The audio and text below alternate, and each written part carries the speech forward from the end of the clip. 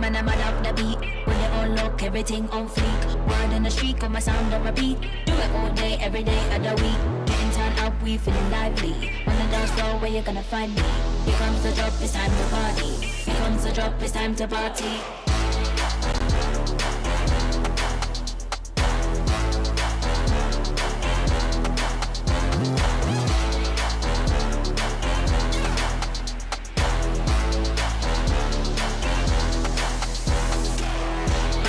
Mad up the beat, with it on lock. Everything on fleek. Do it all day, every day. Mad up the beat, with it on lock. Everything on fleek. Do it all day, every day.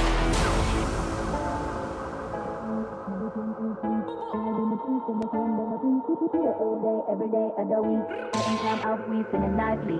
On the dance floor, where you gonna find me? Here comes the drop, it's time to party. Here comes the drop, it's time to party.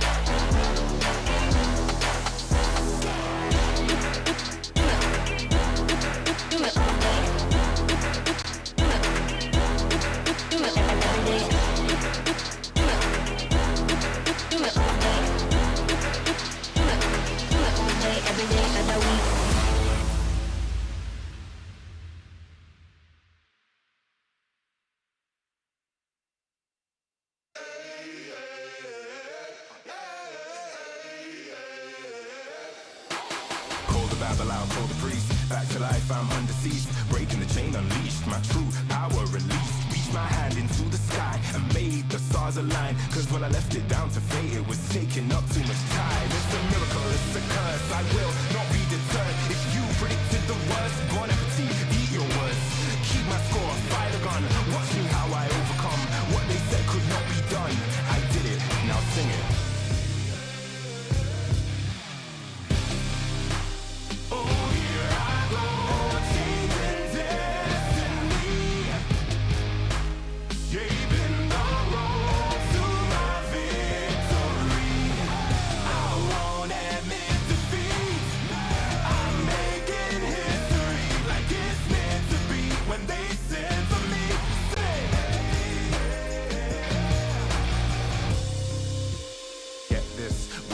The birth of a legend, the past tried to trap me too bad. My future beckoned, I crashed, and yes I burned. Hardest lesson that I learned was how to take a fall and crawl back out the dirt. Now I'm back from the grave, revived. Time after time they tried to take my life, and still I wouldn't die, survive. Now come salute him, no man can dispute him. Back and I am biting, street fighting, Ryu Hadouken. What they said could not be done, I did it, now sing it. Oh, here I go, changing destiny, saving the road to my victory.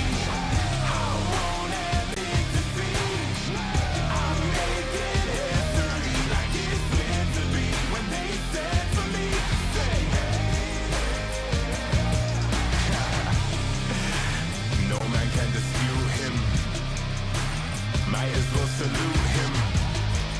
What is written isn't done. Watch me how I overcome.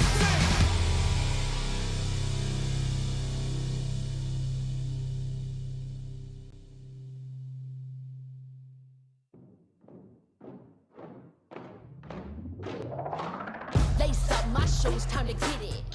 Put in the work, I'm with it. Paying my dues with sweat and tears. There is no weakness here. I ain't new to this, I'm a veteran. Wear my battle scars like a letterman's. I done crawled through the mud full speed, so I wouldn't underestimate me. That's a rookie move.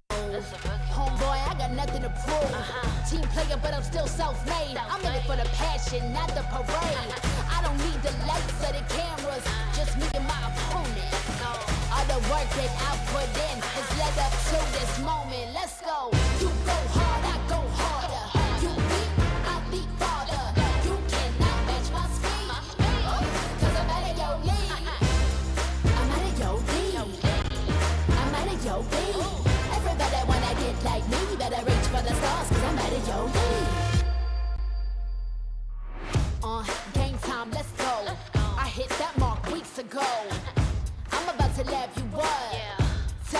had enough. You would think I had a PhD in psychology. The way I get in your head, there is no escape. Like I said, I'm out of your league. I play fair, but show no mercy. Only give my time if it's worthy. Cause I keep my mind on a mission. And you don't fit the vision. I ain't cocky, okay, a little bit. I call it confident, but they can handle it. Don't blame me, it's just my time. So move, cause you're blocking my shine. I'm out of your league. You better go with plan B. You taking the crown? That's a fantasy. You can't step to me. I'm out of your league. Better beef up that defense. I give you an A for effort. Now hit the bench. You go hard, I go harder. You beat, I beat farther. You cannot match my speed. Cause I'm out of your league. I'm out of your league. I'm out of your league. Everybody wanna get like me. Better reach for the stars cause I'm out of your league. You go hard, I go harder. You beat, I beat farther. You cannot match my speed. Cause I'm out of your league. I'm out of your league. I'm out of your league. Everybody wanna get like me. Better reach for the stars cause I'm out of your league.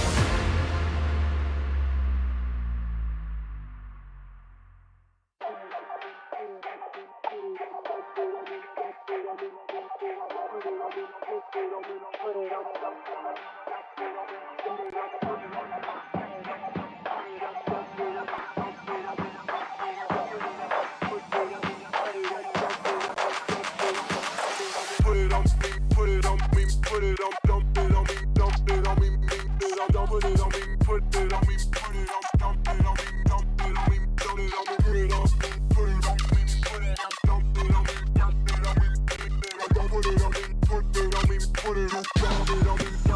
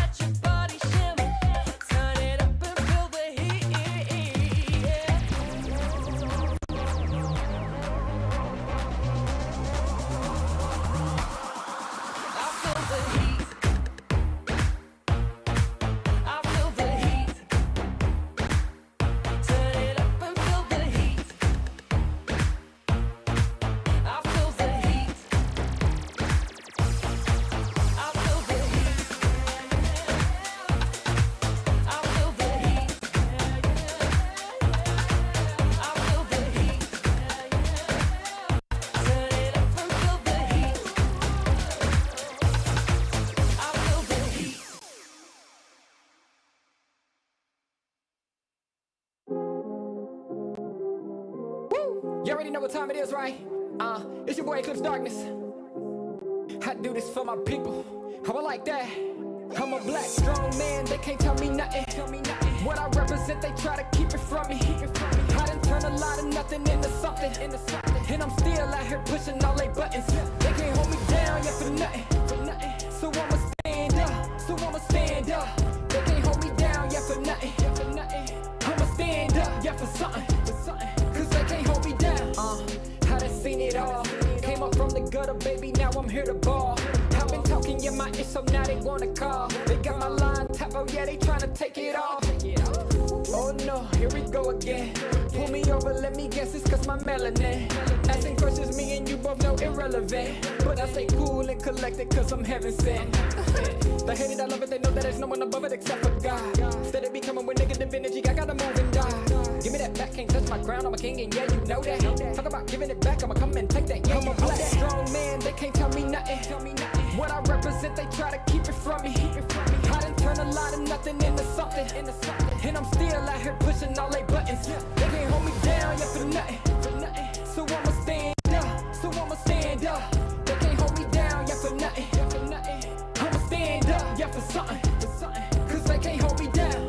Yeah, they know I be about it. I don't do a lot of talking, come and see about it.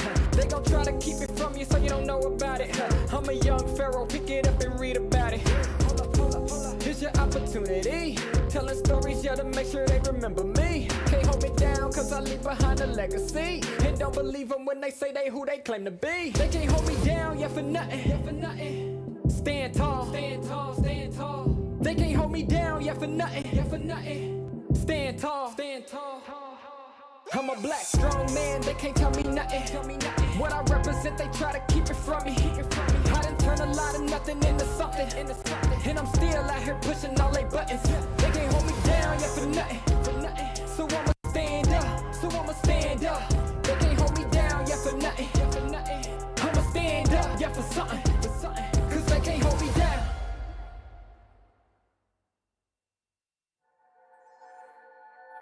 I got a thorn in my side. You can run, but you can't hide. Yeah, this is magic, you know it, but no remedy in the head. Don't think of what it hurts. Hold me tight while you inside. Run my head for the holiday. We're gonna make a mess of me. Baby, let me be your friend.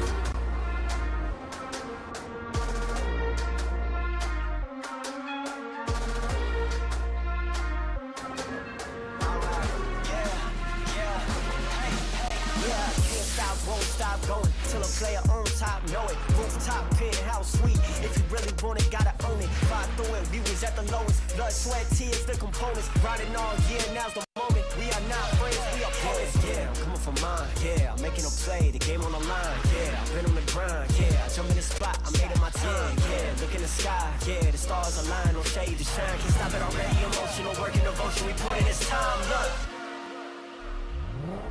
you won't stop.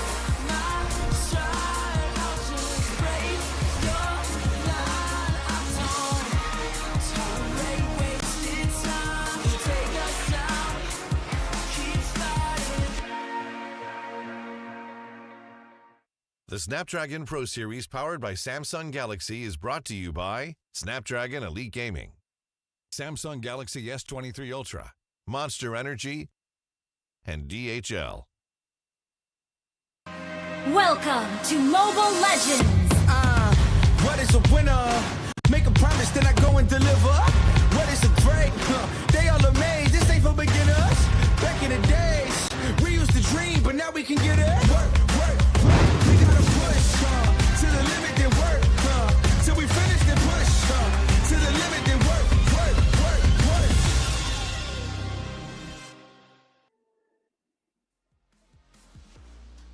The day and the journey to bring on the legacy continues right here, right now at the SPS Mobile Legends Bang Bang Challenge Finals, day number 2. Today, we're going to wrap up majority of the matches in Group A and some from Group B, but we're going to kick it off at Stream C with me, Husky, and alongside my favorite Final Fantasy character, Sir Cloud.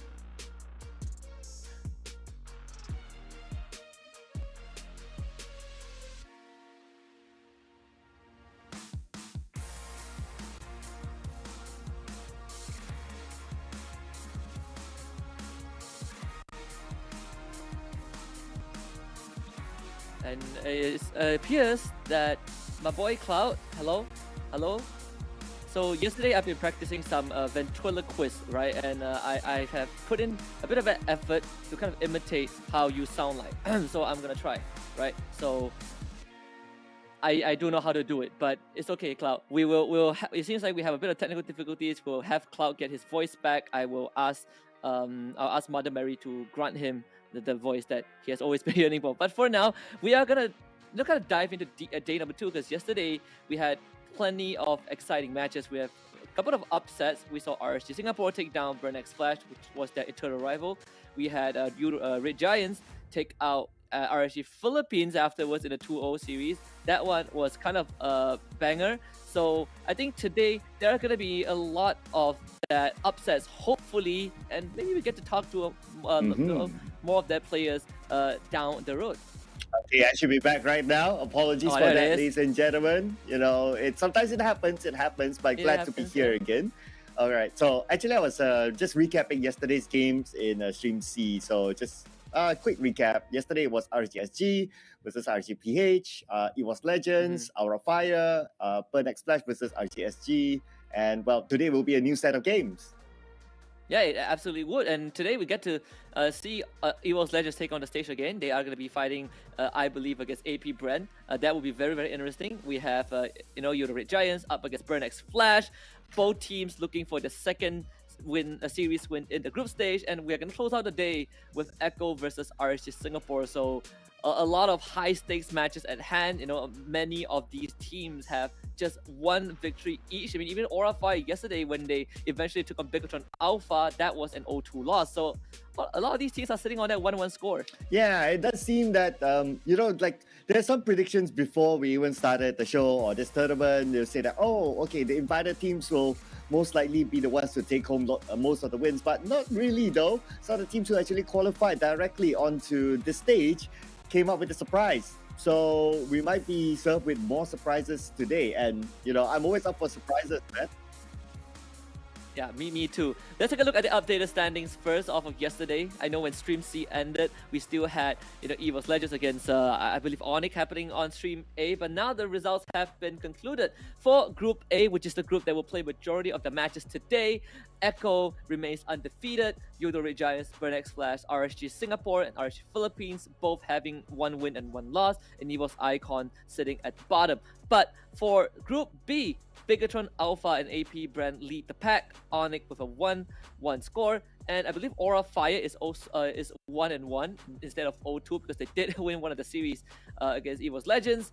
Toda and Evos Legends are sitting at the bottom right now, with Toda losing both their series. The same goes for Evos Legends. And keep your eye on the top 3. We will be looking for the top 3 from each group that will move on to the playoffs. So right now, Echo, Bigatron Alpha, obviously looking good, but who will be the other teams that might come up with top 3 performances? And because the points are still really, really tight, right, amongst all these teams, like nobody is still at a 0.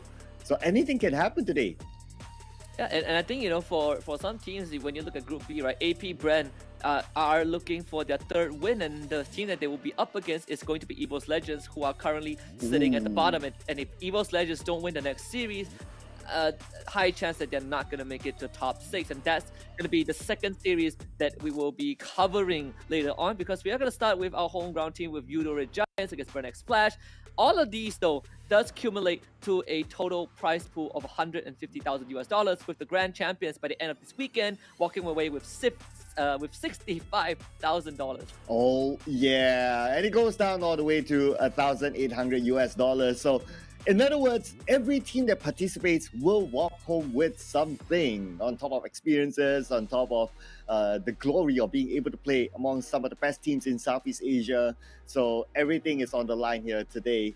And we will, of course, want to crown the champions by the end of the week. And the end of the week, it will be played in an offline, in a LAN setting. So get your tickets right now, ladies and gentlemen.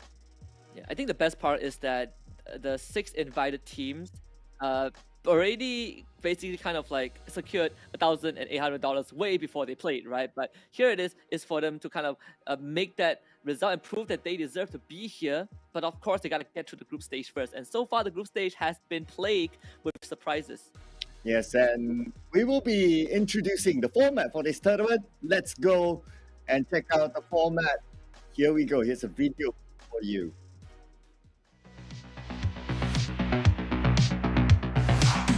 Yesterday's game was by far the longest day in the world. Group A is actually spicier than I expected. Anybody can top 3, anybody can make it through to the finals playoffs. After Burn beat Evos Icon 2-0, I thought they were back in their MSC form, you know, prime Burn X Flash form. Situation Super Tama with a great spot, locking him down. Doma falls, the feathered airstrike will not be there for Bright. He gets taken out, and Donut is a maniac. But then again, then you cut back to RSG SG, who beat Burn X Flash, even though they lost to Burn X Flash during MSC. They might be able to do this. Oki again unleashing the damage. They're going straight for the jungler, and RSG Singapore have done it. Burn X Flash got swept, RSGPH got swept. It's upsets upon upsets. The table keeps on flipping. Let's not forget about some of the upsets that happened on some of the other streams, like Yudu Red Giants, for an example. Yudu Red Giants. They beat RSGPH with their championship lineup, and that's a big statement in and of itself. Yeah, shows you how much, you know, the team has really evolved. And it's anybody's game. Group A is the land of opportunity. Group B, it's called Jakarta. It is what it is, right? There's just so many Indonesian teams there. I definitely didn't expect Onyx to lose in their first match, and Bren have the chance here, AP Bren, to kind of shut down all the Indonesian teams. And if there's any teams that's actually making a dent on the home court advantage, right? It's AP Bren. And it's too late! AP Bren take the game! They did not disappoint. I think the team right now to look out for is Bigatron Alpha, though. I'm feeling like Bigatron is probably going to be the more stable team. I gotta be honest here. Onyx, they're looking up and down. They're going to recuperate, but I don't think they can recuperate over a single day. Onyx has not had a great weekend. I still have high hopes for them. They're going to come back together and only get stronger. Right. So for today's games compared to yesterday there were a lot of upsets. I think Bigatron Alpha versus Onyx is definitely a standout to me. For RGPH versus Echo, can't wait to see those two titans from the Philippines clash as well. Those are definitely the two matches I'm looking out for the most. I will be keeping tabs on Echo versus RSGPH. Echo is coming in with a lineup that's very different. RSGPH, the same. Demon Kite coming in here, allowing for us to actually enjoy MSC 2022 championship lineup once more. So Yudu Red Giants, I'm excited for them. They've definitely made upsets yesterday, but can they continue it here today? They've got a tough matchup because Yudu Giants are going up against Burn X Flash. Yes, they went 1-1, but both teams are currently at the same standing, so it's a coin flip, and I'm hoping that a Malaysian team is going to make it in that top 3 at the end of the day. I also suggest y'all watch Burn X Flash versus Yudu Red Giants. These are teams that people are 50-50 on, right? Burn X Flash with the way that they played in day 1. Now Soul, does he buy the winner crunch? And he does it, he dashes out, but Flora takes him out. It's over. It's over, ladies and gentlemen. Burn X Flash are back. I'm expecting quite a spectacle from them. So yeah, definitely watch out for these two matches. Specifically, those are my picks. You guys should be looking out for that as well, because man, who doesn't want to see elite MLBB?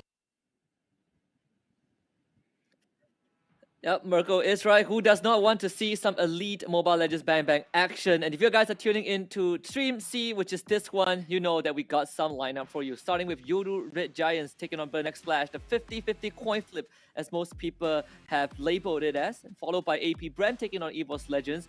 One looking for a 3-0 standing, and one looking for the first win. And finally, we're going to close it out with Echo against RSG Singapore. Yeah, do note that the times are GMT +7, so wherever you are in the world, do adjust according to your local time. And I mean, all these matches, they are huge, they are big, and some of them are playing for survival.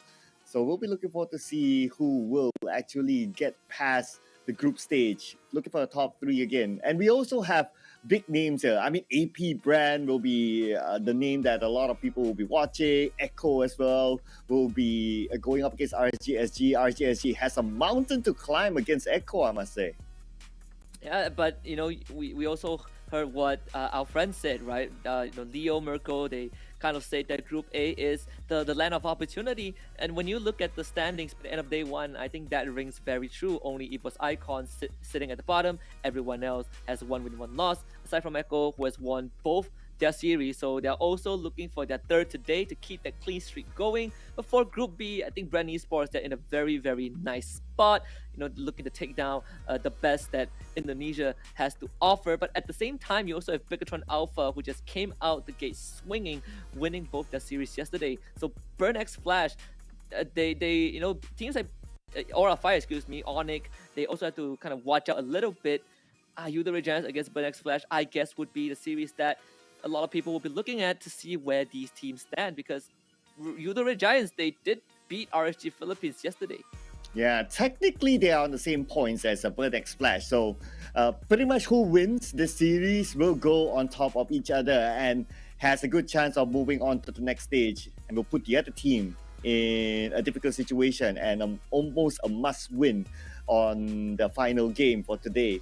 So this will be interesting to see as well. Keep your eye on that, whether Yudo Red Giants can come up with another upset just like yesterday. And if you're interested in the other streams, here's the schedule. Stream A and Stream B is running as well with their respective games. You can see on screen. Yeah, absolutely. I mean, Stream A, you have Evos Icons playing 2 series today. One against RSG Singapore, one against Yudo Red Giants. Bigatron Alpha taking on Onyx. That is going to be a sight to behold for the Indonesian fans. For Stream B, Echo takes on RSG Philippines. RSG Philippines back in form with the former MSC champions lineup. So that will be an interesting one as well. Toda against Aura Fire and RSG Philippines against Burn X Flash. So many things to behold, right? You're looking at a former MSC champion against a top 4 in MSC 2023 on Stream B. I say that today is going to be the day that makes or breaks a lot of these teams. Yes, because the points are close enough for even like the bottom team. If they can get a win streak, for example, like Evos Icon, even like Toda or Evos Legends, if they get a win streak, they can get into the top 3. So today is a day of survivability for some of these teams. And we do expect to see some upsets here. I think we will definitely see some of that. But what we will definitely see on the weekend is going to be the LAN tournament, ladies and gentlemen. Do catch your tickets to watch it live at the Istora Senayan, Jakarta. Now, this is one of the best part of the whole event, right? 1 full week of Mobile Legends Bang Bang action. If you guys have been able to have the opportunity to attend M4 earlier this year, you know that the venue for this weekend is exactly the same place where we crown the latest champions for M4. So I mean, what are you waiting for? Right? Get your tickets starting at 30,000 rupiah. You can get them at esl.gg/SPS MLBB tickets. Yes, don't miss out on the opportunity, because there's always this, last minute, I thought of going, I want to buy, and then, the tickets are sold out. Yeah, the last I checked social media, the tickets are selling fast. In fact, some of the hot seats are already sold out. So you don't want to miss out on this opportunity. Yes, there are still some seats. So just check out the link below and grab your tickets before you regret it. Yeah, honestly, I've been doing this shout out so many times that it make me to be very, very reminiscent of M4, right? Love the food, love the environment, but you know what? We're here, we have some good games lined up as well. Yudo Red Giants against Burn X Flash, that is something to behold. So before we go any further into the series, let's bring on the boys from Malaysia itself, Yudo Red Giants. The best thing about them is that every single game, they seem to improve. So I would say the best thing about Yudo Red Giants right now is people always say we learn from our mistakes. They put those words into action. Red finds a double, should be able to triple it, but no Super Red takes him out just in time. He's still alive, and despite all of Iman has the rose gold, and that's why he was able to. Iman is going to be taken down by Gorgeous. The base wide open, Irad targeting down, but will he be able to do it? Yes, he will. RSGPH starts strong with game number 1. We did perform before the patch, but after the patch, we performed very well because our jungle is assassin player, so it's very favorable to us. Super Red can short call and his voice is really loud. It is first time that I see a good laner that can short call. So when he shout like doing something, we just like, oh, back, okay. Even we war, when he asked to back, just back. So go, because his voice is so loud. Our biggest strength is when we fight other team, we can really fast learn of like how the team beat us, or like we can really copy their meta. Like when we fight Blacklist, we can use UBE. When we fight this, we can use this, so we can adapt any meta. People thought that we are so lucky to be in here, but yeah, we will prove them wrong. GG, well played as the U2 Red Giants have conquered.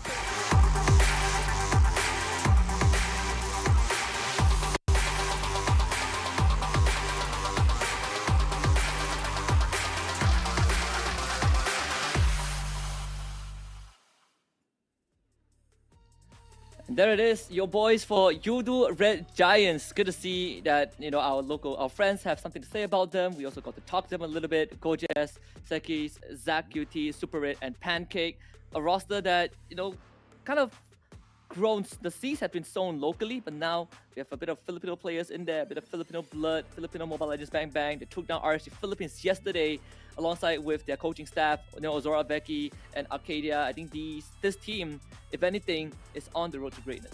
Oh yeah, absolutely. Even when they made their debut in MPL Malaysia, they gave out the vibe of like, okay, this team is definitely going to go far, and they are showing so far. After MPL MY, they continue to grow, they continue to do well, and now they are here in the Challenge Finals. Yudu Red Giants bringing in Super Red, who played for Blacklist International, has been one of the key players for them and has been performing really, really well. Multiple MVPs in the previous series, so we look forward to seeing his performance again, and I'm pretty sure that he can put up a good show for us. Yeah. And I think this same sentiment can be echoed to the team that they're about to go up against, right? They got off to a great start, and then the flame fizzled out a bit in the hands of RSG Singapore, but we'll see if they can reignite that blaze today. Ladies and gentlemen, it's Burnx Flash. Now, Burnx Flash, really interesting team, right? Especially for their performance during MSC 2023. I think they put on a spectacular performance. Right down RSG, Burn and Flash takes the game. ពីមុនកាលពេលព្រឹត្តិការណ៍មុនដែលពួកខ្ញុំទៅប្រកួតចប់ហ្នឹងគឺខ្ញុំប៊ីសនឹងឈ្នះអេកូដែលលទ្ធផល2-3តែឥឡូវហ្នឹងពួកយើងអត់ចង់ឲ្យប៊ីសឈ្នះទេគឺពួកយើងចង់បានចែកជំនះមកខ្ញុំគិតថាអ្នកដែល carry ក្នុង team គឺ Secret ដែលគាត់លេង rotation មកគាត់ជាមួយខ្ញុំវិចិត្រគ្នាហ្នឹងហើយ But now with the new patch, I think we're going to see, well, I don't think, I'm predicting that people are going to be very surprised with Burnx Flash. I think I'm not afraid of anyone. ពួកយើងនឹងខំប្រឹងក្នុងព្រឹត្តិការណ៍ SPS នៅខាងមុខហ្នឹងដើម្បីយកជ័យជំនះបាន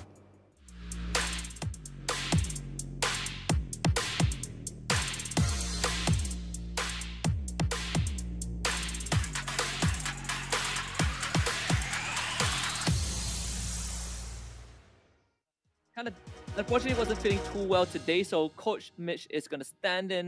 And this is kind of like the second layer of the test, right? It's a very, very important series against a team such as Yudu Red Giants. It's a team that I think a lot of people are looking at Burnx Flash and be like, if they win, they have a chance to make top 6. But here they are in a predicament that they got to overcome, Cloud. Yeah, so Mitch will be playing, but maybe some of you might be like, oh no, Mitch is playing and all that. But hey, don't worry about it. He's the coach for a reason, right? So for him to be in the coaching ladder, he definitely has something to show. And who knows, he might be the MVP in this round. But of course, it's a tall order for him. He's going to take on one of the most important roles. That's going to be the jungle role in the absence of Shima. And with that as well, we can expect that the Burnx Flash, okay, so this is going to be the advantage, right? We can expect that Burnx Flash might come up with something different, especially in the jungle role, because it's a different player. This might be something that Yudu Red Giants might not be prepared for. I think that is kind of like the silver lining that people could look at, right? You kind of apply what RSG Singapore did against them yesterday. You know, we bring in Buji, we have no info on Buji, and then we take you out. But this is the player head-to-head. We're going to be looking at Super Red and Donut, the gold laner for both teams. You look at the stats overall, pretty jarring, right? Donut overall, I think when you look at the damage per minute and that GPM in comparison, some might say that he is overall a slightly more effective gold laner, but you can't count Super Red out because he also has brought in that pivotal victory for his team, especially in the series against RSG Philippines. And interestingly, their most pick heroes are the same. So we've seen Brody being quite popular in recent times or in recent matches. Aside from the usual Beatrix as well as Claude, we don't get to see Melissa as much nowadays. So I guess it's falling out of favor for these pro teams. So considering that their picks are pretty much the same, I guess it will get as well to whoever gets whatever they will prefer first. Yeah, and I think that Melissa falling out of favor can sort of kind of brought back a lot more of Carrie. We saw some Leslie yesterday as well. A couple of games where Leslie has kind of this tipsy-turvy win rate, right? There's some games where Leslie was two-shotting people. There were some games where Leslie was getting two-shotted. So that, I think, is still going to be a very minor X factor that these goal laners probably would not go down. You look at the bans as well. A lot of them are centralized on banning out the mages, banning out the roamers, banning out the XP laners, and the marksmen so far haven't really been touched.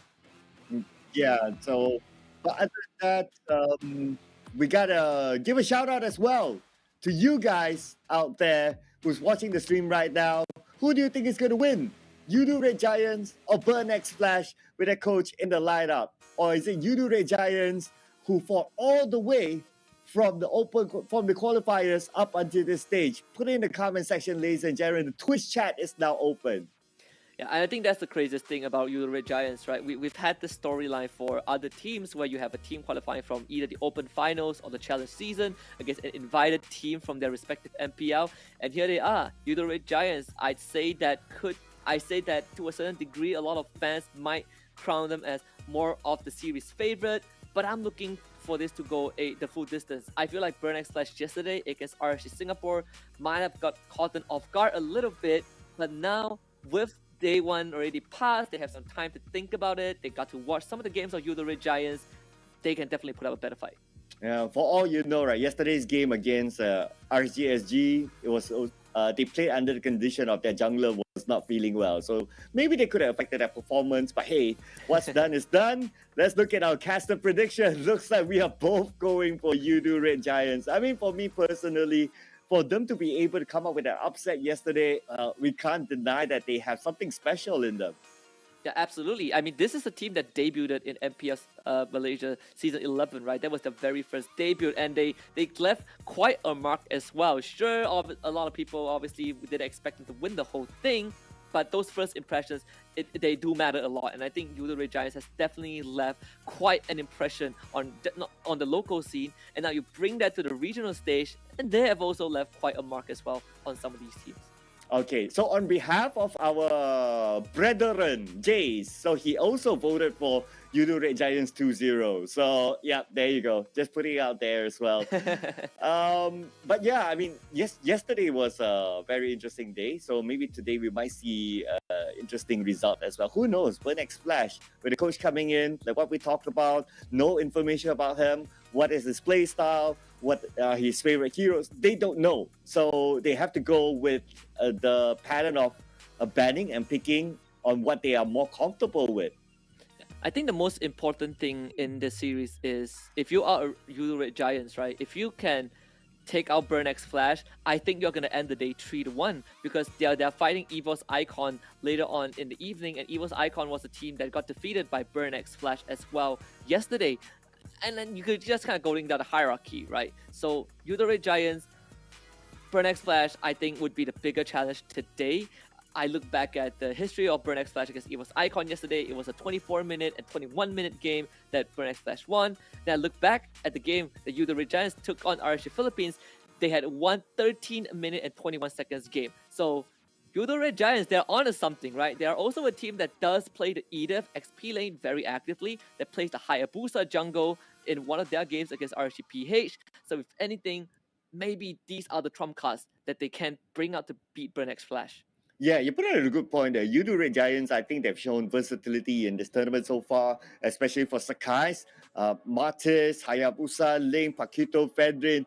5 different heroes in 5 different rounds. Can you imagine that? The level of versatility that they have. And on top of that as well, they are able to play the R-Lord in the XP lane and also sometimes moving an R-Lord into a roamer role. So even if you pick like one of those flex pick heroes, it's not going to be as straightforward as, oh, he picks that, oh, that role is going to be that. They're going to do something else. Yeah, and I think that is very important. We have seen several flex picks, right? I think the Fredrin at this point is going to sound like a broken record. Everyone picks Fredrin, puts him in a flex pick role. We've seen Paquito every now and then. We've seen the Kadita every now and then. But overall, I think Fredrin is still going to be one of the more staple ones. I'm certain that we're going to see it either ban or pick, but let's see what the teams think about it. Yudu Red See Giants value starting in off me? with the Your Diggy team and the is Joy bad. ban, You whereas for should. Burnex Flash, no Kadita, no Fanny, and Yudu Red Giants ban the Fredrin. Yeah, not interested to take the Fedrin. So besides the Fedrin, well, we have. I won't be surprised if we do see something different in the jungle. But if they do pick like a Hayabusa again, that'll be great because we naturally don't get to see as many Hayabusas. Martis will be an interesting pick as well for Yudu Giants, anti-CC. There's always you can't go wrong with picking the Martis being an anti-CC. So that will give a bit more of a headache for Burnex Flash in case they want to go for group CC type of plays. Yeah, absolutely. We see the Ling also ban out as well. I think this was your. I think this is one of the heroes that you did point it out, right? Diggy was picked in one of the Burnex Flash games. It was game 1 against Evos Icon. I think Yudo has picked up on it very easily. But banning out the Diggy also opens you up to a lot of picks that just hates the Diggy, right? I think Minotaur is a very, very good example. We've seen them run the Edith as well. Any huge crowd control heroes will benefit from not having a Diggy on the enemy team. Claude first pick by Yudo Giants, something that we don't see too often. Whereas for Burnex Flash, they're going to pivot a little bit. They bring out the Uranus. Uranus seems to be quite the meta here in the Snapdragon Pro Series so far. A lot of teams find it very difficult to deal with the Uranus. Although the win rate is not like 100%, but the win rate is fairly good, and it's really annoying to have that Uranus as your opponent. Like what you said yesterday, Uranus is this spoiled brat that you somehow just need to ignore. But if it comes in your face, well, you still have to do something about it. Yeah, I have a better analogy, right? Because Right. I think a lot of our audience are younger audience, so I need to speak in Gen Z term. Uranus is like those internet trolls, okay? It's like your cyber troopers, as they call it. So they're there, they leave very mean comments, or they say things to garner your attention. And every time you react to them, you start this thread, they get empowered by your reaction. So do not respond to these guys, just block them, remove them from your friend list if they are in your friend list. Either way, we see the Dyrop picked up by Yudo Giants, and I believe Dyrop wasn't picked yesterday in any of the matches that they played. I mean, they did play RT Philippines. That one, there's no Dyrop. They played 3 games against Echo, and actually picked it once, and that was the game that they won against Echo. So this is the second Dyrop pick, and they also finished it off with the E. Yeah, I like how your analogy reminds me of Jay's. But anyway, so Dyrov, I guess this is the answer towards Uranus. He's able to melt down tanks and Uranus naturally. Well, as long as you can get like a Dyrov, or if you can get like a carry, that'll be great against a Uranus. But of course, we'll need to see whether the Dyrov will be sticking with Uranus, or he still has the ability to roam around and is able to take down Uranus as quickly as possible, especially during the early stages. And that was something that I think me and Jay discussed a little bit, right? Well, what heroes do you want to do with the Uranus? I know that you can pick heroes to cut wave just like he does. You play this very boring game between the inhibitor and the tier 2, or you pick someone that can just shred the Uranus early on, and the Dyrov is one of the best options. So it's glad to see you Red Giants pick that up. Hayabusa banned out by Burnex Flash. They definitely have done their homework. That is a hero that Skies did play yesterday, and they completely demolished RSG Philippines in their first game. Bakaja will be banned out by Yudo Red Giants. So now Yudo Red Giants, I do expect them to pick a tanky hero. But I also want to see them picking something that's able to go onto the backline. So perhaps something like a Kufra would be great as well, because they need to know that they're dealing with the Leslie that can put on a good distance when it comes to team fights. So I guess if a Kufra would be great, especially a Kufra that needs to aim towards getting the Leslie in a certain angle. So 4 junglers banned out by Burnex Flash. A lot of emphasis onto Skies. Again, with the Fredrin ban out, there's 5 junglers. So it does make me wonder, right? What else is left on the table for Yudo Red Giants? They will ban out the Franco, so both point and click guarantee crowd control ultimate is taken out of the game as well. It does leave something to be desired. I wonder if this sets up for potential Dyrov to be flexed into the jungle, I don't see it as a likely option. I think if you want an assassin jungler, the Paquito is still up on the table. I have a feeling that the multiple bans on the jungler is more to protect Mitch. With Mitch coming in the lineup, and I guess he's going to play the Martyrs, a very can't go wrong sort of hero, anti-CC as we talked about earlier on in this draft. So I think it's more to protect him rather than them trying to ban out Sakai, because Sakai has shown that he has the versatility of playing multiple types of jungler. So do you really want to try to ban Sakai when he has a good amount of a jungler pool? Probably not.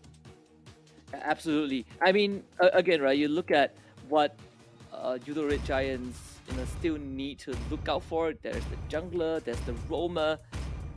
And one thing that's missing from the side of Burnex Flash is kind of like the roamer themselves, right? So there it is, the Paquito jungle again brought out. It was the same, XP and jungle combination that they had when they went up against Echo, where you just have double assassins of the XP and jungle. So this quadrant of the map becomes absolutely deadly because Daryl can destroy you 1v1, and the Paquito also destroys you 1v1. Kufra being the last pick for that engage potential, and now Burnex Flash, they will have to decide on their roamer. Yeah, to a certain extent, the Paquito can also deal with Uranus. So in case like the D-Rob needs help, Paquito can come in and they can take down Uranus probably in the early stages rather than allowing him to play the boring game. And it's so annoying just to see a Uranus. If it's your opponent being on your side, it's so annoying to see that Uranus just being behind your turret. So maybe they plan to take that down early. But this is an interesting pick. Cho will allow Burnex Flash to have a lot of mobility here. So the Cho will be looking to take down the Claude at the backline. And I think it's also a very versatile roamer as well. You can help your teammates disengage if needed to, right? You look at the side of you, the Red Giants, they love to dive into your face and just stick onto you, take you out. But with a Cho, you can disengage if you need to. It also gives you the potential to just catch targets out of position, and every single Will of the Dragon is going to be important. We don't have the Franco, we don't have the Kaja. Well, the third best choice is definitely the Cho. Yeah, and also I guess the Cho is also to deal with the Eve because of the real world manipulation. So you want someone who is able to turn on real world manipulation, that's fine. I go behind, I stop you, and I try to take you down, or even try to just kick Eve away as Eve was getting into position of coming up with the real world manipulation. So that could be one of the strategies that's used for Cho. I mean, Cho is also one of those heroes that you can't go wrong with. I mean, that would be doable if it was the old Eve, but the new Eve ignores all these crowd controls. So I think Cho is a bit out of luck. But I do agree, right? You still have a way to kind of reach the backline if Eve doesn't have the real manipulation, so it's not all doom and gloom. We just have to see how Burnex Flash plays this out. Again, they are playing with their coach as the jungler, which is going to be Coach Mitch. So there's a lot to be desired. He's playing a very, very important role on this Martyrs jungle. But here it is, ladies and gentlemen, game 1 between you, the Red Giants, and Burnex Flash. Oh, I can already imagine the retribution battle later on between Sakai and as well as Mitch. Definitely has to hit it right on the mark, especially when it comes to the main objectives, the Lord as well as the Turtle later on. That's why they're being compared right now on screen, Sakai and Mitch. Honestly, it is a scary thought, not gonna lie. Yeah, it definitely is. I feel like when you look at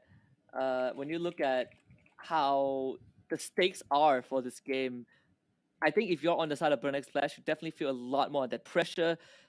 Partly because one of your players you had to play with the standing today, and on the other end you are also holding kind of the top 4 reputation from MSC 2023, right? That was just kind of a month plus ago, compared to the Red Giants, a team who just debuted in the previous season, who hasn't really had much international accolades to them. They haven't really achieved anything on the regional stage.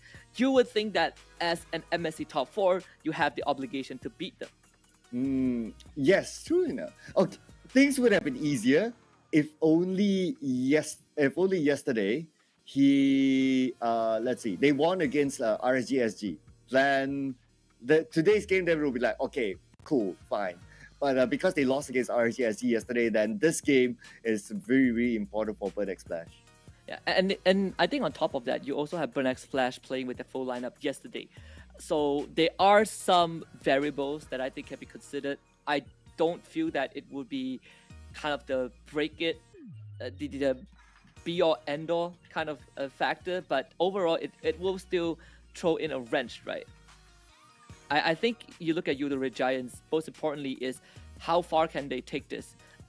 Taking out RSG Philippines, I think, is one of the most impressive things because you are taking out a championship lineup from MSC 2022 and it was a 2-0 victory. I think that itself made the entirety of day one fulfilling for the squad. But right now, they are going up against another MSC team, right? So you kind of have this boss rush scenario. And also, Red Giants took one game off of Echo. I guess that is also something that they can look back and be like, well, we actually can do it. We just need to tighten up some of that plays. Yeah, I mean, okay. At the end of the day, right? If you want to be the champions, you gotta be prepared to beat everyone. So whoever it is, whether it's Burnex Splash, whether it's Echo, or what, you gotta be able to beat them, right? So at the end of the day, if you are Red Giants, you're coming in and all these big teams, you have to have that mentality of like, okay, it doesn't matter who you are, we are here on the same stage, we deserve to be here. And plus, they qualified from the previous series onto the stage. So they fought more games naturally, and that allowed them to be here. And that just shows that they are among the best because they can do that too. Yeah. Of course, we are having our marshals just kind of deal with this tech pause a little bit. Hopefully everything would be fixed by the end of the day. If anyone who is watching there right now, do remember to stay hydrated. This is a public service announcement. I think the weather has not been kind lately, whether in Jakarta or any other parts of the world. It has been a pretty hot, Cloud.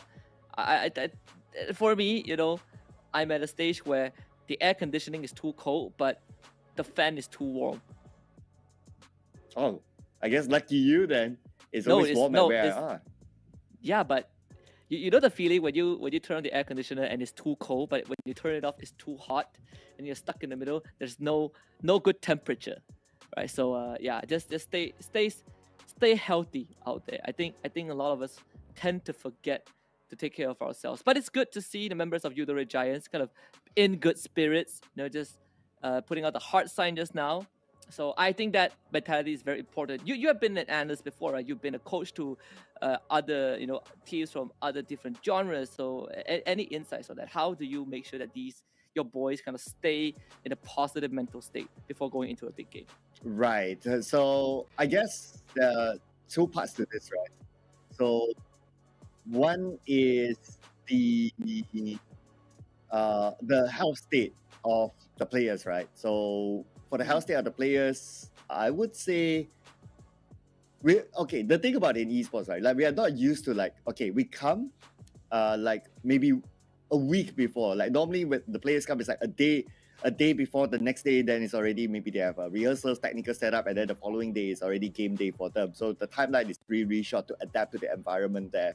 So I guess to a certain extent, a way to manage this is just to plan time to arrive earlier, like maybe give it a week for everyone to settle down, and they can still play, they can still practice, they can still play scrims there. And naturally, this feeds into the second part of your question. If they are healthy, then they will be motivated. But if someone's unhealthy, and if you're one player out even, then the rest of them will be like, oh no, are we in a bad situation now? So you don't want to put them in that kind of situation in the first place. Mm-hmm. I mean, you can see kind of the different atmosphere for both teams, right? You can clearly see on the side of Burnex Flash, there is a bit more of that tension. Again, today is a very, very important day for them. And not just for them, I think for all the other teams, especially those who are 1-1 or 0-2, you have to be winning your games because there are only 6 slots in top 6, and by tomorrow, especially for the teams in Group A, they're not going to have much games to play tomorrow. In fact, they only have one last series to play tomorrow as compared to Group B, who are going to have 2 series for majority of these teams. So you got to make use of today. I mean, at least for Group A, today is sort of like their final day. Yeah, so it's going to be really tight, right? Like Group A, just looking at the overall points again, it's so tight. Like we got Red Giants, RSG Philippines, RSG Singapore, Burnex Splash, everyone with the same amount of points. So just by playing today itself, the swap could be crazy. Echo arguably, okay, assuming that Echo loses all their following games, right? Like worst case scenario for them, they could still be pushed down. So they're still not in a really comfortable position yet. Yes, they are okay, but you want to end up in the first place because of a better seeding anyway. I tell you the craziest part. So Echo actually yesterday they went 2-1 against Real Red Giants. They also went 2-1 against Evos Icons. Tell me that isn't enough proof that Group A is the land of opportunity. It's crazy. I think when you look back at what these two teams have kind of brought to the table, right? We haven't gotten much time to talk about the draft, so now we will have some more room to kind of raise that a little bit. We look at what Euro Red Giants has: double assassin in the XP lane and the jungle. They have the Claude, Kufra as well. What is going to be that win condition? What is Euro Red Giants gonna be looking for in this game? Ooh, I guess now that they have information that Mitch is actually playing, I guess they really want to try to exploit the jungle. I guess their win condition is that if they can overtake the jungle, like maybe they can even ignore the Uranus. As long as they can clear off the jungle, they can invade, they can clear off the jungle, probably they will be okay. So again, just kind of like you target the player that the stand-in, right? Yeah. That is one of the ways, right? You break the spirit of the man. Or the Red Giants just taking a bit of that time out as well. I love to see these kind of behind-the-scenes stuff. Like I feel like we don't get enough of this. A lot of people, I think, at a certain point when they see like their favorite players play, you sort of forget that there are also people behind the phones. Look at how you do, boys, just cleaning the table or whatever it is. Maybe too much talcum powder. Who knows? Yeah, I guess they're also trained to like, okay, keep the gaming house nice and clean. So they're so used to it. It's like, okay, whenever I see something on the desk, it's like, okay, before my coach tells me to, I better do it. Before a manager walks into the room, I better do it. Keep it nice and clean. Especially, do you do that with your team? Actually, yes. Yeah, because it's a form of exercise. Oh yeah, I've been to pretty untidy gaming places before. It's not the best experience. I think it's not good for the players overall. I mean, so it starts from home. Yeah, hopefully correct. we get this resorted. I believe it was a ping pause from the Cyberburn X Flash, so you can see that the crew is kind of solving that problem right now for them. It does give this team some sort of some of that breathing room. I think if you are Burn X Flash, that is even more important right now that you have your coach kind of on the set with you. I think it feels a bit different as well, because normally you look at the role of a coach and you're like, well, this guy is good at the game, but he probably is better behind the scenes as someone who is kind of coming up with the strats, telling the team what to do, kind of breaking down what the enemy does, and now you have literally the chief commanding officer with you in the team. But you know what?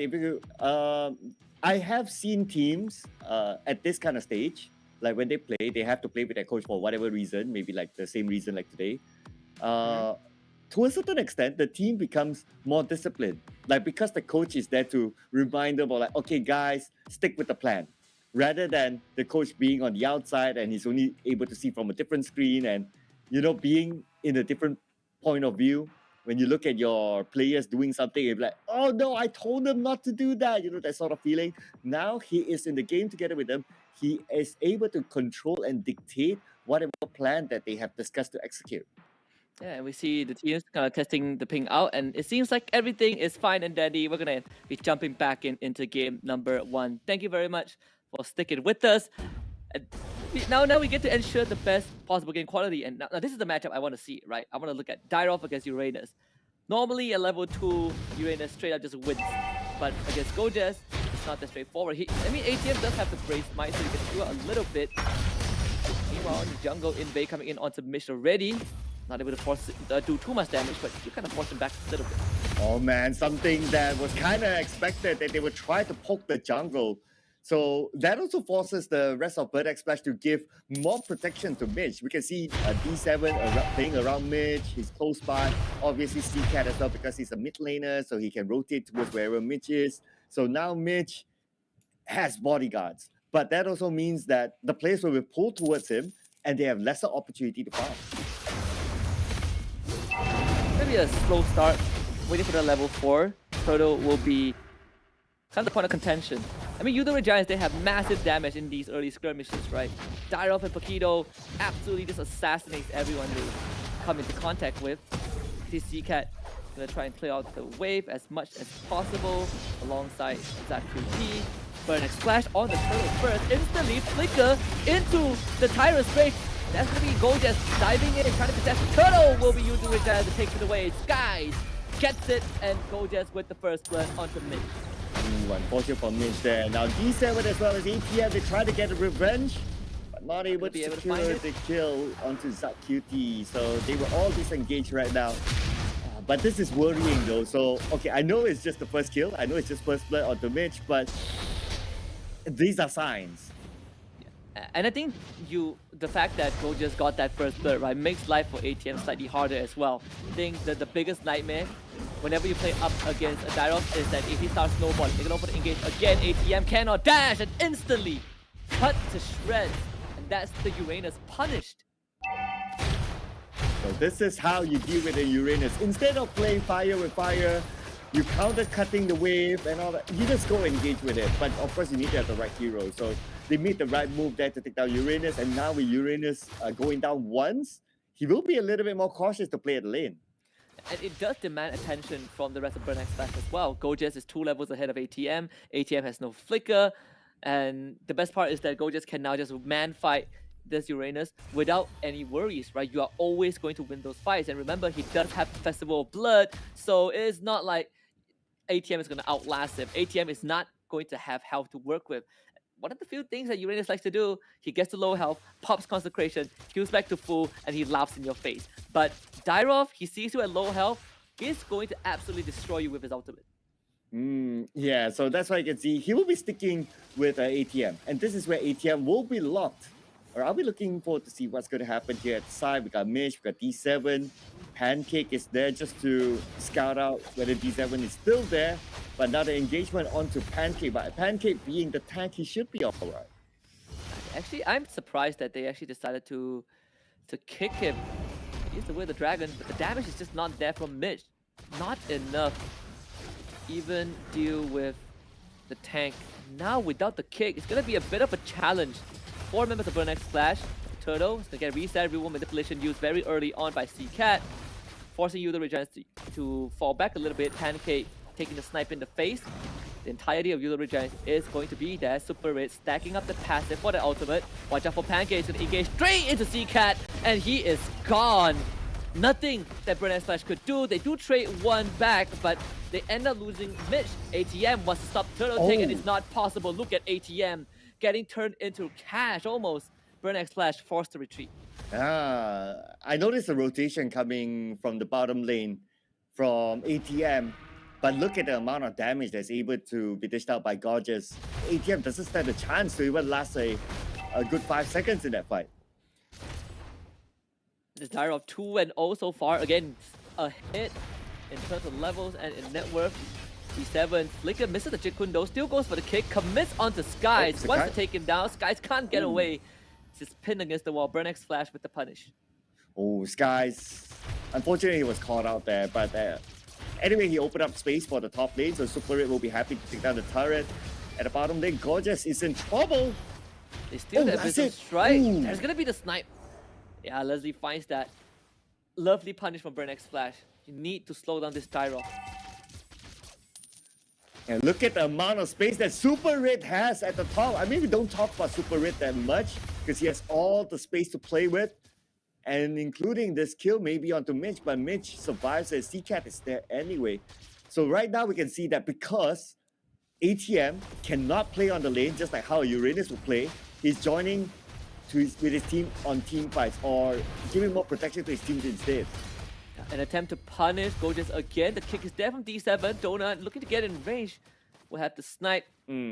Damage insufficient to take down Gorgeous, but Sky's gonna show up. D7 is the target. Bit of the poke and prod down bottom, but no kills. Oh, ATM now. He knows that, okay, if it's against Super Red, he'll be okay. As long as Gorgeous is not there. But who needs Gorgeous if you got 3 onto him? Oh, the real world manipulation, specially done for ATM. Mitch coming from the backline, can't do much. Very unlucky, walks into the perimeter of the real manipulation, gets rooted instead. Not that he could do much, like you said. D7 going for an invade, but this time runs into almost the entirety of the Red Giant. So overextending the flicker Tyrant's Rage into Donut. CCAT using the stolen RWM, blocking Pancake in place, and that's gonna be a kill for Mitch with the Decimate. Burn X Flash finding a response. Oh well, but at least for Burn X Flash, they're not in a position to contest for the turtle. So this turtle is given to Yudu Red Giants. Still with the goal lead, but the goal lead is not that big despite them securing all the objectives so far. Only about 2k difference. And I think that is good news if you are a Burn X Flash fan, right? You are able to punish Gojes, kind of slow him down a little bit. You caught the Paquito, and just now you're able to punish Yudu Red Giants in those small skirmish. Mitch, you go in with the Ashura's Aura. Not finding the members of Yudu Red Giant. Flicker forward into an RWM, locking the Leslie down. D7 finds the kick onto Gojes, but the Dyrov is going to stick onto you. D7 on the run. Burn X Flash losing their marksman. Ooh. I mean, Burn X Flash, they had an idea, but unfortunately they couldn't execute it as well. And speaking about ATM doing the wave cutting thingy, he's doing it at the top lane right now. And so he's just going to stay away from Yudu Red Giants. He's just going to do the total opposite of wherever they are. But that exposes his other teammates to the number of people that Yudu Red Giants has on their side. You see, I mean, the amount of damage from Gojes and Skies, right? We talked about it. This double assassin is lethal. They killed the Martyrs in one fell swoop, which is kind of a crazy thought, but you have ATM then in the base of Yudu Red Giants, cutting 2 waves at once, finally demanding some attention to Yudu Red Giants themselves. It's going to be Skies that takes care of business. ATM just need to hold on for as long as possible, pop the Consecration, Super Red will be there. They're going to look to hand it over to the Claude. No, it's going to be Skies that takes it, but it does buy space for the rest of the team. Well, I guess because of the gap to a certain extent, ATM, he can't tank as much as he would have liked. So the moment Yudu Red Giants send like 2 players down there, he's pretty much gone. And they don't even need Gorgeous in the process. Yeah, Gorgeous 4-1 and 2 right now. What is Donut looking for? Can't find anything at this stage. In Burn X Flash, they need space, and I think ATM has definitely created that space for them. But Yudu Red Giants now will be looking for the Lord. And so I guess it's a trade-off of his life versus getting the space for a Burn X Flash, right? But let's see if they can make use of the space now. They are surrounding Yudu Red Giants, but I don't see them able to engage. They are quite behind. They gotta get in fast though. A bit too slow. Skies will take the Lord. No contest. ATM in danger. Gojes falling back. Donut couldn't finish him off in time. The Decimate used by Mitch, but ends up getting taken down by Super Red. This Claude is a menace, and Burn X Flash, they don't get anything. Yudu Red Giant walks away with the Lord. Ooh, another kill onto Minchi. But the good news is that Minchi managed to get 2 kills for it. So it's doing not that bad. It is just that the overall team execution, I don't know. Is it the chemistry? Is it the sixth sense? You know, when you execute something, sometimes you don't need to say, you just do it and everyone just follows. Maybe Michi not playing as much with the team, not able to execute as flawless as if Shima would have played together with them. It could be, right? You also have Yudu Red Giants getting an early lead as well, so they did blow the Flicker and the Consecration of ATM. Meanwhile, Yudu Red Giants getting sniped from afar by Donut. Not something they're too worried about. Starting to starve out the jungle of Burn X Flash. Lord crashing in from the top side. Ideally, if you can take an inhibitor, that would be great, but it's not going to be that simple. RWM used as well. Stolen dual manipulation. Response from CCAT. That inhibitor turret ends up staying alive, but maybe not for long. Yudu Red Giants have a new minion wave and they will break it. Burn X Flash base is now exposed. Oh yeah, wave management. Done well by Yudu Red Giants. 2 waves back to back pretty much, and that is enough for them to take down the turret. They almost Burn X Flash almost lost the mid turret though, but luckily ATM was there to just clear off the wave. If not, they would have lost at least 2. But it's okay for Yudu Red Giants because they're in control right now, and they have the map secured. They emptied the jungle for Burn X Flash. Now Burn X Flash has another issue: is where to farm. Well, in this case, I think the side lanes, right? You still have the top tier 1 available from Yudo Red Giants. That would be a minor source of goal. You can see that Donut will be farming that lane. D7 by his side just to keep him safe. They're not even hard shoving the wave because they're so worried that Yudo Red Giants might be there. But after seeing 3 members of Yudo showing down bot, Burnex Flash, they're going to commit to this. And finally, they're going to take the top turret. So Donut will be there. But for Yudo Red Giants, I guess to a certain extent, they're playing this very disciplined. They're just waiting for the next Lord to come up before they make the big move. 25 more seconds until that. The Red Giants are 6.8k ahead in terms of goal. But you always have to keep in mind, right? When Burnex Flash hit that late game, you have a Leslie on your team. Donut is going to start destroying your front lines with the true damage. So now I'm trying to think of like what's the comeback mechanism for Burnex Flash at this moment, right? It's hard to see Yudo Red Giants making mistakes. So I guess for Burnex Flash, number 1 is of course to chase up in terms of farm. Number 2, if you can't take the fight head on, try to do what ATM has been doing all this while. Try to cut waves and try to find those opportunity to do the split push the moment you can cut a wave. I think ATM has finally been able to breathe a little bit more. Lord will be on the top side. And you can see Burnex Flash, they're not even going to bother about contesting the Lord, right? Yudo Red Giant just shred that objective so fast, but ATM is going to have Sky to deal with. This Paquito max level already. And ATM is going to find it a bit troublesome. If Sky just cuts that wave, ATM will basically have all of his work undone.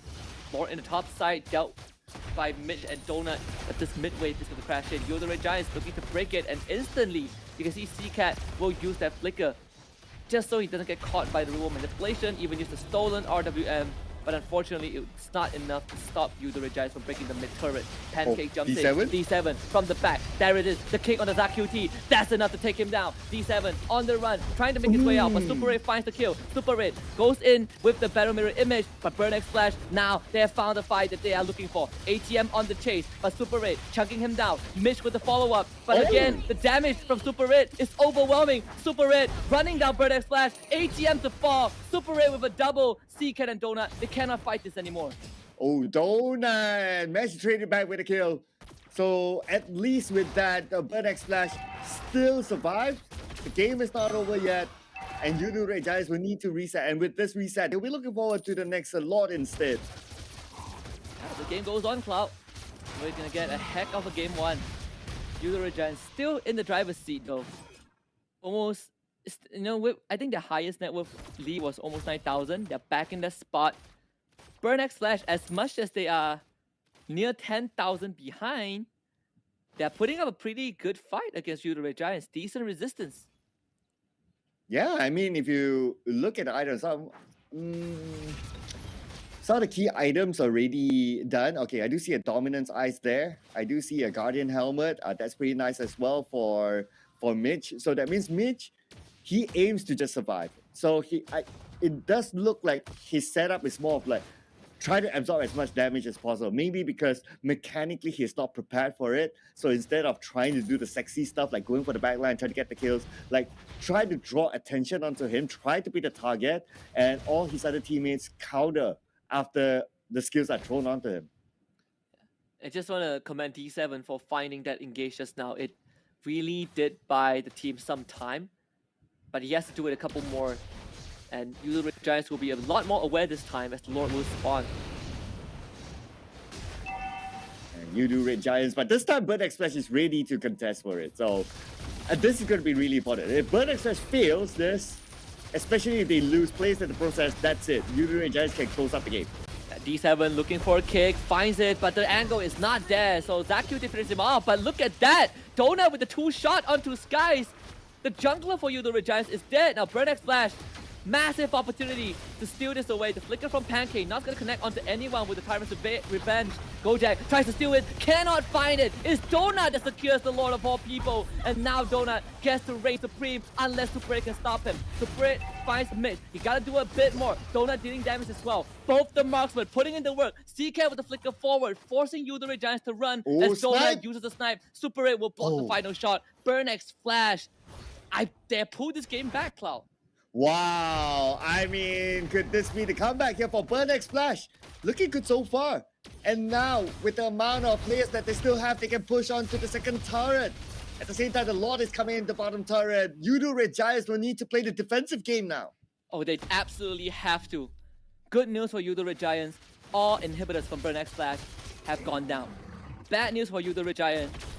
This donut has come online. We said that Yudu Red Giants have a massive gold lead, right? But when you look at the net worth comparison between every single row, Donut actually has the same net worth as Super Red before the Lord fight. And now, he is definitely in the lead in terms of net worth compared to Super Red.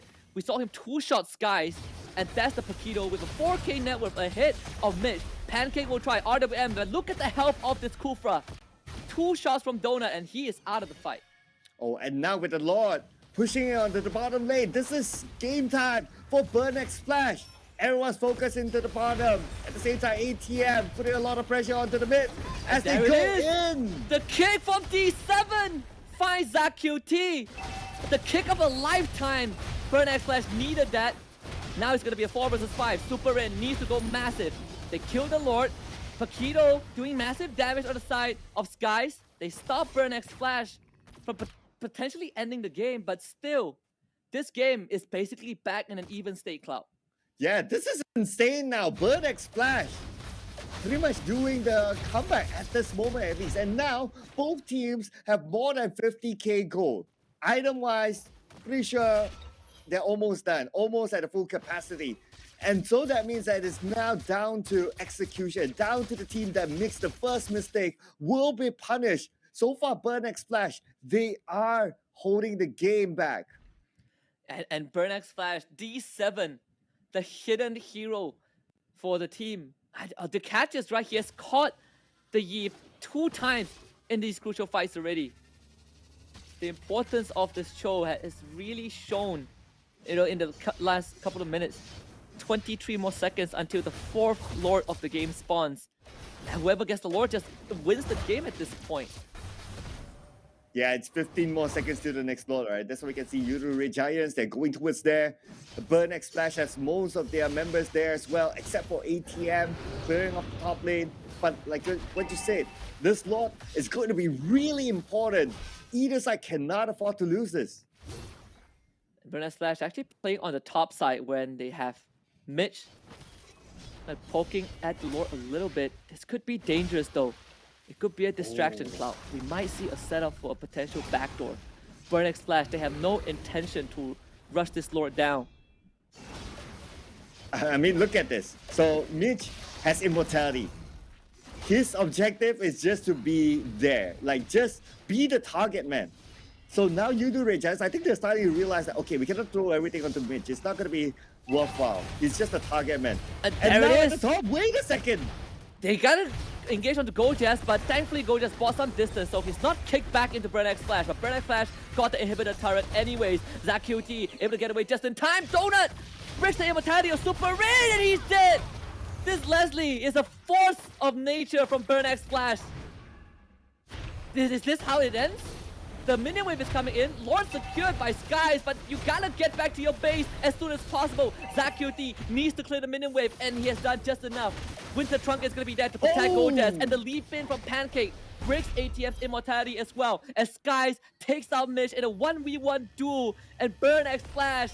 It is not time for them to end the game just yet, and they might pay for it. The Lord is pushing down mid. Look at Skies. He's marching down mid with the Lord into the base of Burnex Flash. There's nothing that can stop him. Donut will try, but Skies and the Lord have done it. Game 1 for Yudu Red Giants. What a way to start this series. Bro, what a game this is. Yudu Red Giants, I can sense them sweating buckets after that game. Can you believe it? They almost lost that at some point. Let's look at the relief of these players. They're like wiping their sweats away. And let me tell you, as much as this is a victory for Udare Giants in game 1, it was such a scrappy game from both teams. And I think they both have a very good idea on how they want to close out the game, right? You look at Burn X Flash, they're like, well, we can't really contest the Lord. If we catch this Dire off, we break the inhibitor, we might be able to end the game right then and there. We just need the Martyrs to draw attention away. And for Udare Giants, they're like, well, the Leslie is two-shotting our entire team. Let's not play against the Leslie. We play away from her. And at the end of the day, it came down to these small margins. Udare Giant coming out on top. They get the Lord, they get the base defense, and they run it down mid. But I feel like you are not going to be too happy with that win because it was such a massive victory.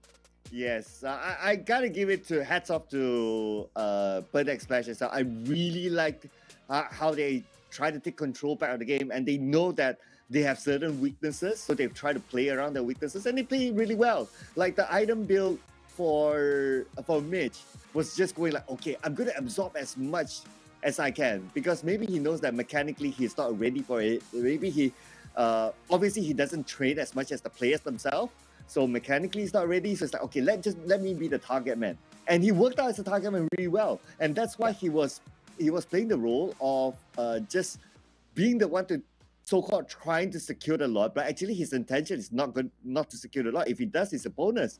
As long as he can draw like 1 or 2 players onto him, it opens up the back door for the rest of Bird X Flash.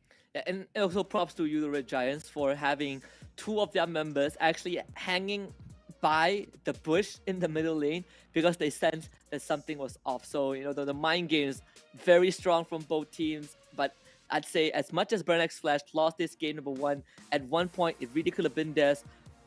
Massive props to D7 on the show. We saw it kind of off screen, right? When they went in for that play, if Go just didn't gain distance and got kicked into Donut instead, I think that game ends right then and there. So very good attempt from Burn X Flash. Unfortunately, it's not theirs, at least for game 1. However, there is some time for them to talk about game 2. Now that they know that they almost won game 1, I think for Burn X Flash, they are going to be feeling a lot more confident going into game 2. Yeah, I think they should be proud of their performance for game 1. Despite their lineup not being optimum, but they did show a good fight. They know their game plan, very disciplined game. And I guess this is where having a coach in the lineup in game to tell you exactly what to do, to remind you of the game plan, it does give a difference. Oh yeah, I think one of the biggest difference is that you don't get to see all 10 players, right? You have the fog of war, but that's pretty much it. I think the recovery from Burn X Flash was great. You know, they were getting good catches, again, courtesy of D7. They were winning a lot of these skirmishes, and at one point, Donut was just way too strong for anyone on the side of Udare Giants to deal with. They were actively avoiding this Leslie, and I feel like if not for Udare Giant kind of calling the bluff onto Burn X Flash, and they commit to a Lord fight, I think the game just ends right there. Yeah, and besides that as well, I think the Uranus pick, they had no answer to the call of T-Rob as well as Paquito. So I think that the Uranus pick may need to be worked out later on. Probably not going to go for the Uranus at all because Udare Giants, they know how to counter it. But now looking at the stats, okay, I really want... just keep your eye on to Mitch, I would say. His build is not meant to take fights. His build is not meant to get kills, but he still managed to get 2 kills in the process. He's more of just absorbing everything. He has an immortality. He has a Guardian's helmet together with him. So yeah, he's built as a tank basically. Yeah, look at this game, right? 17 to 10, 21 minutes in. At one point, Udare Giants almost has a 10k goal lead, and here they are winning this game by the thinness of margins. And you compare both the goal laners, right? That was our head-to-head matchup earlier on. Super Red against Donut, and both the marksmen did a fantastic job in their role. Yep. Yeah, I gotta agree as well that both marksmen did super well. In terms of itemization, I think it's pretty straightforward for the both of them. It's just more of like execution.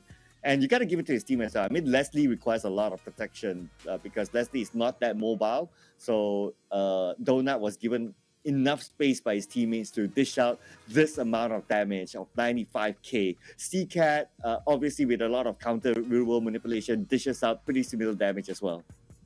And you can see, right, the damage dealt. You look at both the mid and the gold laners, CCAT and Donut, massive damage. Same for Zacuti and Super Red. Damage taken as well. ATM, of course, on the Uranus soaks up the most damage, but actually Gorgeous and Pancake not doing too bad as well. The Diref at one point after the Hunter Strike started building into tank. We saw the Dominus Ice. We saw the Twilight Armor just so he could survive a bit longer in these fights. And let me tell you, one of the craziest things was that when his immortality popped, he instantly swapped it for Winter Trunkian just to buy a couple more seconds in that final fight as well. I mean, they were really optimizing stuff, right? Damage to towers. Kind of surprised that D7 didn't get any tower damage at all. I thought he was also, to a certain extent, pushing the waves. Maybe he got a few pokes, but maybe he didn't get to that. Total heals, no surprises. ATM is definitely on top. But on the others, I guess it was ATM really absorbing a lot of damage, naturally being a Uranus. So he takes over the damage as well as heals for his team instead. It's just Uranus stuff, nothing out of the ordinary. But this is heck of a game one, honestly. I think, Burnex Flash, once more, we're looking at a team that has to win this series, or else their tournament lives are gonna hang in the balance. MVP for game one, Gorgeous on the Dyro, 5-1 and 6, completely crushing his matchup, and to a certain degree is just kind of the person who was spearheading the team in the early to mid game. Yeah, I think what really helped Gorgeous as well is the hero pick versus the matchup Uranus. Like what we discussed, like on lane itself, we know that the Tyrov can melt down tanks, especially Uranus. So that also helped him to get this amount of kills. I think out of the 5 kills, probably like 3 of them were on Uranus. But checking out the highlights again, just looking at how these teams execute stuff and how Uranus didn't have a good time at the bottom lane. And in fact, the whole game, right? Every time the Gorgeous was there was nothing that ATM could have done better. We look at the objective fights as well. Judo Red Giants, they had a very good early to mid control. This was kind of before Donut came online.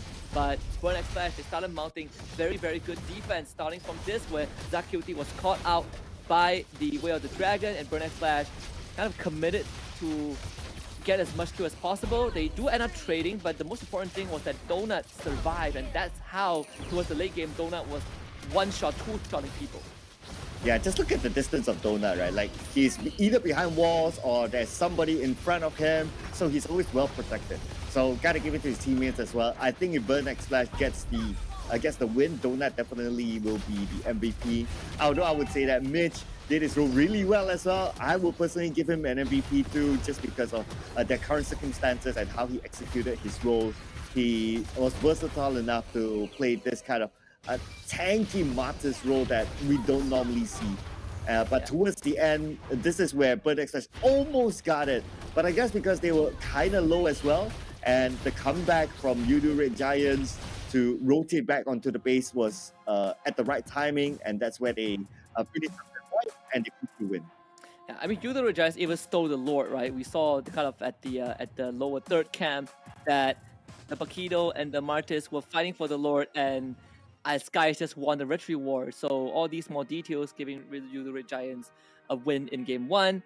Like I said, it is definitely a bit scrappy, not the clean win you are expecting out of Yudu Red Giants, but it's definitely a better look for Burnex Flash, considering that yesterday they stood no chance against RC Singapore, and here they are putting up a massive fight. So, a good night of rest definitely changed a lot, and perhaps this is the version of Burnex Flash that's going to be enough to at least pull out a game 3 or give us more victory down the road. But when we talk about victory, we're going to talk about the party that allowed all of this to happen. So let's witness these great moments. Snapdragon Elite Gaming, when winning matters. Yes, Snapdragon Elite Gaming, thank you so much for being with us for multiple seasons now across multiple game titles. Without them, we all would have been here. The LAN event would have been happening. I mean, Snapdragon, amazing. And the phone that these boys are using, these players are using, is going to be one of the best phones in the market right now. It's going to be Samsung. Thank you so much for being with us as well, as the boys are currently using the Galaxy S23 Ultra and, well, executing all those fast flicking moves. You can too, by sharing the epic and level up your game with a Samsung Galaxy S23 Ultra. The best chipset in the best phones. What else could you have? What else could you ask for as a player, right? People complain about ping, FPS, refresh rate, whatever that is, whatever it is, excuse me, and Samsung Galaxy give you the best of both worlds. So hopefully we get to see an exciting game too. As always, I think these two teams have definitely set the bar for us. Now back to business. Burn X Flash, heartbreaking defeat in game 1. What are we looking for from them in game 2? I think we will see a similar playstyle for Mitch. He might use a different hero, but he will play a similar playstyle just to be the target man. And this is where Red Giants, after looking at game number 1 and how Mitch's playstyle is, I think they would already know, like, okay, from the get-go, Mitch is the one that you kind of want to ignore because he's like kind of just a target man. Something else that we will see is definitely the Uranus not being played because it was easily countered by just picking a Dira.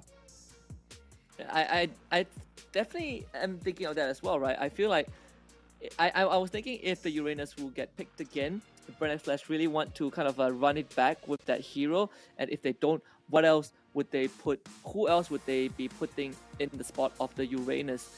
For Red Giants, they have shown the Diref and the Paquito. It was a very classic combo that they did yesterday against Echo, and I also wonder if that would change, and especially starting from the bans, because remember, Burn X Flash, they were target banning the hero pool of Skies.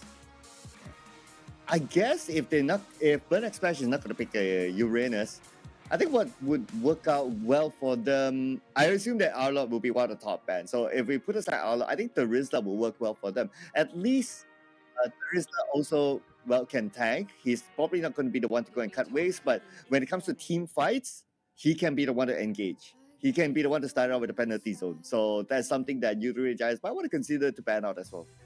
I mean, look at this. We see the Diggy ban the Leslie as well. So Red Giants showing massive respect to Donut, taking out the Leslie in the first phase, and Burn X Flash responding in kind as well with the Kadita and the Cloud ban. Yeah, so we don't have that. We still have the Beatrix, we still have the Brody to be picked up. But keep your eye on Fedrin. If the Fedrin is not being banned as the first phase, we might see the Fedrin be picked up by either side, especially for Red Giants. As the Fedrin is a flex phase, Skies can use it, Gorgeous can use it. So if it's been picked up, then that would put Burn X Flash in a position of like wondering where the Fedrin will be at. So they banned the Yves instead. In game 1, that was the Fredrin. So Red Giants making some minor adjustments to the ban. And this does open up heroes like the Fredrin, like you said, and heroes that generally just want to have the freedom to move, because real manipulation always stops you at the edge. It can be quite disruptive. I wonder if this signals that Red Giants wants to play a bit of a more mobile lineup, right? We saw Burn X Flash banning both the Kaja. Was it Burn X Flash or Red Giants, right? One of them banned both Kaja and Franco last game as well. So we'll see what Red Giant goes for. It's going to be the Valentina, so very, very great pick, especially after the Yves ban. Yeah, very standard early pick, I would say, Valentina. So since the Valentina has been picked up, Yves is being banned out. Fedrin, as I would kind of expected as well, would be picked up by either side since it's not banned. I would expect perhaps a Fasa to be picked up by Burn X Flash, or even better, I'd like to see a Novara be picked up by Burn X Flash SMH. Yeah, Novara would actually be not too bad of a pick, right? We saw a lot of Novaras yesterday.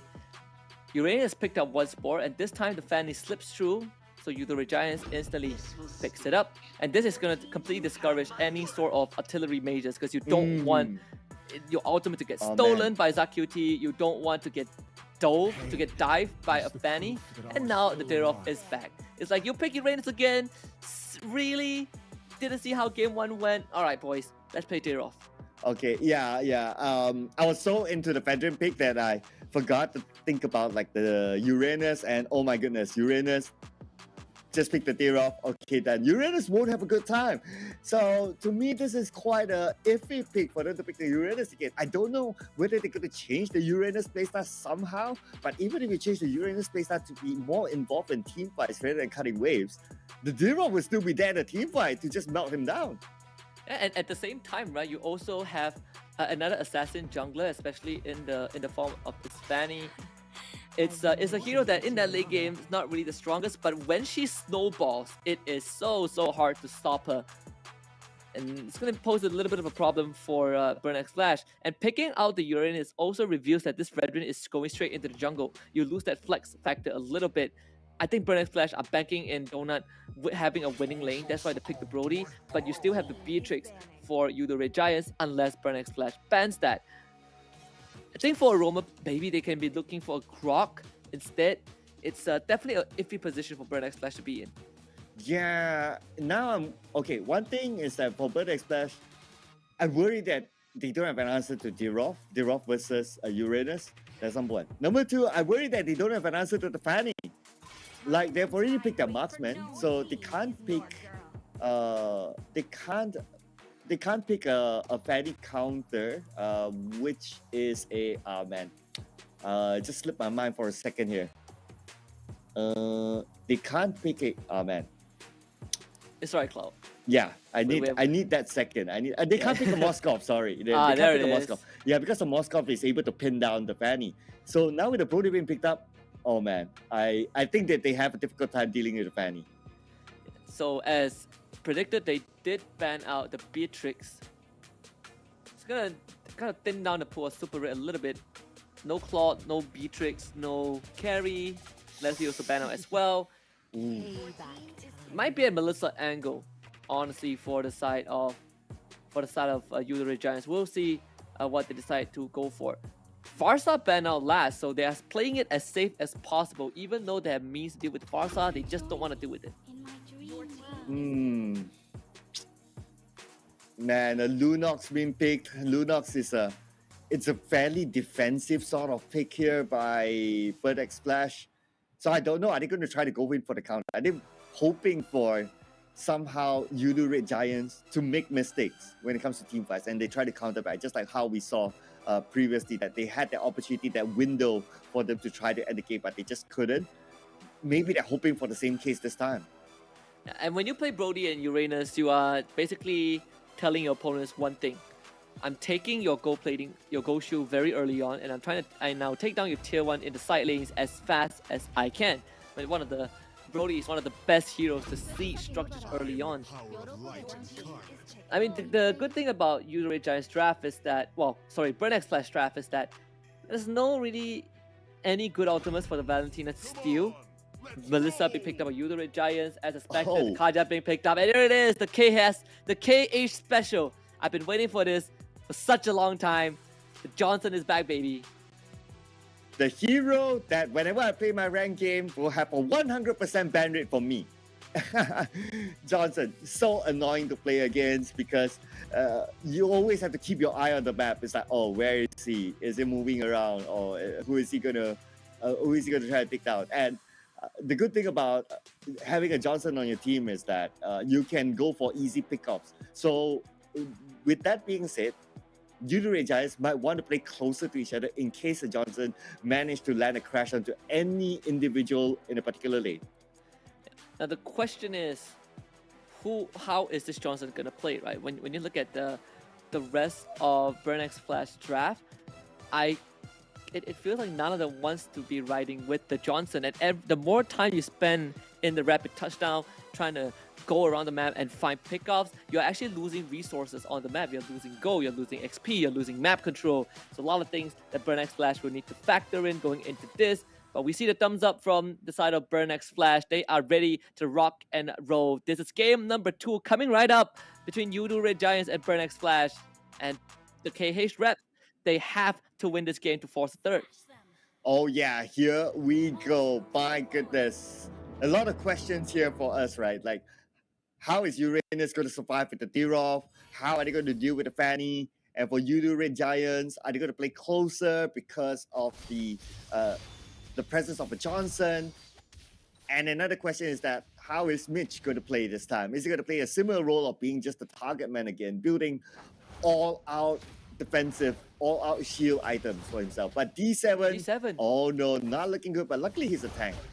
And this is very bad news, Mitch. Where is his purple buff? Did that get stolen? He doesn't have a buff. He's gonna lose his orange buff as well. This is a disaster for you for Burn X Flash. This guy has nothing. Pancake, of all people, stole the purple buff.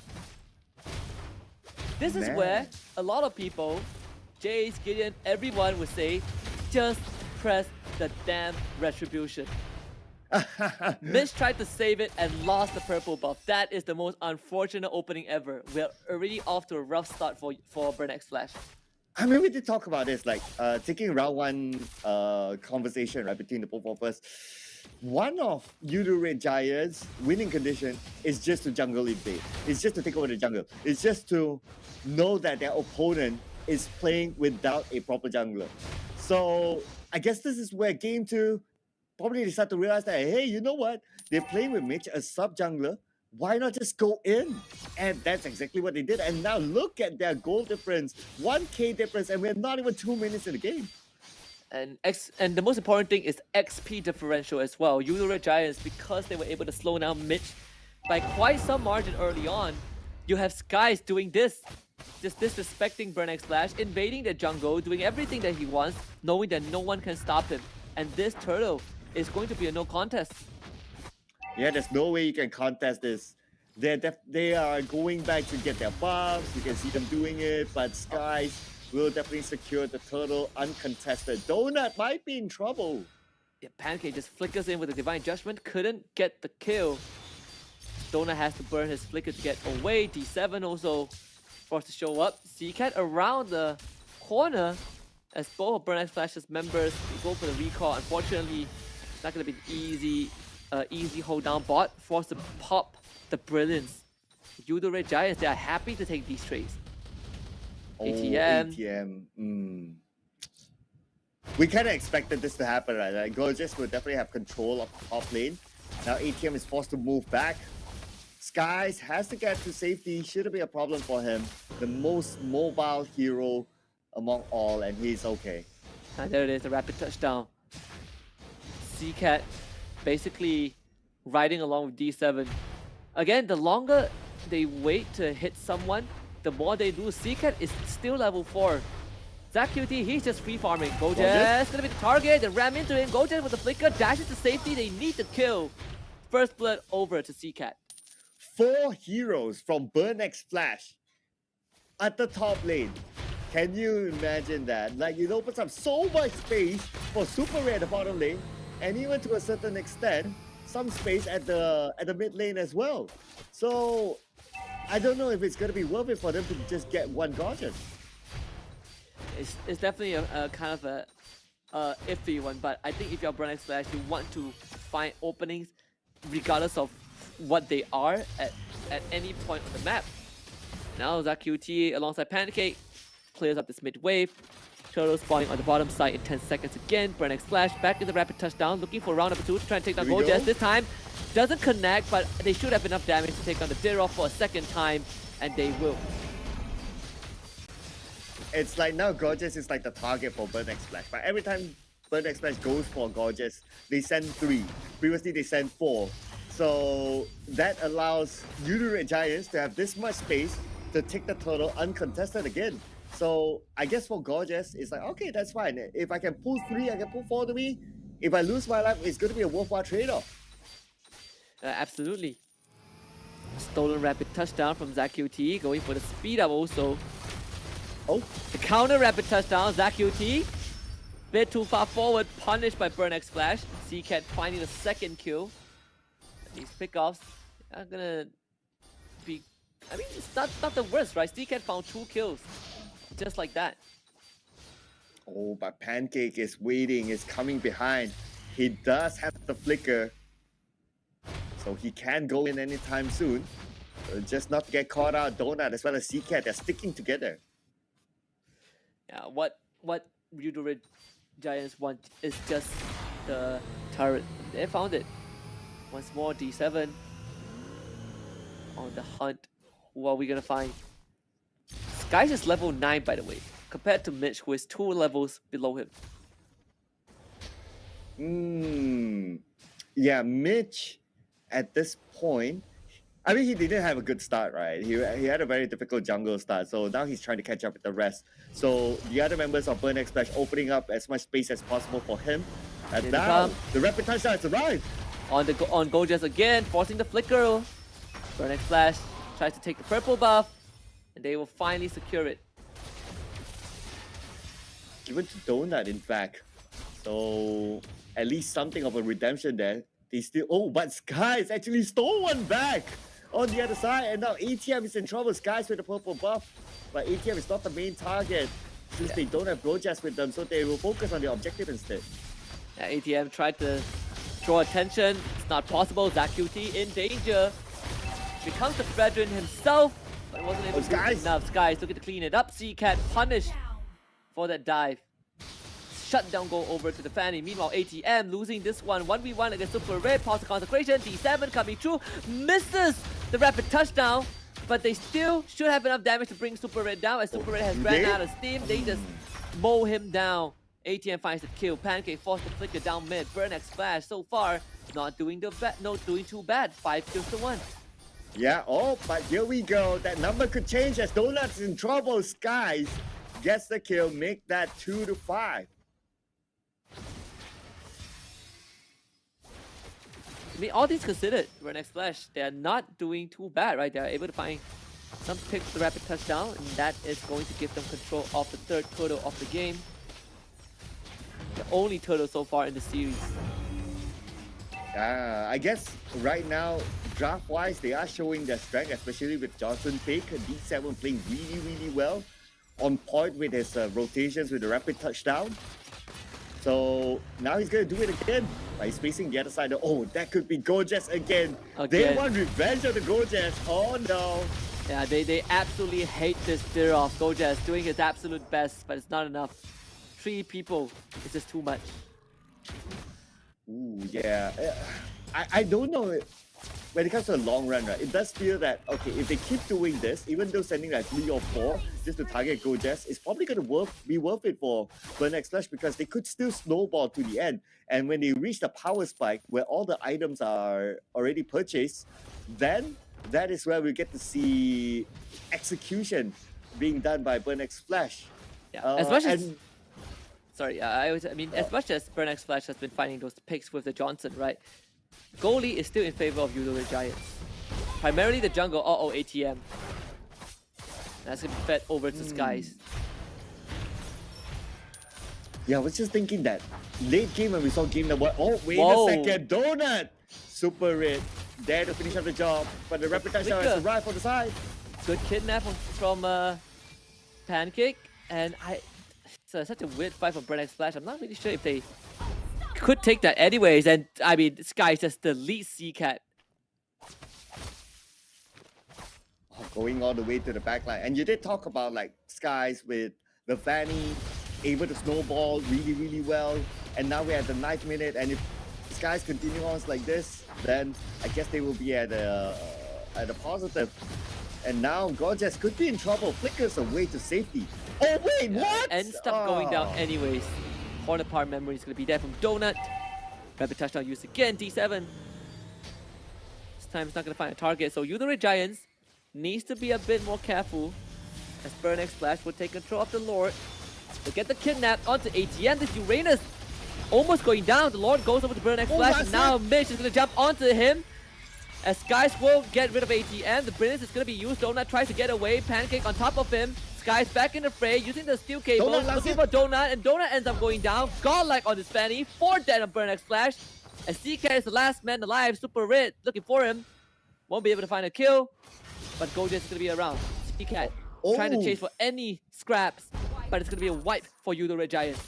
Well, this is where Skies already at his power spike, so now with a solo push onto the mid lane, shouldn't be a problem for him to just put pressure there and just get out to safety very quickly. At the same time, the Lord will not pose a trouble for Yudo Giants at all. I mean, look at this fight, right? ATM thought he was durable enough. Goes right in, absolutely shredded. And they spend so much time trying to deal with Zach QT that you just have this Fanny out of control in the back line, taking out all your key players. And in the blink of an eye, Yudo Red Giants, despite not getting the Lord, are still in the driver's seat. Yudo Red Giants now, let's see. Goal difference of about 5K between the both of them. Level-wise, they're actually pretty similar though, if we kind of look at it. Okay, maybe a little bit of a difference for a D7, level 10, but he's okay. As compared to Pancake, level 11, that's fine.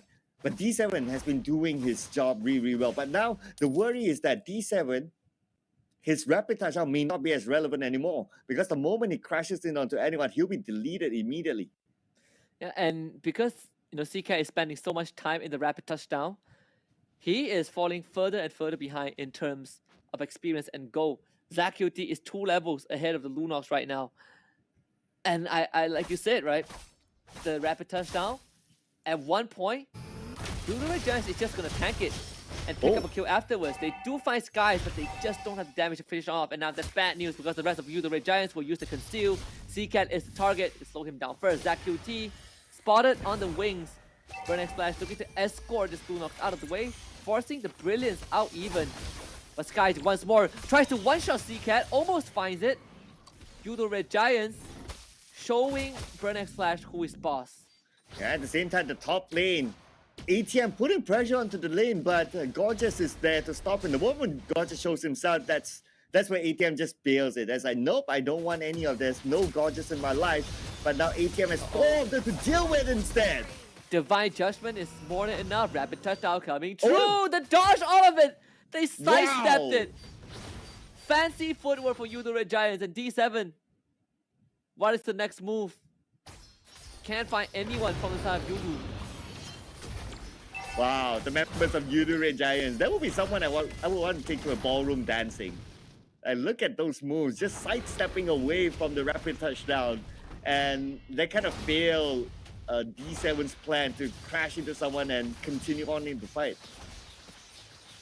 Yudo Red Giants on the Lord already. He's going to be there. The crash from rapid touchdown. Burnex Flash wants to start a fight, but they immediately disengage. Don't have the damage to fight this. Yudo Red Giants will get this Lord for free. No contest at all. Yeah, so this is going to be the Lord secured, and at the same time, Burnex Flash will need to retreat to defend their lane. And that opens up more space for Yudo Red Giants to push out to clear off the jungle, especially with the presence of Skies now in the top jungle. Going up against ATM. ATM does not have the damage to clear the jungle as quickly as he would like. Yeah, it's starting to be a very, very big problem for the side of Burnex Flash. Lord's gonna crash, the middle inhibitor will go down. D7 still riding around in his rapid touchdown as Smish already got assassinated. They're gonna go after Donut. D7 with the crash onto Sky. Sky is finally shut down by Donut. But they need a lot more help as the Melissa is tearing through everyone from Burnex Flash. A triple kill from Super Red. Lunox might be the next, as Super Red is still fairly healthy. Donut and CCAT looking to defend this crystal, but Donut instantly goes down. That's going to be a maniac for Super Red. He is godlike, but he doesn't need the Savage. All he wants is the game, and Yudo Red Giant slams the door shut in the face of Burnex Flash. Well, it looked like a very sweaty start for Yudo Red Giants, considering that rapid touchdown was really, really annoying to them. But the moment they hit that power spike, the rapid touchdown was no longer relevant. And when that came on board, and when they hit that, that's where they just go all the way. Yeah, and congratulations to Yudo Red Giants. Definitely one of the Giant Slayers, right? We saw them yesterday take down RSG Philippines 2-0, MSC winners for 2022.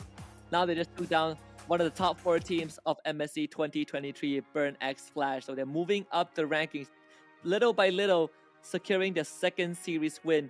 2 more for them to go. They're going to be playing Evos Icons later tonight, and tomorrow they'll be playing their last series of Group A, and that's when we will see if they can make it. I believe they'll be playing RSG Singapore tomorrow as well. So that is going to be one of kind of the home ground rivalry, but we'll put that aside for now because Yudo Red Giants deserves to be celebrated. Yes, definitely. But there was still I would say there were still some questions on the draft for Burnex Flash, especially with the Uranus pick. I felt that he was quite missing from the game, and he depended a lot on his teammates to come and back him up on the lane. So he was not independent enough.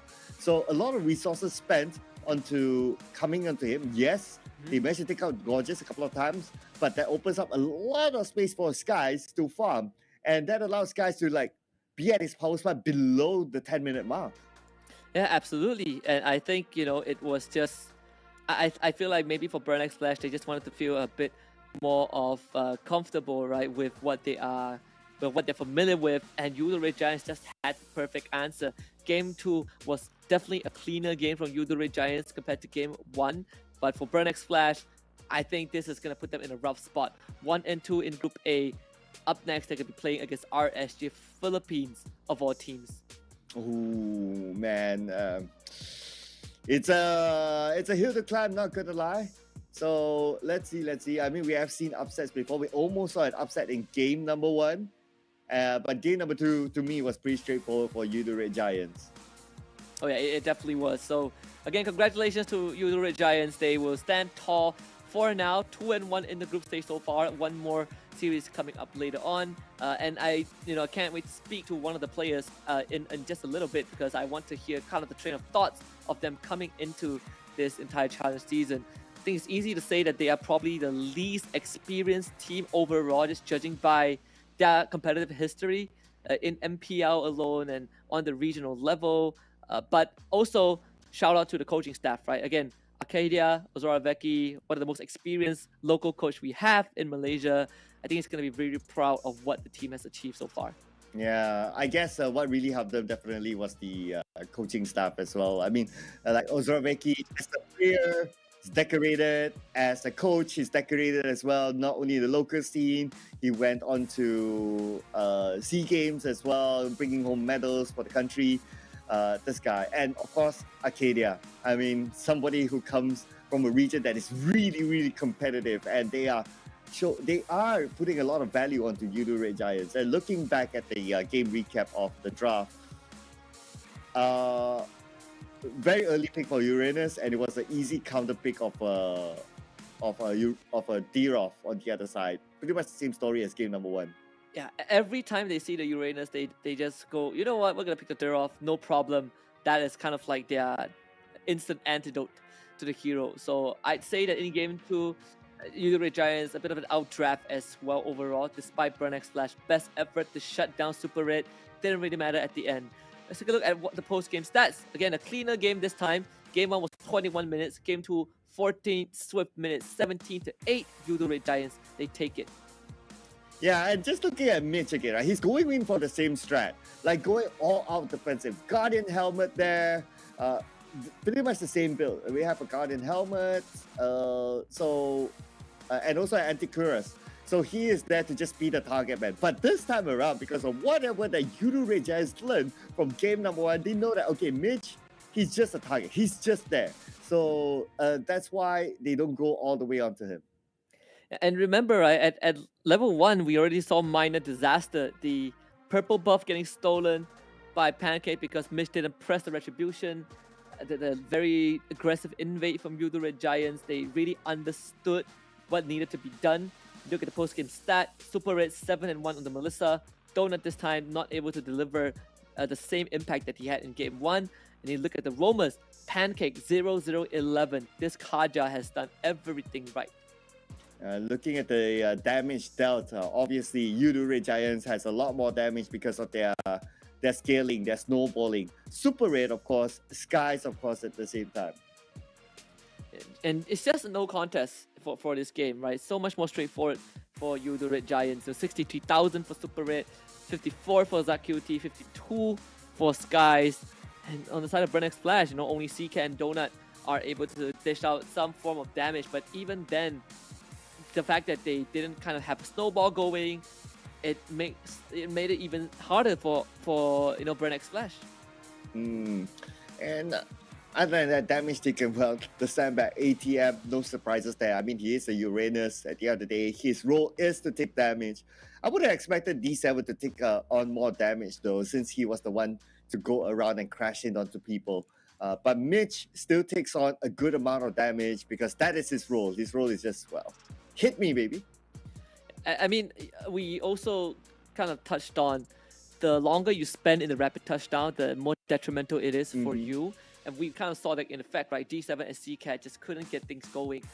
In this game, as well as the structures, enough said for Udare Giants, they had a field day taking out the side lanes. And there was nothing that Brennan Flash could do. The question we posed early on was who is going to accompany this Johnson in the rapid touchdown? The only person that can do that is CCAT, even though as a Lunox, you don't really want to be in that position.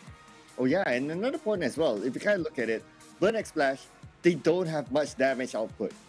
Like, Mitch is not going to go for damage, obviously not D7, obviously not ATM. So the only one that can dish out that amount of damage is Donut.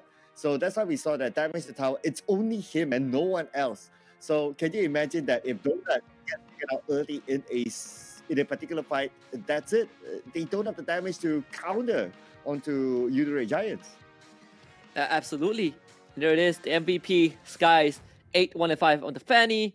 Just a free game, honestly. 3,694 damage per minute, 790 gold per minute. No one could stop him. Yeah, the moment he hit his power spike with his level of mobility, I mean, they don't have an answer to catch him as well. They don't have the Moscow because they pick the marksman early. They pick the Brody early, so they don't have that option. I guess that's well read out by Udare Giants to see that, oh, they already picked the marksman, they already picked a couple of other key heroes, and it's like, okay, let's just pick someone with high mobility, and we know that your jungler, you're not going to go for someone that's like a Ling to try and catch someone like that. So, no-brainer for them to pick a Fanny that has a very high mobility that it can go around the map easily. And I think, at the end of it, the takeaway is that for game number 2, at least, it was an outdraft for the side of Udare Giants. They just came in with, the game plan as always, but they were able to disrupt Burn X Flash from minute number 1, and they just basically exploited the fact that Burn X Flash, they're running a Johnson, they want to constantly use the rapid touchdown to catch our members off guard, but whenever they do that, they're losing resources. Let's just take as much room as we can, on the map. Let's just get a farm up, and eventually we're gonna outskill, we're gonna win. Yes, and just looking back at the execution, right? Like, this is where, okay, I'm looking at 6 minutes, 7 minutes, around that timer. That is where Skies is unstoppable. He's uncatchable. He has the amount of damage. He can go onto the back line. And when he goes to the back line, his target is definitely the marksman. And we can see Donut being chased down by Skies in this kind of situation. And the moment he goes down, or not even going down, in the moment he turns his back and he tries to run away, there's no one else that can protect him to dish out the amount of damage to pick out Skies.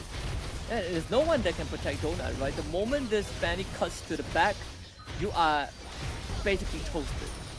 And of course, Udare Giants in this final fight, Super Raid almost scoring a savage, but instead of going for it, focuses on the objective, just want to end it as quick as possible. And here it is, the 2-0 victory for Udare Giants over Burn X Flash. There you go, 2-0 victory. And I guess for all of us at the caster desk, we got all our predictions right. We did. Yeah. Finally, that we are not divided. We agree on our predictions, and Udare Giants definitely coming out on top. As much as that is the case right now, I gotta give props again. Burn X Flash in game 1, they definitely look so much better. In fact, their game 1 looked better than their series yesterday against RSG Singapore. Unfortunately, the job is not done just yet. They still have one more series that they gotta play later on against RSG Philippines, so they gotta take time off and just kind of recuperate themselves. But after that, we will be speaking to one of the players from Udare Giants. So we'll be speaking to the MVP himself, Skies, later on. But before that, we gotta thank our sponsors who are together with us today, and DHL is part of the show as well. This is the FBBot Dash Cup, and you guys can stand a chance to win 5,000 euros by just taking part right now at esi.gg/FBBot. And this is a game where you download on your mobile, you play a runner game, you get onto the top leaderboard, and if you're up there by the end of the season, you stand a chance to win 5,000 euros. Oh yeah, it's just that simple, right? Life made easy. Just download the game, check it out, become one of the best players, and you will be able to get that 5,000 euros. Lovely, lovely stuff. But if you ever want to get that extra boost, whether it's in terms of gaming, in terms of your daily life, and look good for yourself, well, here it is, Monster Energy, allowing you to unleash the beast within. Check them out at www.monsterenergy.com/gaming. They've been with us throughout this journey for a long, long time, and they're always keeping us topped up. Yeah, I'm jealous the fact that Jay's in Singapore, he gets more variety of flavors of Monster Energy than us. So yeah, I think the last time we went there, I managed to try one of it, the blue color one. I think it was like mango. That was amazing. So hopefully we get to get that in our region one day. So there's actually certain stores that you can find it. I know where to get the best flavors. I have my personal favorites. I've tried a couple. I think I tried one that's called it's a pineapple flavor one. Don't remember the name, but my favorite is fruit punch. That is my absolute go-to whenever I have the chance. Regardless of the flavors, I think Monster Energy will always keep you topped up, right? Like I've always had the problem with like coffee doesn't work on me, tea doesn't work on me, and then I came across Monster Energy, and my life changed for the better. Wow, your life changed for the better. I like that. But after this, our life will change for the better because we get to speak to the MVP himself from Yudu Red Giants, Sky. So if it's going to be Sky, right? Like, what do you have in mind to ask him later on? Oh, I think one of the things that I want to look at is just the journey for Yudu Red Giants, right? Heading into this, I kind of feel like a big part of it, of their success, is not only just the coaching staff, but at the same time is how these players approach kind of the journey, because they didn't have to play through the Open Finals. They were directly invited to the Challenge Group stage, and then you look at the group that they were kind of placed in, right? They were placed in the same group as RSG Philippines, Dewa United, and CFU, and they came in second. I think the only game that they dropped was to RSG Philippines, and they qualified for the elimination match. And yesterday they took down the same team that knocked them down in the Challenge Group stage, which was RSG Philippines. So this team definitely has grown. Yeah, I mean, coming in pretty much last minute on to this stage of the tournament, right? It must be surreal for them, the fact that they are here right now against all these giants. And also for Yudu Red Giants, them as a team, they just entered the professional scene like in the recent season, and now they're already up here. Can you imagine the spike of their growth is just immense? Yeah, and also I think during the elimination match in the Challenge Group stage, right, when they play against Dewa United Esports, this was a team that recently just got inducted into MPL Indonesia as well, and Yudu Red Giants took them out 2-1. So they also had to go through a pretty rough journey to get to this place. I think one of the star players, aside from Sky, is definitely Super Red in that goal lane. This guy has been performing immaculate from the Challenge Group stage up to this point, and we also saw him really just pop off in the series just now against Burnex Flash. Yeah, previously played with Blacklist, and he had a good run as well with them. One of his performances was with Blacklist during MPL Philippines Season 11. He got a second place with them. I think that was the fight against Echo that time, and we all remember Echo being the champions that time, winning up against Blacklist International. So this guy coming into the scene, I mean, he's showing that I wouldn't say that he's carrying the team, because I feel that everyone played their role, but he's definitely an upgrade to a team that's called Yudu Red Giants. Yudu Red Giants living up to the name, honestly. I think there's just so much more to be desired coming up. That is just the first opening series of today. There's so much more coming up, but I think the most important thing is to see how Yudu Red Giants is going to kind of get ready for the next series, right? They're gonna have, I think, a couple hours of rest, and then they will be back to play against Evos Icon, which was the team that we did bring out earlier on that lost to Burnex Flash. And if that's the pattern, Yudu Red Giants have a very, very good chance to end the day with 2 wins. Yeah, because Evos Icon right now, they are at the bottom of Group A with only 2 points as of now. So looking at the stats, it's looking good for Udo Red Giants, but of course they have another mission. It's to be number one. It's not only be in the top 3, it's to be that number 1, to top the group. Can you imagine being technically a new team, but you're topping the group against names like RSG Philippines, against names like Echo, teams that have been champions before? This is a huge statement coming from Udo Red Giants. Oh yeah, I definitely think that there's a good chance that this will happen, right? I think personally for me, I'm not looking for Udo Red Giants to just kind of smash teams like Echo, right? They've already played Echo yesterday. It was a 1-2 loss, but they did take a game off of Echo. I think that's what's important if we're looking at them as a team itself. But making it into top 6, I believe that is going to already be a very, very good achievement for a team like Udo Red Giants. And they came from the challenge season. Of course, it was a long journey for them.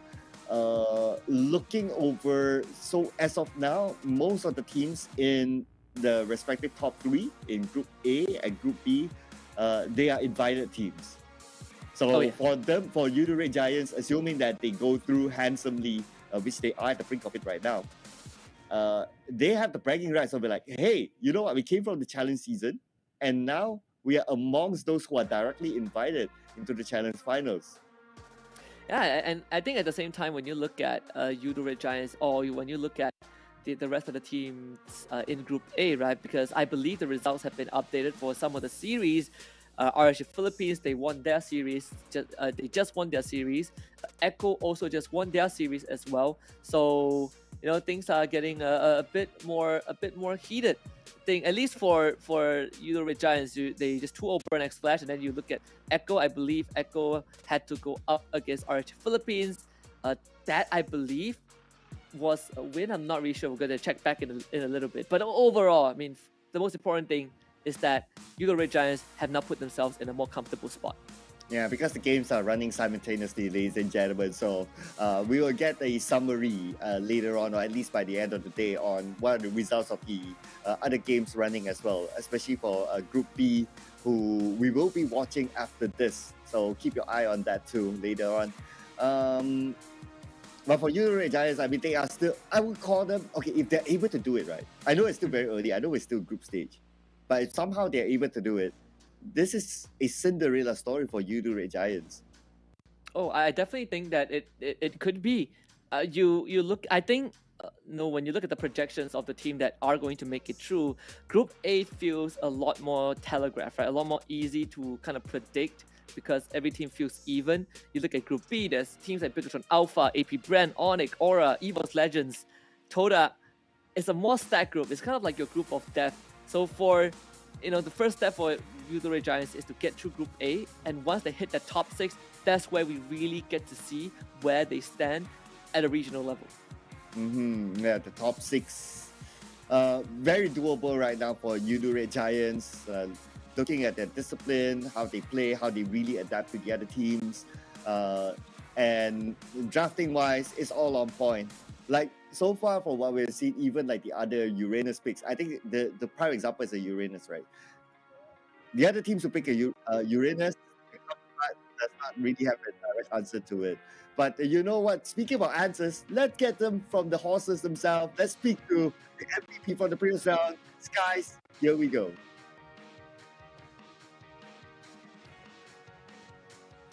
Hello, welcome to the broadcast, Skies. Congratulations on your second series win. How's the weather there in Jakarta? How's everything so far? Everything is good. Everything is fine because we did it. We win the match. Yeah. Okay, so I want to kind of bring you down memory lane a little bit, right?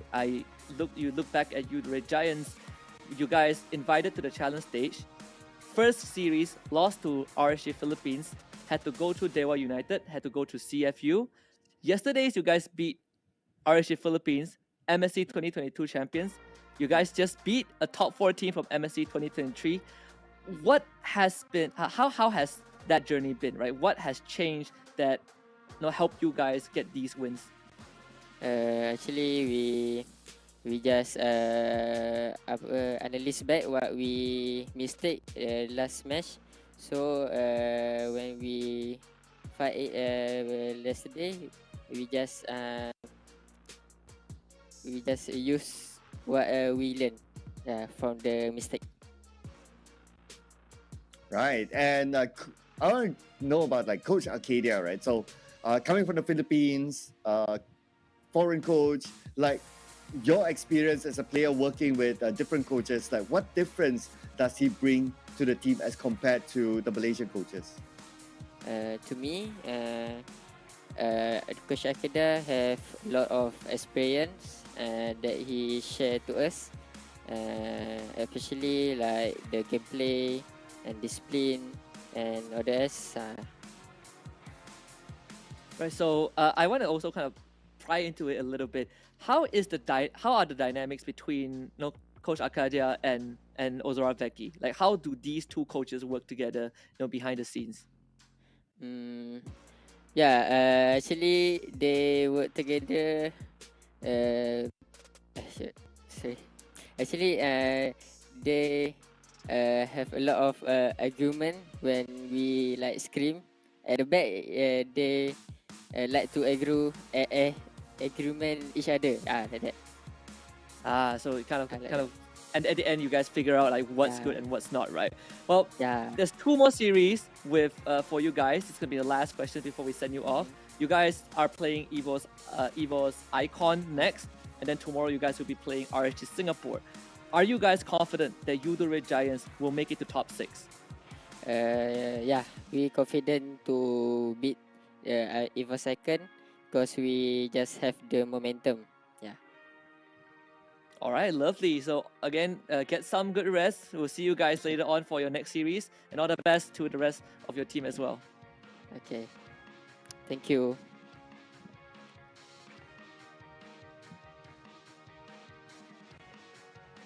Well, That's it. I found my golden answer. I just wanted to know how do the coaches work behind the scenes, right? And a lot of disagreements and arguments that eventually turn to something that the team can kind of bank on and win games. That's the dynamic that I love. I love friction. So Yudo Red Giants, they're going to take a backseat for now before the next series. But we can't take a backseat. We have more games to come. Our second best of 3, AP brand, takes on Evos Legends. Oh, yeah. This is going to be huge as well. I mean, we are talking about 2 giants here. So AP brand, Evos Legends. Looking over at the current bracket, Evos Legends is below AP brand. Not doing as well as I'm sure the fans would have hoped for. So stats-wise, it does look like it favors AP brand, but who knows? A surprise could come up, just like what we saw yesterday. Yeah, I mean, you look at the standing so far, right? AP brand is 2-0, Evos Legends is 0-2. So Evos Legends, they need to win the series to stay alive in the group stage. Whereas AP brand, they're seeking for their 3rd consecutive series win in the group stage. That is all going to come up in just a little bit because we're going to go for a short break. But more Mobile Legends Bang Bang action will resume in a bit.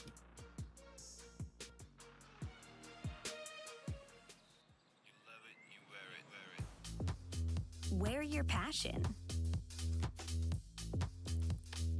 Share your passion. Wherever, whenever. Gaming is a lifestyle.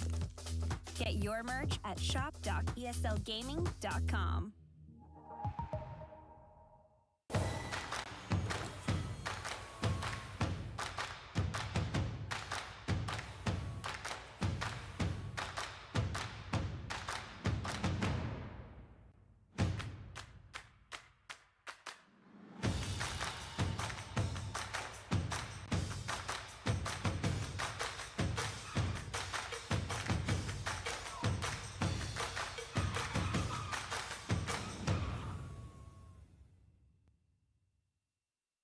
The Snapdragon Pro Series powered by Samsung Galaxy is brought to you by Snapdragon Elite Gaming, Samsung Galaxy S23 Ultra, Monster Energy, and DHL.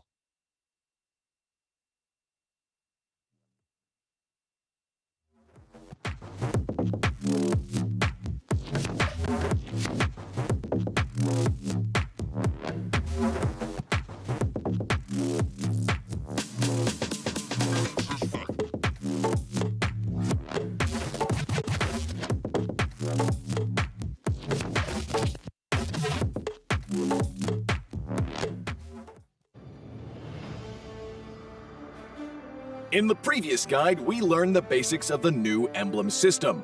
This time, we will take a closer look at the core talents unlocked with the basic common emblem, tank emblem, and fighter emblem. Core talents unlocked with the basic common emblem. By upgrading the basic common emblem, you can unlock 2 core talents, Impure Rage and Quantum Charge. Both are suitable for most heroes. The new Impure Rage talent now deals adaptive damage, making it a good damage-enhancing talent for a variety of heroes, such as Eve, Nathan, and Diggy. Eve is a hero with great poke and control abilities. She can use the extra damage and mana regen from Impure Rage to constantly wear down enemies. The new Quantum Charge talent now restores HP based on the hero's level and not their physical attack bonus, making it viable on more heroes that want HP recovery and mobility, such as Edith, Leslie, Layla, etc. When equipped with Quantum Charge, Edith in both forms can use the movement speed bonus triggered by her basic attacks to keep a safe distance from the enemy and the extra HP regen to stay in the fight. Core talent unlocked with the tank emblem. By upgrading the tank emblem, you can unlock Concussive Blast. Concussive Blast works the same as before, providing an extra source of AoE damage for high HP heroes, such as Johnson, Baja, and Hilda. Hilda is a high HP hero who can tank a lot of damage when equipped with a full set of defensive equipment. The Concussive Blast talent will not only enhance her survivability, but also boost her damage. Core talent unlocked with the Fighter Emblem. By upgrading the Fighter Emblem, you can unlock Brave Smite. Brave Smite is no longer triggered by inflicting CCs. It now takes effect upon dealing skill damage and is suitable for most fighters and tanks that need more HP regen. Ruby, Lapu Lapu, Tigreal, and similar heroes can choose this talent. Ruby can trigger Brave Smite repeatedly by casting skills, and with her own regen abilities, she'll have even greater durability in teamfights. Choose the core talent based on the strengths of each hero to maximize their effectiveness. We look forward to seeing players discover new ways to play their favorite heroes on their way to becoming a legend.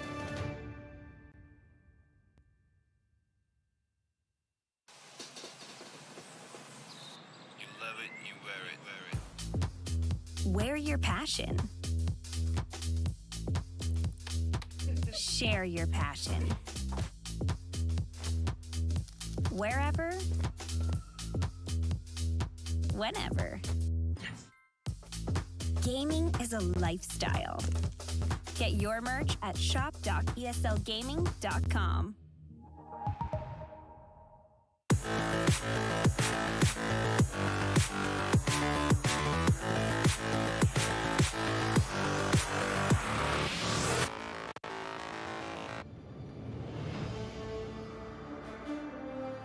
In the previous guide, we learned the basics of the new emblem system. This time, we'll take a closer look at the core talents from the Mage, Assassin, Marksman, and Support emblems.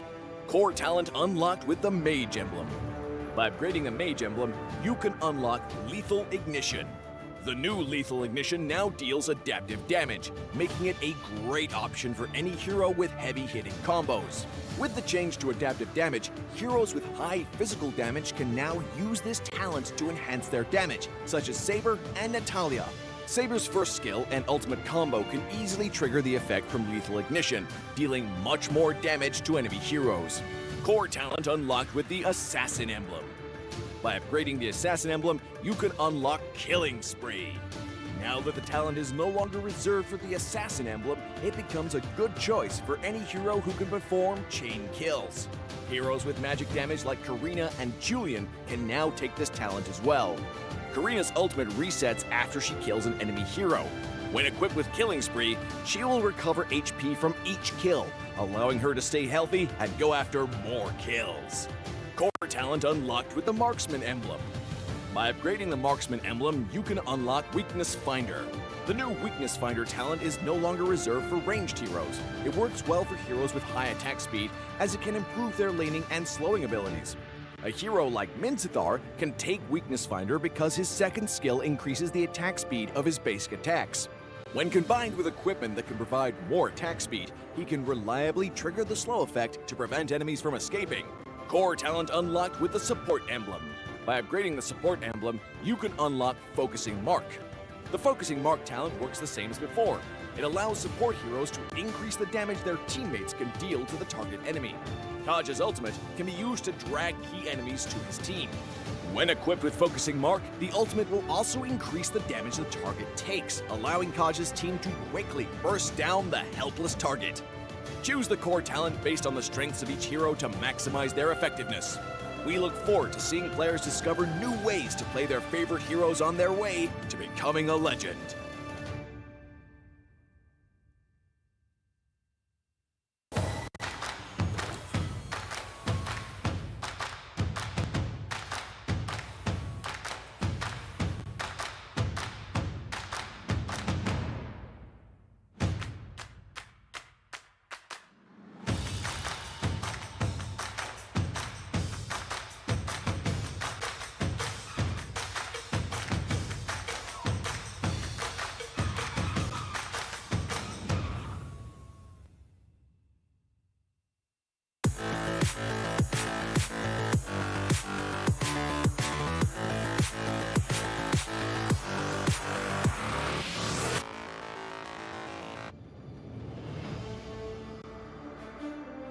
When upgrading your emblems, you will unlock talents at specific levels. Different emblems will unlock different talents. You can choose an emblem by role and use the talents it unlocks directly as your default setup, or you can freely mix and match different emblems and talents to create a custom emblem setup. We're going to show you how to create your emblem setup for your heroes. Emblems. First, let's take a look at the revamped emblem system. There are now 7 emblems in the game, 1 basic common emblem and 6 role emblems. Different emblems can provide different attribute bonuses. It is recommended to use the emblem that matches a hero's role. Standard talents, Tier 1. After selecting an emblem, you can then choose from 8 standard talents at Tier 1.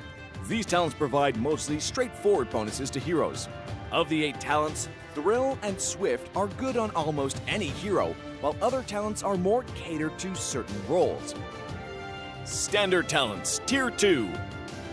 At Tier 2, you will also have 8 standard talents to choose from. The Tier 2 talents trigger or work under different circumstances. We still recommend choosing one that matches the role of your hero. But if you're an advanced player, you are free to choose any of the talents to fit your playstyle. For example, if you're playing the core hero on your team and want to focus on gearing up fast, you can choose the Bargain Hunter talent regardless of how your hero deals damage. And heroes who rely on their skills for sustained damage, whether it be a mage or fighter, can use the Festival of Blood talent for more spell vamp.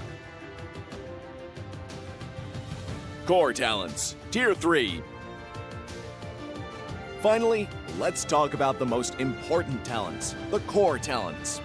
There are 8 core talents available in the game, and each provides a unique and powerful effect. We recommend choosing the core talent to match your hero's role and only use core talents from other emblems for advanced or unconventional tactics. The revamped Weakness Finder talent is no longer reserved for ranged heroes. This talent is now a viable option for any hero that relies on basic attacks and wants better laning and the ability to slow enemies. The Lethal Ignition talent now deals adaptive damage, making it a prime choice for any hero that has heavy-hitting combos. While the revamped emblem system still uses the existing talents, we have removed the restrictions between emblems and talents, opening up new possibilities for many heroes. We look forward to seeing players discover new ways to play their favorite heroes on their way to becoming a legend.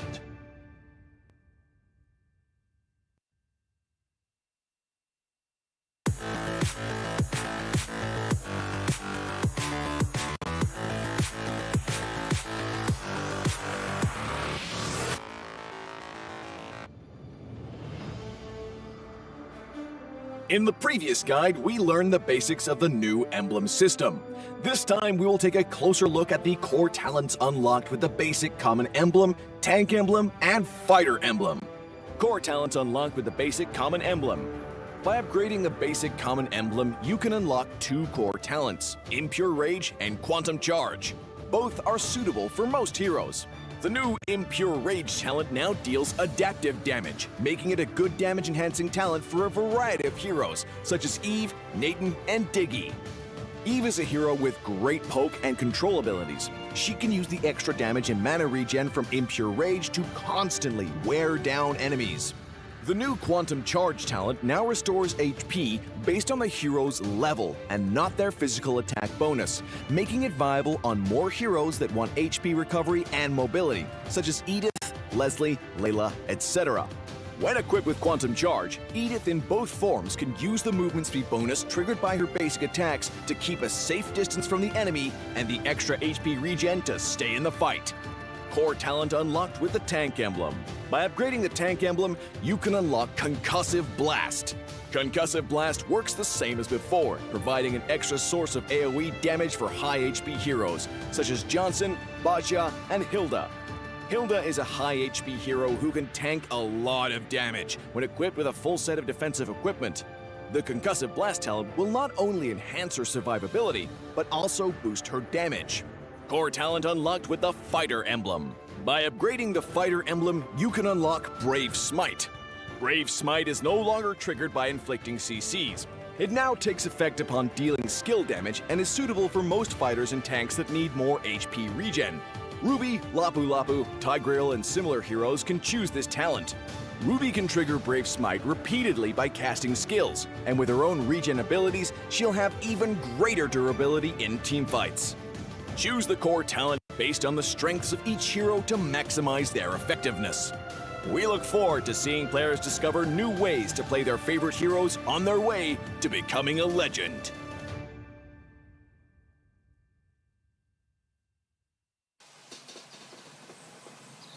You love it, you wear it. Wear your passion. Share your passion.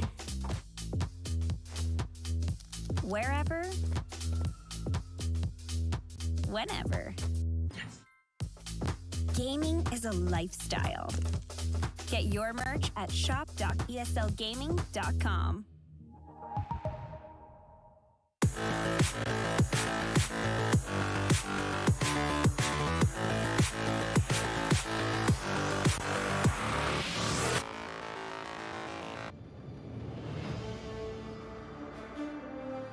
In the previous guide, we learned the basics of the new emblem system. This time, we'll take a closer look at the core talents from the Mage, Assassin, Marksman, and Support emblems. Core talent unlocked with the Mage emblem. By upgrading the Mage emblem, you can unlock Lethal Ignition. The new Lethal Ignition now deals adaptive damage, making it a great option for any hero with heavy-hitting combos. With the change to adaptive damage, heroes with high physical damage can now use this talent to enhance their damage, such as Saber and Natalia. Saber's first skill and ultimate combo can easily trigger the effect from Lethal Ignition, dealing much more damage to enemy heroes. Core talent unlocked with the Assassin emblem. By upgrading the Assassin emblem, you can unlock Killing Spree. Now that the talent is no longer reserved for the Assassin emblem, it becomes a good choice for any hero who can perform chain kills. Heroes with magic damage like Karina and Julian can now take this talent as well. Karina's ultimate resets after she kills an enemy hero. When equipped with Killing Spree, she will recover HP from each kill, allowing her to stay healthy and go after more kills. Core talent unlocked with the Marksman emblem. By upgrading the Marksman emblem, you can unlock Weakness Finder. The new Weakness Finder talent is no longer reserved for ranged heroes. It works well for heroes with high attack speed, as it can improve their laning and slowing abilities. A hero like Minzathar can take Weakness Finder because his second skill increases the attack speed of his basic attacks. When combined with equipment that can provide more attack speed, he can reliably trigger the slow effect to prevent enemies from escaping. Core talent unlocked with the Support emblem. By upgrading the Support emblem, you can unlock Focusing Mark. The Focusing Mark talent works the same as before. It allows support heroes to increase the damage their teammates can deal to the target enemy. Kaj's ultimate can be used to drag key enemies to his team. When equipped with Focusing Mark, the ultimate will also increase the damage the target takes, allowing Kaj's team to quickly burst down the helpless target. Choose the core talent based on the strengths of each hero to maximize their effectiveness. We look forward to seeing players discover new ways to play their favorite heroes on their way to becoming a legend.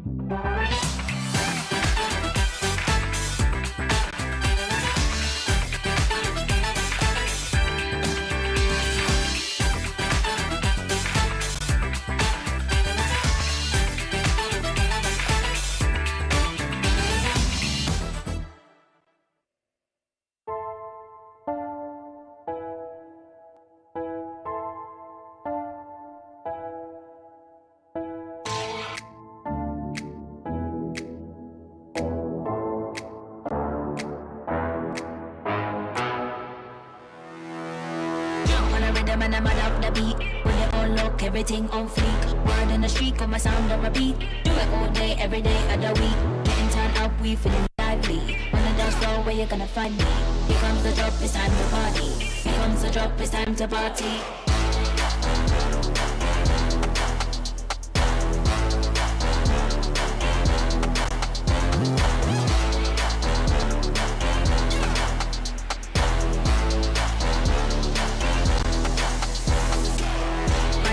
Bad up the beat, with it all look. Yeah, everything on fleek. Do it all day, every day. Bad up the beat, with it all look. Yeah, everything on fleek. Do it all day, every day.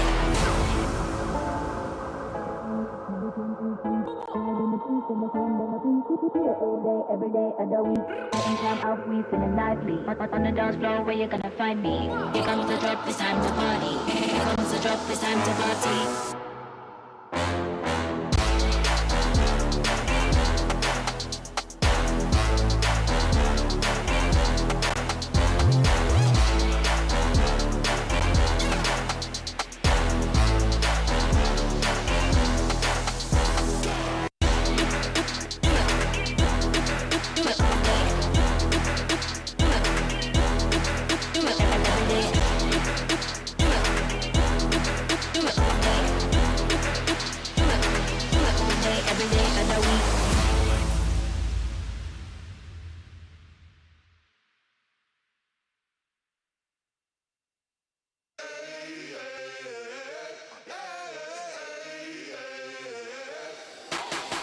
Babylon, call the priest. Back to life, I'm undeceased. Breaking the chain, unleashed. My true power released. Reached my hand into the sky and made the stars align. Cause when I left it down to fate, it was taking up too much time. It's a miracle, it's a curse. I will not be deterred. If you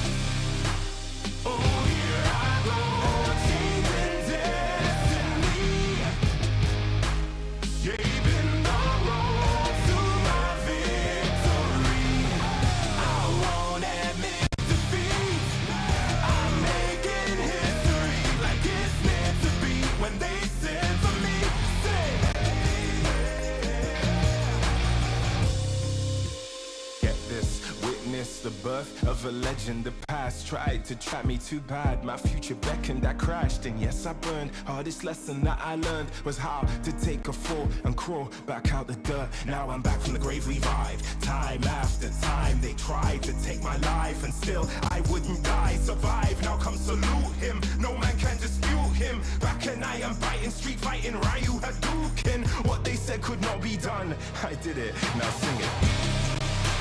Oh, here I go, changing destiny, saving the road to my victory. I won't admit defeat. I'm making history like it's meant to be. When they said to me, say hey. No man can dispute him. Might as well salute him. What is written isn't done. Watch me how I overcome.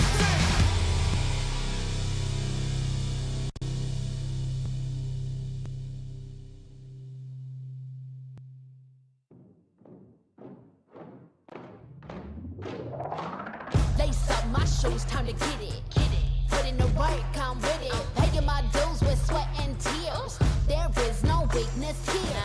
I ain't new to this, I'm a veteran. Wear my battle scars like a letterman's. I done crawled through the mud full speed, so I wouldn't underestimate me. That's a rookie move. Homeboy, I got nothing to prove. Team player, but I'm still self-made. I'm in it for the passion, not the parade.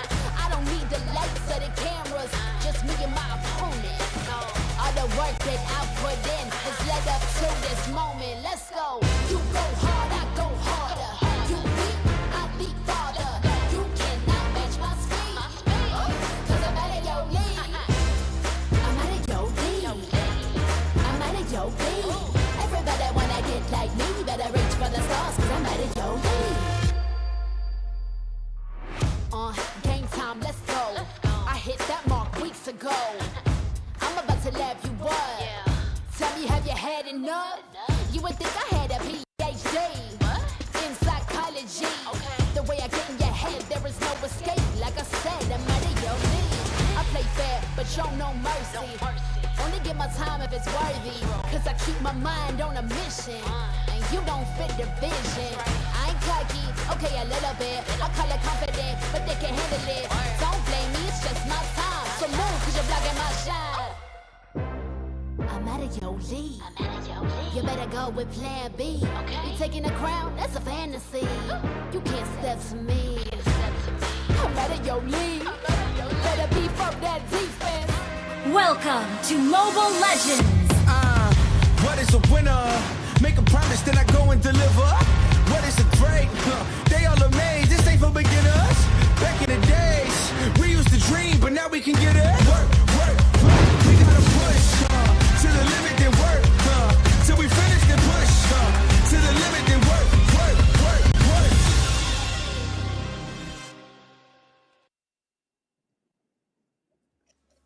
Welcome back to the Snapdragon Pro Series Mobile Legends Bang Bang Challenge Finals. And here we are on day 2. We just got done with the first series, but more action is about to ensue. AP Brand takes on Evos Legends in their Group B matchup. My name is Husky, and this time I'm joined by the one and only Jace. No, I'm not the only one. There's a couple of doppelgangers running around in the world as well. You know, one of them is casting MPO Indonesia, so I don't know what's going on with the world anymore. But you know what? I know what's going on. AP Brand going up against Evos Legends. I'm sorry, Evos Legends fans. I think this is going to be a very hard matchup as well. I think a lot of people would agree with that. At least when you look at the results from day 1, right? AP Brand sitting on a 2-0 stat by the end of it. Evos Legends losing both of their series. I believe they played, we were able to witness on Stream C, one of the series against Aura Fire. That one also ended in a 2-0, and afterwards they also proceeded to lose their second series as well. Not looking too good if you're an Evos Legends fan. And to add insult to injury, this series is a must-win, or else they would finish 0-3, and there might not be enough games for them to win to qualify to top 6.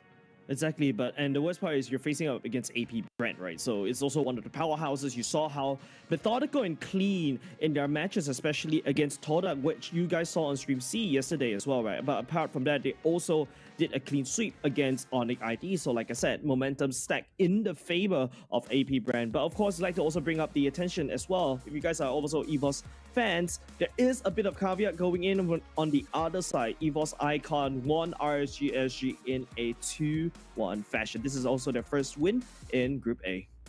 And I think that's something that's definitely worth celebrating, right? If you want to kind of go back to Group A, well, guess what? Echo just fell 0-2 to RSG Philippines.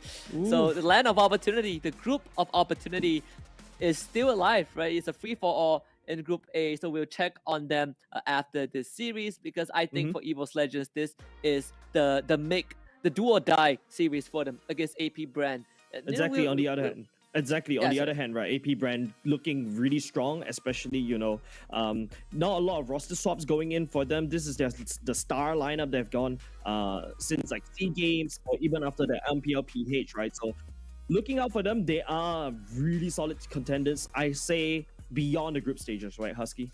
Yeah, absolutely. And with that being said, we're going to have to introduce AP Brand to everyone out there. So here it is, AP Brand. To be honest, the journey for Brent Esports is quite interesting. The silence, he's taking out. He's an army. Now Chico, guys, left in no man's land, he's taking out the Fatal Links, gonna come to one. So us, AP Brand, coming up from another tournament and we won. I think we are more comfortable and well prepared in this tournament, and I believe that we will reach the highest result ever. They proved it in Cambodia. They won a gold medal for the Philippines in the 2023 SEA Games. I'm expecting them to bring home another title in the form of the Snapdragon Pro Series. Out, Sword is super low. Gonna be safe for now, but will be taken up by Ricketiano, the cleanup. They dominated in their group, and honestly, they still look like they're in their gold medal form. Bren here in the challenge season reminds me of Bren Esports in season 11 regular season, where they've been on top week after week after week, and they're so clean. We already know our attitude inside and outside the game, and we respect each other. That's why our team is really strong. So recently, we won a couple of tournaments, so I don't find a reason why we couldn't win it here.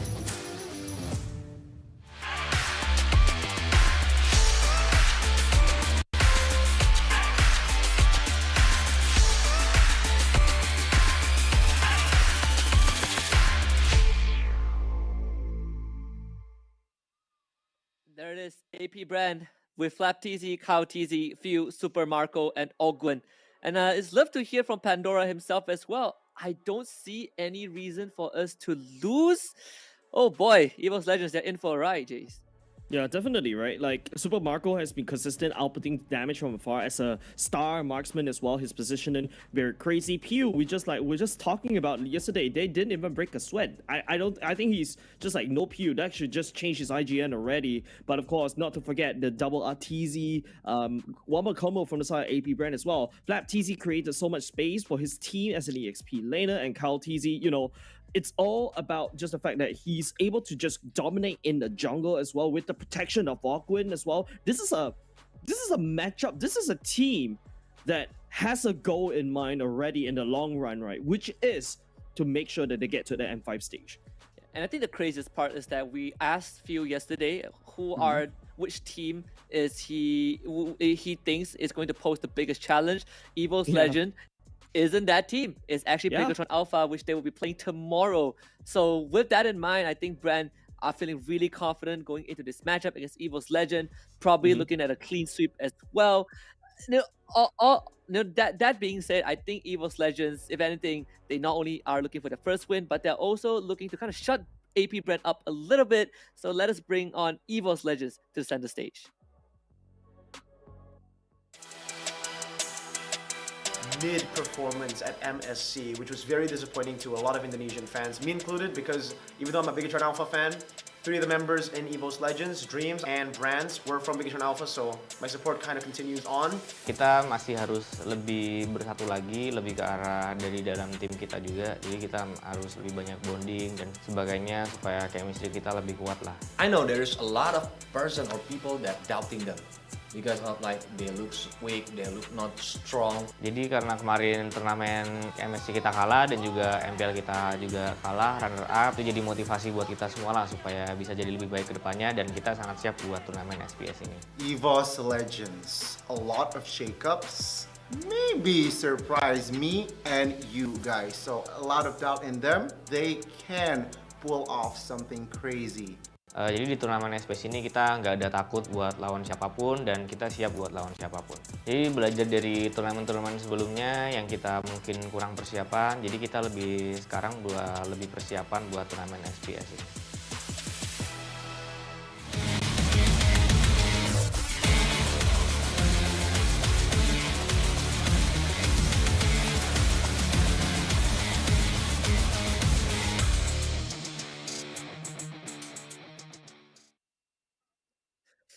Some remnants from Bigatron Alpha, the team that AP Brand fears the most, Brands and Dreams, also accompanied by Fluffy, Taz, and Hijumi, and here they are, fearless against any opponents, but AP Brand might just be the final nail in the coffin.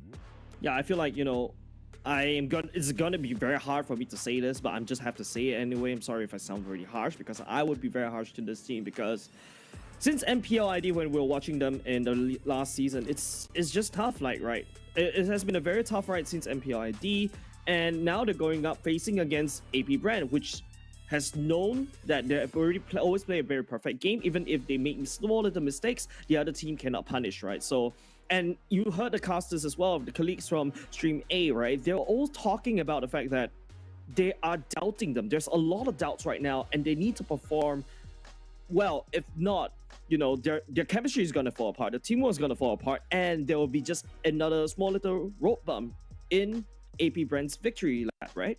Yeah, this is kind of like an AP Brand conquest, and Evos Legends is sort of like the barricade in front of them. We also barricade? saw okay, speed bump, all right?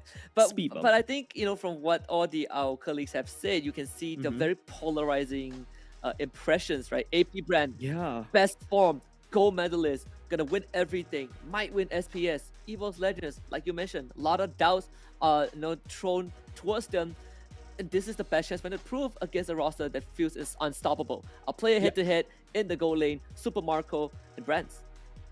Yeah, personally, I feel that Evos Legends, the only star player that I'm always looking out for is Brands, right? He's actually been consistently playing around his gold lane. He sometimes can also deliver the crazy wins, right? If you take a look at this player's stats, obviously, he's going to lean towards Brands, right? It's kind of surprising though. However, AP Brand, right? Super Marco only steps up when he needs to at the later part of the game. Obviously enough, you can see, even though like the kill participation, the damage time per minute is a very efficient, but it's higher for the side of Brands. But if you look at Super Marco, GPM is a lot higher, so which means that he's actually focusing mostly on farming, and when he comes online, he's able to output the damage and he is able to deliver the victory.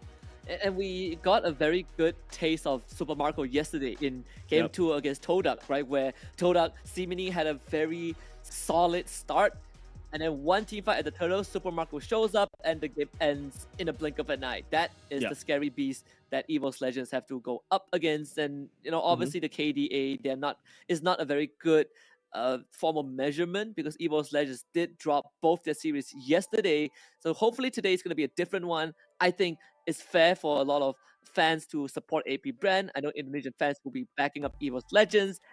The onus is on them to prove if they can leave a mark on AP Brand. Definitely, right? Like, there's a lot of doubters out there. Not gonna lie about this. Not gonna sugarcoat this. They really need to pull something out. And you heard from Brands himself, right? There's a bit of issues regarding their chemistry as well. So I hope they really quickly solve it, especially when they're going down the road in Group B. And for those out there, I think if you support any of these teams, it's time to cast your votes and predictions down in Twitch chat below. AP Brand, Filipino fans, it's time to cast your votes for Evos Legends. Indonesian fan, I love it when we have ID versus PH, right? Because it's not just the teams that are fighting, the country, the nation is also fighting. Yeah. I, who is not from any of these nations, I get to enjoy it unfold. But in all seriousness, keep it friendly, keep it fun between all of you guys. At the end of the day, there's always going to be a loser in the competition. I want to look at our predictions, because personally for me, I think AP Brand is going to take it. but not without Evos Legends putting up a fight. Yeah, like I said earlier just now before we actually entered the team lineup, right? I have a lot of doubts in them in MPL ID and look at their performance in MSC, so I'm gonna put it a clean sweep in the favor of AP Brand. I'm running low a bit of a hopium today, so yeah, a little bit more harsher today in terms of my predictions. What about you? I mean, you gotta save it for later on, right? RSG is playing, so you gotta save it for your boys. I use it all in in day one, right? Like I just literally went all out on that one. Well, I mean, for me, right, 2-1 in favor of AP Brand. I think Evos Legends haven't really shown all their cards yet, and I would continue to believe that. But AP Brand, they said yesterday, Todak, a fresh team, lacking that chemistry, very easily dissected. And if Evos Legends, like they admitted just now, are still facing that problem, I think we have kind of identified the first weakness, the first Achilles heels for Evos Legends against AP Brand. Yeah, AP Brand definitely would take advantage of your lack of chemistry, right? You saw it. It was like what you said, surgical against Todak. Now this time around, Evos Legends also having almost a similar issue as Todak as well. I think this is going to be a clean sweep in my opinion because it's really going to be a bit of a hard watch. But like I said, AP Brand, they're poised. They're looking at other opponents as well in the group, right? You mentioned they're up against Bigatron Alpha, and apart from that, I believe if you asked that question a little bit earlier, they'll be talking about trying to take down Onyx ID, but they've already done that, unfortunately. Onyx ID wasn't even at the top of their list, I feel. Or maybe, after they beat them, then Onyx ID kind of moved down a little bit. But when we call back to the matchup just now, the head-to-head, you can see both gold laners have, aside from the stats, right, you look at the heroes that they use, it's vastly different, right? Evos Legends Brands, one of the few players that still runs that 1-1, which was a hero at this point of time that's been completely ignored. Yeah, this 1-1 has been nerfed to the ground. You mentioned about because of the talent update as well. I don't think not a lot of people actually prefers to run like the weakness finder and the marksman emblem. On paper, it looks really good for the 1-1, but there's too many things that's really strong right now because like you saw how the Leslie can two-shot one people. So if 1-1 takes time to set up for the crossbow tank, the Leslie is just gonna one-shot the 1-1 before he actually goes into the sky, right? But apart from that, there's also the fact that Claude is prevalent in Snapdragon Pro Series. It's like one of the top picks or must bans in this tournament as of now. Yeah, we've seen many of Leslie plays, right? Even in just now's game where Burnex Flash, they almost took game 1 over Red Giants. We have Donut on the Leslie who was two-shotting people. Yesterday, I believe, was it Okko? There was also a second Leslie. It was at Super Marco. He also ran the Leslie. He was also two-shotting people. Do you think that this Leslie is going to move up that hierarchy and be more of a priority to get banned out down the road? Definitely, but I think right now, if you want to just sacrifice the Leslie ban, you're also opening up yourself to Novarius, right? And you saw the one-more combo that RGSG has done before in the Novaria and the Beatrix. Well, that can also work. So it's all about the fact that you are basically sacrificing one ban to ban away the Leslie. But Leslie can be counted in gameplay, right? If you try to shut her down in the early part of the game, you guys were discussing earlier just now on stream number C, right? Like you guys were talking about like sometimes you don't see the Leslie like two-shotting anybody because the Leslie is not grown up yet. The Leslie is still lacking in equipment. So shut the Leslie down in the early game. I think the only way to counter the Leslie right now is not to ban her, it's just shut her down in the early game. I think that I agree as well. I think that we saw some Leslie respect bans, and it kind of does take away a lot of that priority on your end. The Novaria is also something that you pointed out early on that I am looking forward to it a lot. I wonder if AP Brand is just gonna fall back to Novaria for few again. He talked about how Coach Ducky was like, you know what? You are not threatened at all. Run the Novaria, and he just runs Novaria and runs away with the game. Yeah, but that's because the enemy will actually ban out the Link and the Fanny, right? These two are the known counters against Novaria. Novaria, like what you said, likes to snipe from afar, likes to hide in his own jungle. The only few heroes that are able to do that, to find a Novaria when she's vulnerable, is just jump from wall to wall, just land the steel cables, find her in your own jungle and then assassinate her. All of a sudden, you're entering a fight 4v5, and then the Link could just come back in and re-engage and join in the team fight. So yeah, it's all dependent on the type of bans that the enemy go for, or unless if they really want to set up for Novaria, yeah, they will ban away the Link as well. But like I said, ban away these non-meta heroes, or not say non-meta heroes, like heroes that can be easily counted, you're opening yourself up with even more things as well, right, in the roster. I think that is, that's definitely, I think, something that AP brand would take into consideration, which kind of brings me to this question, right? I know it's a hero that you yourself like a lot, play in the jungle, that can access the bad line. Here's a wild card out there. How does Hanzo look? Hanzo, wow. It's actually quite spicy, but right now, I think the Master Assassin nerf actually hit him quite hard, right? Because Master Assassin now actually runs lesser percentage as compared to back then. So I don't think Hanzo is a really good pick anymore. So it's like one of the few heroes that literally got hit by the talent nerfs, right? But with that said, I feel like looking around these players that we can see on screen, AP brand, you know, they're looking comfortable, they're looking great. But if you notice during the video, right, there are some questions as well, and you also start to see some doubts as well, you know, in their own roster. So if they don't believe in themselves, how are they expecting other people to believe in them? Because, you know, ego and also a bit of arrogance is very important in esports, because you need to have that self-confidence in order to execute, in order to fight against big names such as AP brand. Yeah, I think that kind of ties back to like your kind of past performance, right? We are looking at a team that, you know, sure, both of them play in their respective MPLs, but one of them made the MSC. The other, you know, AP brand, they were participating in SEA games, they're participating in other tournaments. Then, you know, to someone who is not familiar, you look at these two teams and the history, the impression that Evos Legends gives is obviously, you know, a stronger front, right? That they are going to dominate AP brand. They're going to give us a very good game. Maybe, not even if it's not 2-0, it's going to be a 2-1 win. Then you look at day number 1 and suddenly you realize that, Evos Legends not in top form yesterday, whereas AP brand, they came off a gold medal win at the SEA Games, and, you know, the ISF is also in their sights. They talked about that yesterday alongside Pictron Alpha, and here they are being absolutely fearless. And I think this momentum is pivotal to any team to look for more wins. Yeah, I feel like the common denominator right here, both these two teams were winners of IASF once, right? Evos Legends actually beaten Blacklist International once in one of the IASF, so that's also kind of an interesting storyline for both of these two teams. But I also like the fact that you mentioned that, for viewers that are not really familiar with these two teams, one from one is representing MPL ID in MSC, the other one didn't. But you can also say that AP brand kind of took a scenic route, because along the scenic route, they won quite a few championships for the Philippines too. Yeah, they definitely did. Again, you have one invited team and one team that came in from the challenge season. Scenic AP route, brand, right? Yeah, scenic route. Would you really call it scenic route? I feel like it's not you still have to play extra games, right? You know, it's a pretty brutal format in the challenge group stage. But I guess the scenic part is that they were placed in a group where they were just, you know, a cut above, right? They were placed in the same group as Team Flash, Archives Esports, and Blee Esports.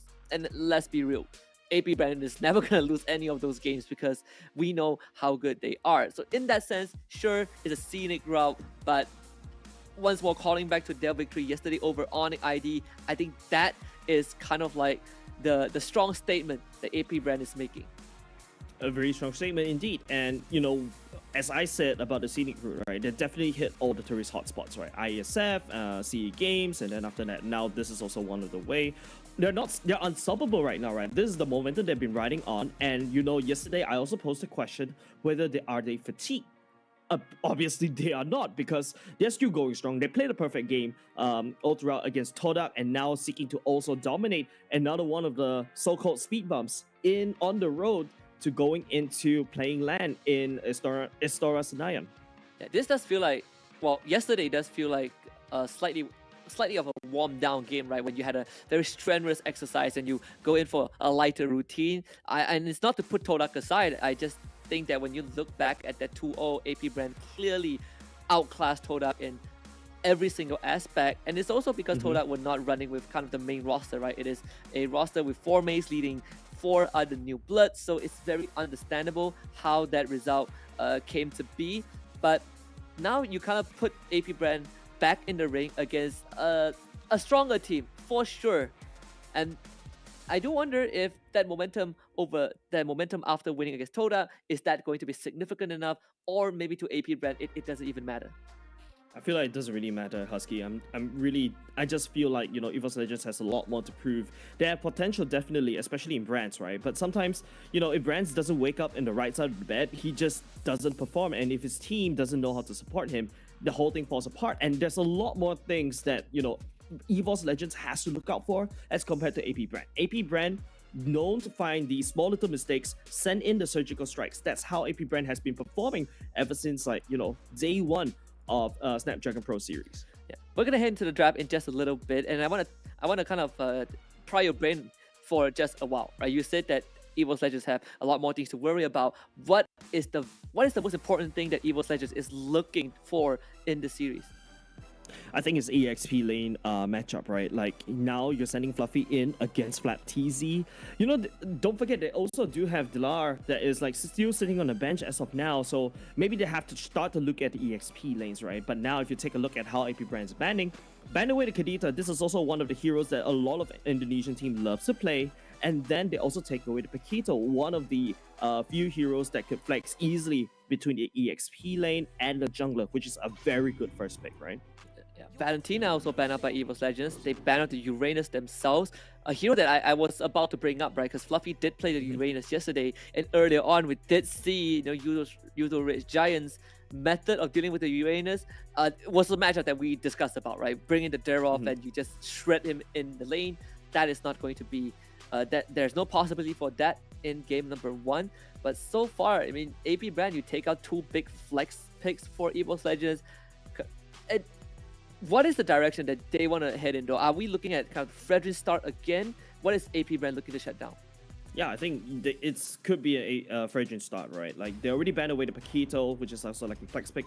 You saw this awkward position where both these two teams, they decide to just ban away, they just pick up the first picks, right? Like the Paquito on one side, and you have the enough Fredrin on the other side, and you kind of scratch your head a little bit for both of these two teams, right? Because they don't want to review a lot. But you also see sometimes when the roster, when they draft it, they also immediately review like 2 of the win conditions, right? Sometimes they snap pick the Kadita and the Claude together. Now Kadita is already out of the question for the side of Evos Legends, but now, at the last ban, there's also the potential Novaria, which is also wide open, and AP Brand has already taken one of the secret sauce against the Novaria. Yeah, it's also a hero that they snap pick instantly, right? The moment they see the threat removed, they're like, all right, we'll go Novaria, no problem. And I think that, Ling being left in the pool probably is fine for AP Brand at this stage. Yi banned out by Evos Legends, so we are left with kind of Farsa as the remaining hero in that S tier list for that mid lane, at least for now. There's still the Faramis that's floating around, but albeit the nerf was hit him quite hard because of the out, right? But now, first pick, I think Novara is also kind of decent because AP Brand has already taken away the Fanny. And even if, Evos Legends decides to go for the Link, there's also the potential Kufra or even the Franco to basically lock this Link down when he's dashing around. So that's also something that AP Brand can also abuse against Evos Legends if they run the Novara first pick. Plenty of choices for AP Brand to start it off. Novaria has been one of their staples, but they will take the Link themselves. So it still keeps Novaria in the pool by eliminating the last threat. Oh yeah, that's a big brain, right? Like, they take away the Link, and immediately Evos now, they would need to think twice. Are they going to run a Novaria for themselves? I don't think it's a very good idea. But Evos right now, this is basically checkmate, right? Even in the first few picks, right? This is really good coming out for AP Brand. So I think for Evos Legends, you just gotta fall back to, having the more staple picks, right? There's no way you're going for a Novaria. And I think forcing the Novaria right now, for AP Brand, they're like, wow, you can go for it. We honestly don't mind too much. For Evos Legends, they have 2 picks to respond to this. They're going for the Faramis first. It's one of the few mages that you pointed out still left in the pool for that S tier. And now we have the R-Lot. And, to a certain degree, you can still flex the Faramis, but I am expecting Hijumi to be on this hero.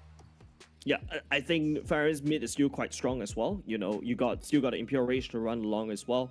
And you do need pseudo tankiness, right? If you're running a Faramis in your roster, right? If not, when you go into Cult Altar, you get bursted down very quickly, and then it kind of acts like a pseudo stun. Now, if you take a look at how Evos Legends is actually currently drafting right now, Arlott is actually quite good against the Link because when the Link comes down with the Tempest of Blade, one final sweep will push him off his combo, and when he's off his combo, he will be vulnerable. And then again, there's also the second layer of Evos Legends, just in case if anything happens, there's also still the call alters to save the day. So Evos Legends is a very safe draft that are coming out, but AP Brand, time's ticking. Yep, that's a Novara that we definitely will see, and follow up with a Terizla to lock everybody in place when the call alter is active. Yeah, and it's so much easier to lock when everyone comes together with the call altar, like you said. You have the Astral Echo to also increase the hitbox of all your targets. And the best part is that if you want to be dashing around like a Faramis, like a Arlott, well, tough luck, because all these heroes that the AP Brand has is meant to keep you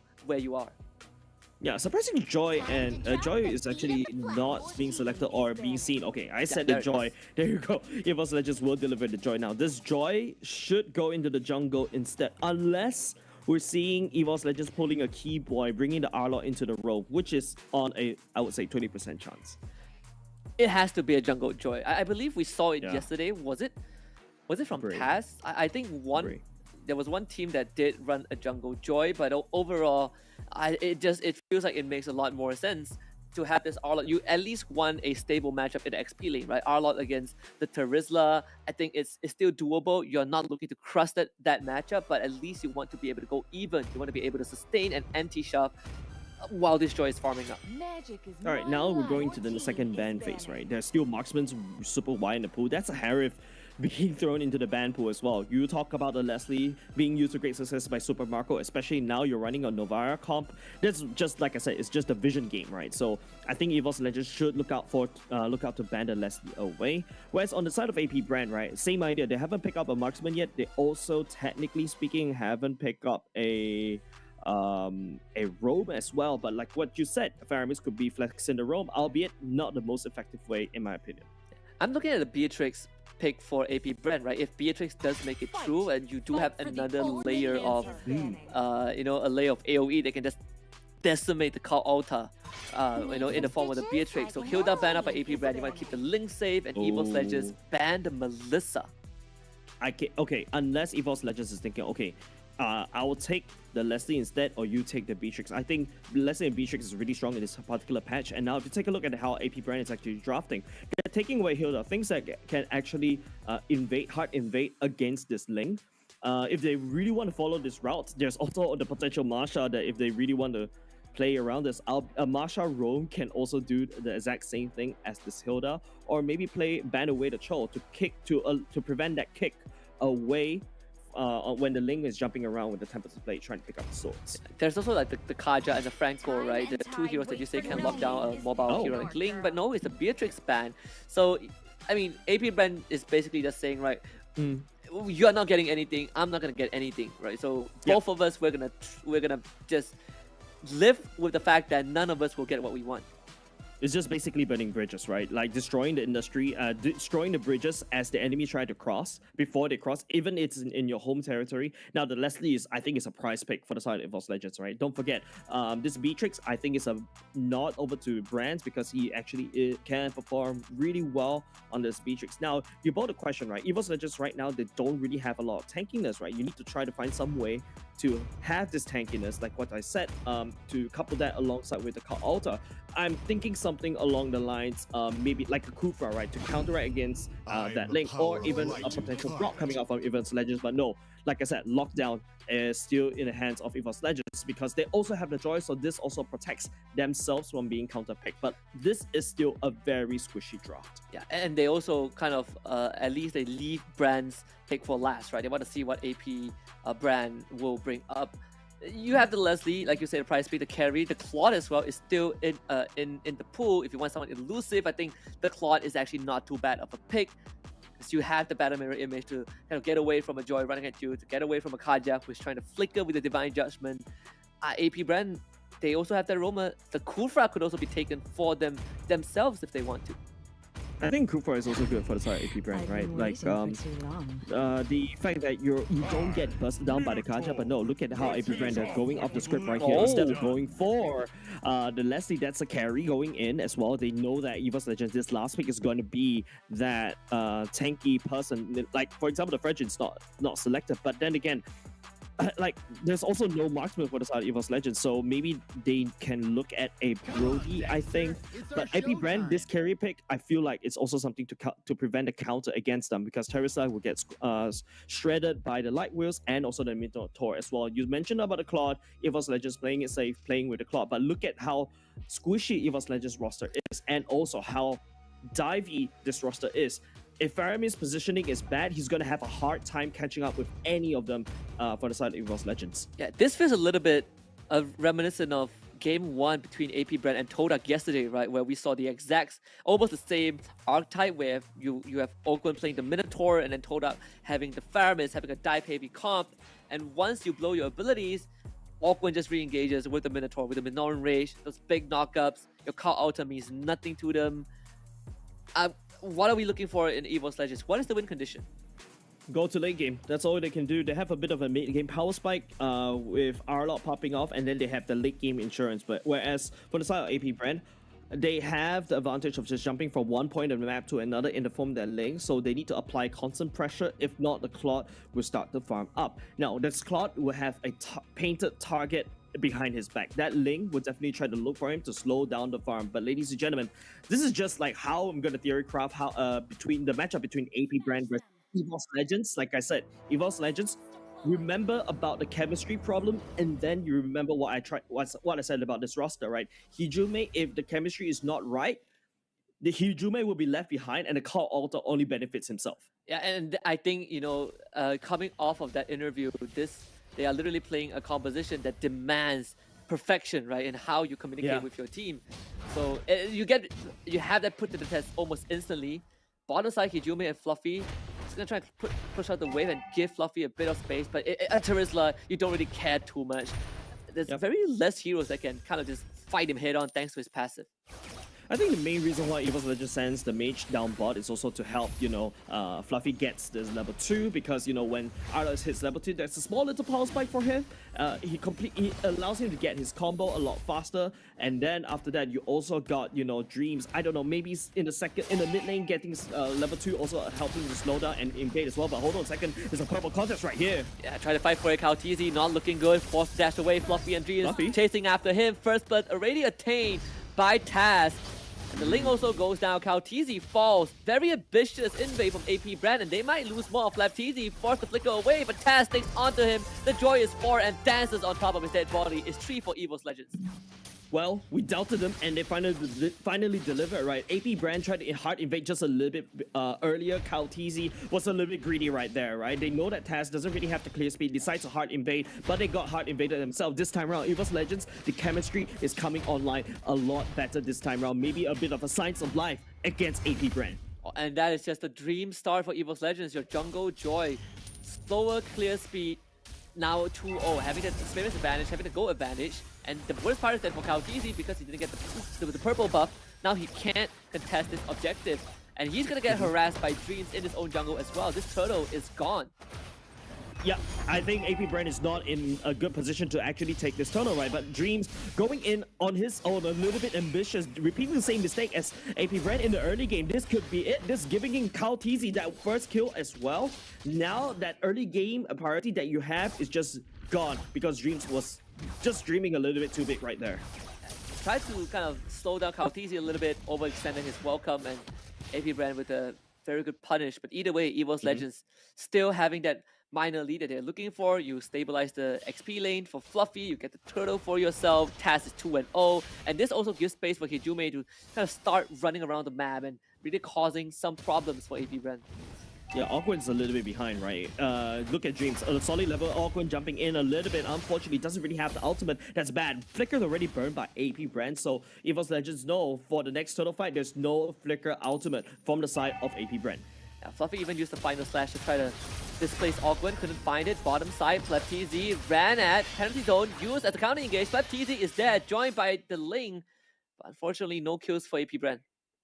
Yeah, Flap TZ right there, and you've noticed how the TZ one more combo coming in, right? Using the penalty zone together with the Tempest of Blades is really a-okay, but unfortunately Taz actually goes into CC immunity in the second skill, so was able to get out of dodge as well. And Fluffy, when he used the Vengeance, it's also uninterrupted dashes. So even if you stun it in the mid-air, he doesn't stop there. He's just going to continue and finish that animation. So Evos Legends right now have a timing on how Kaltis is rotating, and now they're hard invading the jungle instead.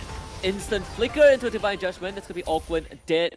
Evos Legends holding no bars at all, and AP Brand, they had 15 seconds. It's going to be the turtle on the bottom side, but I don't think AP Brand can contest this at all. Not at all. They've already lost the purple buff at the same time. Don't forget Taz actually using that retreat just to take it away. So if the Evos Legends wants to play it safe, they can actually slowly delay this. If you notice, that's a lot of gold lane pressure from the side of Evos Legends onto Super Marco. So everything that AP Brand is trying to do, they're actually recouping. This is the first mistake they made in game thus far. So Evos Legends right here punishing the mistake against AP Brand, delivering AP Brand's medicine against themselves. And you said that Evos Legends are the best way and the only way to win this is to go late game, but they have gone out to a great start with, you know, a bit unprecedented for Evos Legends themselves, and that is going to fast track, you know, their potential to win this. Yep. They're trying to take this turtle away. AP Brand, they're circling around the pit. Baptiste does have the flicker, but no penalty zone, and Taz just makes quick work of the turtle, and the drag went back. This Minotaur might be making to Wagyu steak, but they let him go. Yeah, there's nothing to do. There's no value in Awkward this time around, unfortunately. But Evos Legends, right? You can see how Kaltizi was actually trying to do damage control, dash forward just a little bit to try to steal the retreat away from Taz. But Kaltizi in a spot of trouble. They did spot him, and thankfully Kaltizi had one more blade to jump away. But that again compromises the purple buff, right? Evos Legends forced a recall, and Taz was like, all right, thank you very much. This purple buff is mine. Whoever walks forward might just be kidnapped. Open losing the majority of his health. They're gonna try to power everything onto Taz, who's running away, actually getting the kill. Super Marco cashing in on their shutdown. Hijume with the call Ulta is gonna expire right now. Flaptizi gets the knockup, and instantly Brands respond with Blazing Duet. Flaptizi still alive, but Fluffy coming in, looking for the cleanup, gets knocked up under the tier 1 final slash onto 3. Couldn't get the reset in time, and it's Super Marco with 2.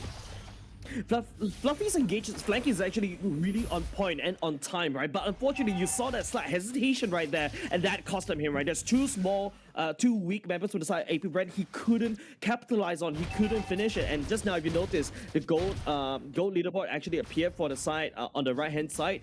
Evos Legends, this Claude is starting to pick up all the gold lead, and this is really good, right? For the side of Evos Legends, they're starting to go into this late game form that they need to be, and now they're actually pummeling AP Brand, now punishing and keeping this link on track. KalTZ right here has lost 2 purple buffs, and this hurts KalTZ a lot.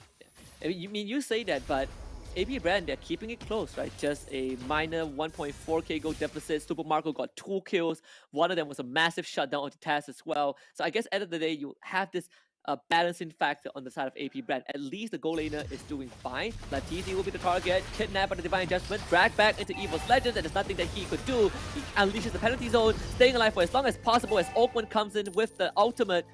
They just have no follow-up. Yeah, the AP Brand is actually conceding all these neutral objectives. In the meantime, you notice how KalTZ is playing. It's transitioning into the split push lane right now, and Evos Legends, knowing that they have the advantage, presses on in the mid, and then after that, double down onto the turtle. And just Evos Legends getting all these kidnaps, and able to go for the invade on the side of KalTZ's again, forcing the Tempest of Blaze. Purple buff is the point of contest. Also trying to stop this from happening, forcing the flicker from Fluffy. Taz unleashes that ultimate. They're trying to run away with it, and once more getting the objective for himself. Alright, 2 big things happen right there, right? For the side of KalTZ, he misses purple buff again, so we're gonna have to keep that counter. On the other hand, Taz is actually trying to secure the turtle, but Few actually took it away. So AP Brand right here in pure damage control mode right now, and if you see how Evos Legends is playing, they're contesting this purple buff as if it's a turtle itself. And I mean, while that was happening, Brands was free farming down bottom, took the bot tier 1 for himself. So all things considered, Evos Legends still having a bit of that control, that 2k gold advantage. But you look at the net worth, by very, very minuscule for all of the members. Yeah, still recoverable for the side of AP Brand, not gonna lie, but Evos Legends right now, I think they need to try to up the ante, if not once Super Marco start. But speaking of us upping the ante, that's Awkward getting called out. Once more with the Divine Judgment, Taz on the flank. Awkward just tries to stay alive, but couldn't do so. I mean, Taz is starting to heat up 4-1 and 2 on this Jungle Joy. Just, again, level and experience ahead compared to his counterpart, KalTZ. all the tier 1s knocked down. Evos Legends keeping AP brand on their side of the map. Yeah, Evos Legends, this is exactly where they want to put AP brand, right? On their side of the map and also on the ground in terms of the aggression, right? If AP brand wasn't able to punish Evos Legends for the aggression right now, they need to try to end the game quick, because once Super Marco starts to come online, he's actually never died yet. So he is actually slowly building up these farm. But at the other time, this is now the purple buff contest once again between these two teams. The fourth one. So far, it's 3-0 in favor of Evos Legends. AP brand once more couldn't get a contest done, so that's 4-0 in terms of purple buff for Evos Legends. But at least for Kaltizi, he did get the bot tier 1, going on a split push journey. It's gonna be a tough one without the purple buff, but you gotta get something done, right? You gotta try and catch up. Yeah, AP brand right now just playing cross map, right? Like what I said, Evos Legends need to try to end the game before 12 minutes. If not, Super Marco is just starting to scale, and Kaltizi just jump around the map like that and being an absolute menace against Evos Legends in terms of the rotation, and all of a sudden you have a wave push against you because you lose that turret. That's not exactly where Evos Legends want to be, and that's an engage. Final slash from Fluffy. Catching one, Flaptisi dragged back as well, trying to get away, and he will. With the help of Ogwen by his side, no more Divine Judgment for the catch, so Evos Legends decides to not pursue. Two big ultimates down from Evos Legends' side, as they also start working on the Lord. It's going down pretty fast. AP brand not even there. Kaltizi trying to hop from wall to wall to get there. Ogwen already unleashing the ultimate. Actually, it doesn't really matter though. Brand's in the bag. Actually finding everyone from from AP brand. 4 dead for them, and Evos Legends just dances on top of their bodies. Yeah, massive AoE. Fluffy setting up, catching 3 members, and then after that, Hijume just casting the Cult Altar just in time. This is different Evos Legends as we saw.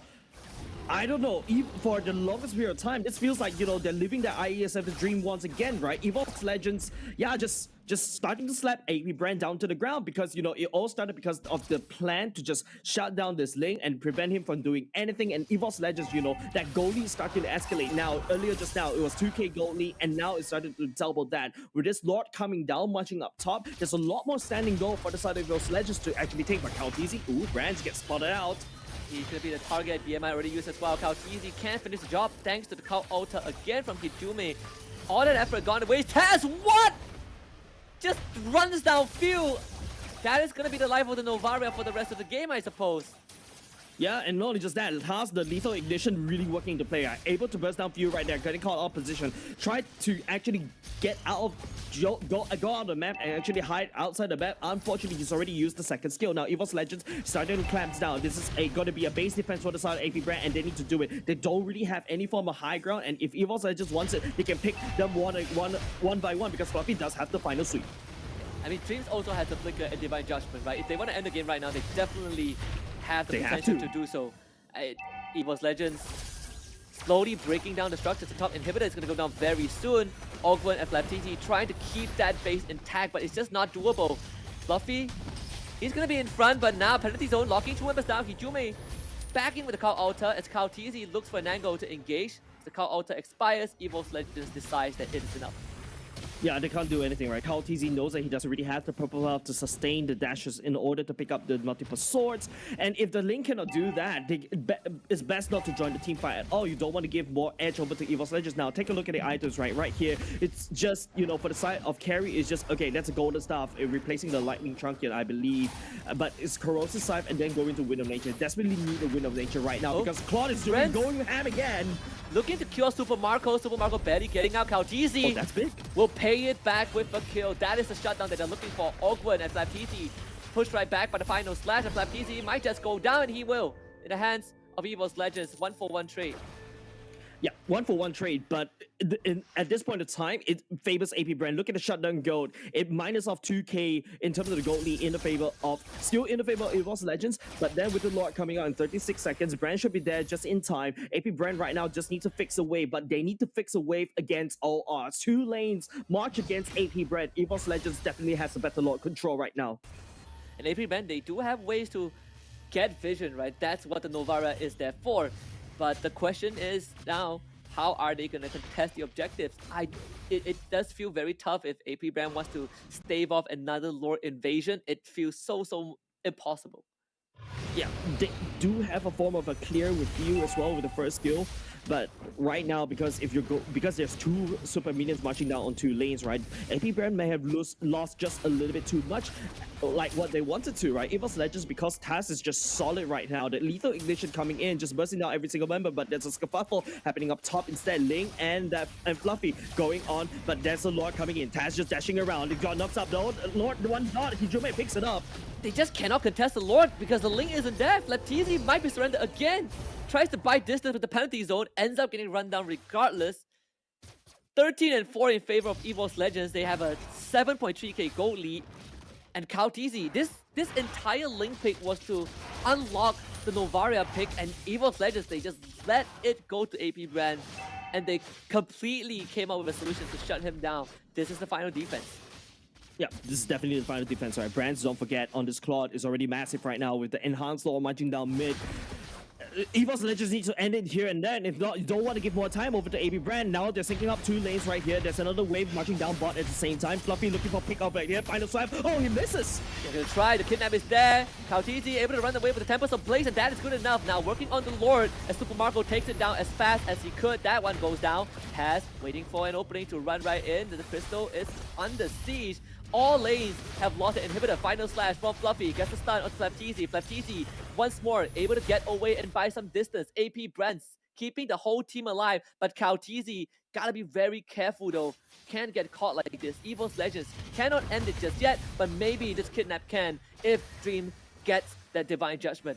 Final wave. You talk about a kidnap, right? Dreams doesn't really have the Divine Judgment, so Evos Legends right here, unable to end the GG push right there. There you go, he has it right now, doesn't really have the flicker, but if you take a look at the damage leaderboard, right? Taz and Hijume doing most of the damage. Rans, on the other hand, you know, slowing just a little bit behind. Few is the only one that can consistently output the damage against Evos Legends, and I feel like your first skill is much needed to just wave clear right now, because right here, the minions are going to start to stream in bit by bit, and Evos Legends... There it is. The final slash immediately kidnaps Open. He doesn't have the immortality. He's gonna unleash the ultimate before he goes down, but it might be too late. Taz actually gets absolutely melted by Super Marco, the hometown hero that they need. And they also got rid of Brands thanks to Kautizi with his dying breath. Evos Legends could not end the game, and AP Brand once more stays alive. Yeah, and like I said, if Evos Legends is unable to end that game right there, right now, AP Brand's starting to scale, right? We're already reaching the point where, wait, the purple buff still finally taken away by Few. Yeah, I mean, look at this replay, right? I mean, yeah, there's this fight. It's just Fluffy, you know, forcing the issue, right? They really want to force AP Brand into a fight that they don't want to have. But the reason why AP Brand was able to actually sustain for now, because Super Marco is just consistent doing damage. Kautizi is just able to shut down Brands right there, so that's a very good thing at the very least. Even though this Link wasn't able to secure his own purple buff, he actually sacrificed himself for the cause to assassinate the marksman, and then all of a sudden, Evos Legends doesn't have any pushing power, and now both of these two teams resetted the map just a little bit. However, Evos Legends have 3 super minions mid lanes marching against them. Yeah, I mean, for Evos Legends, right? Taz tried to go for the run it down onto Super Marco. I believe he didn't get to proc enough damage on the lethal ignition, so he ends up getting melted.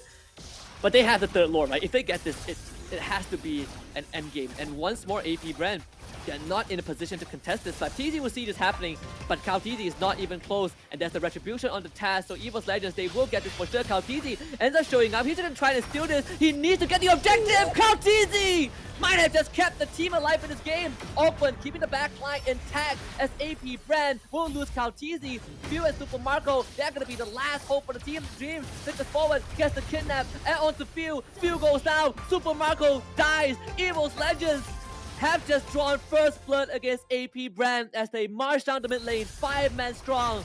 Lord does not matter at this point, and Evos Legends will strike first blow.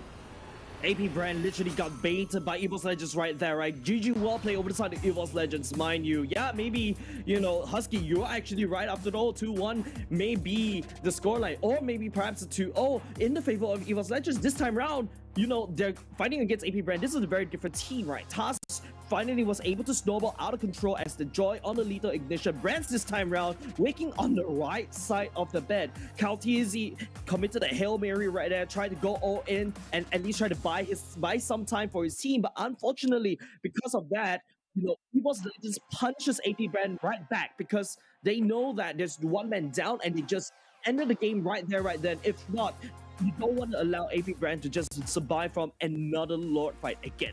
Yeah, we talk about the Kaja into Ling. We talk about how you know how AP Brand they want to go to the late game and also have these big AoEs to deal with the Cow Altar. Doesn't really matter too much when Evos Legends got off to such a great start, right? It all started at 1 minute 1.5 at that purple buff that Kautizi brought like 4 of his teammates there and ended up having 3 of them getting killed up by Evos Legends. If anything, we said that Evos Legends needs to win the series. Well, they're one step closer to doing that. Yeah, definitely. You're talking about Achilles heel in the side of Evos Legends, but now, you know, this time around, it is AP Brand that started to show that heel instead, right? You know, that was a little bit too ambitious and greedy for them to try to actually take a purple buff that early on, especially when they don't really have mid-game control because Novara doesn't really have enough damage in the early game. Whereas on the other side, Faramis actually has more damage in the early game because of the Ghostbusters, especially when, you know, they stick together. The Ghostbusters will just bounce from each other. And then when your late game comes into play, and then, you know, they've already unlocked the Claude, unlocked Brands, and the Cult Altar starts to become a bit of a nuisance, right? And it's not only just about the roster that Evos Legends was able to bring into this game, right? It's about the fact that they entered the game with a plan in mind. We deny the purple buff away from Kaotizi, and now Kaotizi can do nothing but split push. And he knows if he goes in with Tempest of Blades, he doesn't really have enough damage, plus he doesn't really have the combo to pull off that 4-sword link.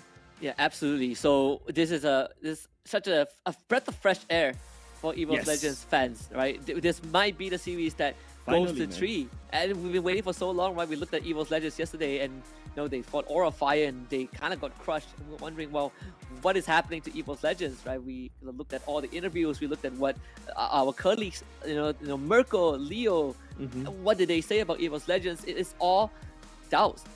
What is Evos Legends going to bring to the table? And with this game 1 win, there is a bit of hope.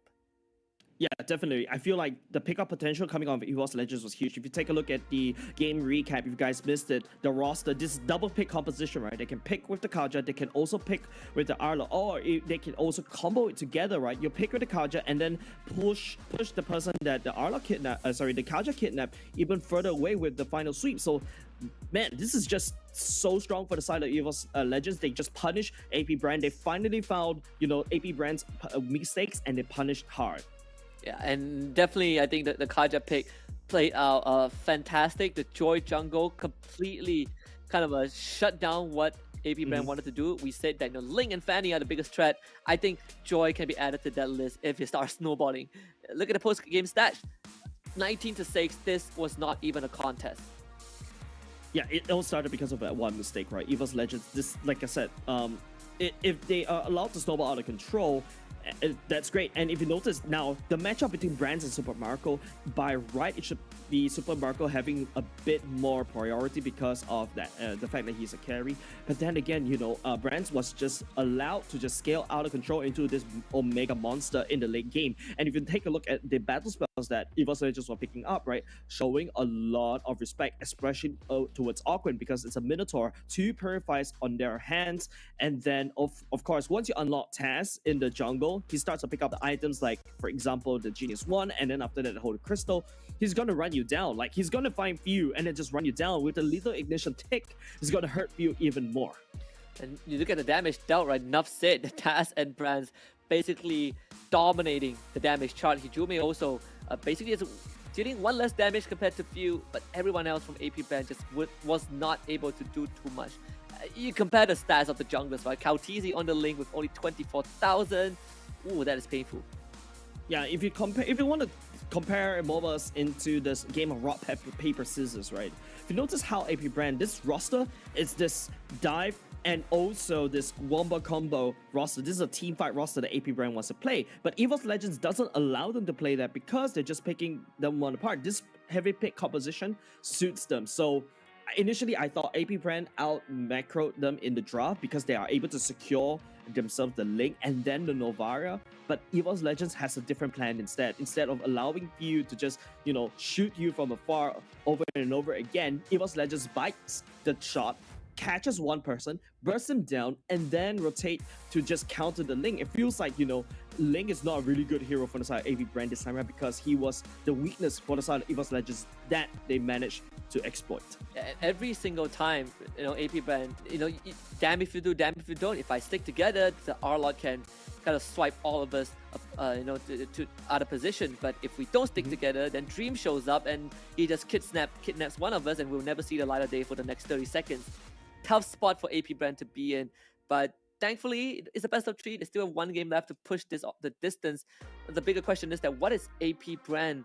What do they need to kind of fix and polish up for game 2? I think it's just the fact they need to start respecting Evos Legends, right? I feel like they disrespected Evos Legends in the first minute of the game. That's why they made the decision to start hard invading. Just Kyle TZ when he's a level 3, he doesn't really have Tempest of Blades yet. But of course, apart from that, right, also big props over the side of Hejum. And remember, we asked the question, this is a very dive heavy, this is a very fast-paced moving roster from the side of Evos Legends, right? So if the Faramis wasn't able to follow up, Joy is just gonna run around and just get busted down. But Hejum was able to do so, and of course, MVP goes over to that Joy because we mentioned it. Going in, this is a very aggressive talent build. Going in, penetrate assassin, so he needs as much penetration as possible. Couple that with the rupture, and then you couple that with the Genius One. Obviously, this is the reason why few literally get melted down in that one fight. Yeah, I feel like if you are Novaria himself, you also wouldn't expect to have the Joy on top of you, and half a second later you disintegrate.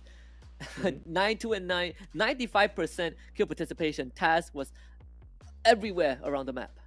Yeah, Taz is just Yellow Flash, like just running around like Minato in a sense. No pun intended if you guys remember who Yellow Flash is. Yeah. And apart from that, also another interesting build, right? Taz going for the concentrated energy at the same time. So, the spell bam is going to be super strong, right? He's going to heal out of control. Let's take a look at highlights right here. This, I think, is the biggest mistake that AP brand made, unfortunately, and Evos Legends, knowing that AP brand decided to do that, capitalize that, allowing Taz to get that 2 kills, and then just snowball out of control, and then start to play the purple buff as if it was a total contest. Yeah, and just off that, I agree with you, right? Off of that one botch invade, Evos Legends, they took it to AP Brand's jungle, and they're like, this is how you do it. You talk about Taz being the Yellow Flash. I think Taz also learned the Thunder breathing because he was absolutely styling on AP Brand, right? You could not have been more literal than walking on someone's dead corpse than what Taz did in this game. Yeah, Kyle TZ, that one was just him buying time, right? What AP brand has been doing is just literally buying time for Super Marco to pop off, right? Super Marco was starting to pop off just a little bit, but unfortunately, if you notice, Super Marco was just lagging behind. He's spending most of the time running, whereas his teammate gets ripped apart one by one because of Evos Legends pick composition. I think this is a game that, remember, I kind of posed the question, right? So AP brand, they had a clear victory over Onyx ID, and afterwards they faced up against Todak. That was a cakewalk. How are they going to reset their mentality for Evos Legends, who is clearly a better team? And I think we kind of found the answer, at least the first part of it, right? AP brand not really too prepared to take on Evos Legends in this state. So they got to kind of go back to the drawing board a little bit. And one of the things that I'm looking for is, what else can Few play? Are they going to ditch that Novaria? I think they're gonna ditch it, right? This one doesn't work against Evos Legends, so I might as well just reset, right? There's also still like the Farsa that's also wide open. There's also the potential Lunox if you want to go a little bit creative, right? But then again, this is just game number 1, right? Going game number 2, I think it's not about a roster that AP brand needs to fix. I think it's just about the mentality going up against Evos Legends, because this is a different beast coming on. Oh, it definitely is, right? I think, what did they call them yesterday? The tiger from the beast from the east or something. But they definitely have awakened. This is a team that has a long list of legacy, right? I know when people compare it to kind of M1. The M1 era, you look at it and you're like, yeah, it's not the same roster. It's not even, no one was from that M1 era, but they were the very first organization to lift that trophy. So there is a reputation to be upheld, and with reputation comes big responsibility. And who else has that responsibility to make this happen than our partner at Snapdragon Elite Gaming when winning matters? They were the one who basically made everything a reality, right? They gave us this platform to commentate good games. They gave the players a platform to play the good games, and they are the ones who made the LAN event this weekend a possibility. Alongside them is the one and only Samsung Galaxy with the latest product, the Galaxy, the S23 Ultra. that is one of the best devices I've ever come in contact with. Good photography. I think good photography. I think my key light, feature right? is definitely the photography, right? Yeah. I believe you played some games on it, right? How do you feel about it? Come on, give me a quick one. I think it's actually quite good. I think the best part is not only just the photography as well. I think it's just the fact that you can actually run with high specs and your game looks stunningly good as well. Yeah, your game looks as good as the pictures that you take. Whether there's a lot of light or whether it's low light situations, do not worry. This device has to cover. So use it to shatter epic and level up your game, just like these players are doing right now. Yeah, definitely. Now, let's take a look back at this game right now. Don't forget, Evos Icon, on the other hand, for the side of Group A, they actually took one game from Echo. So now you know where I'm going with, right?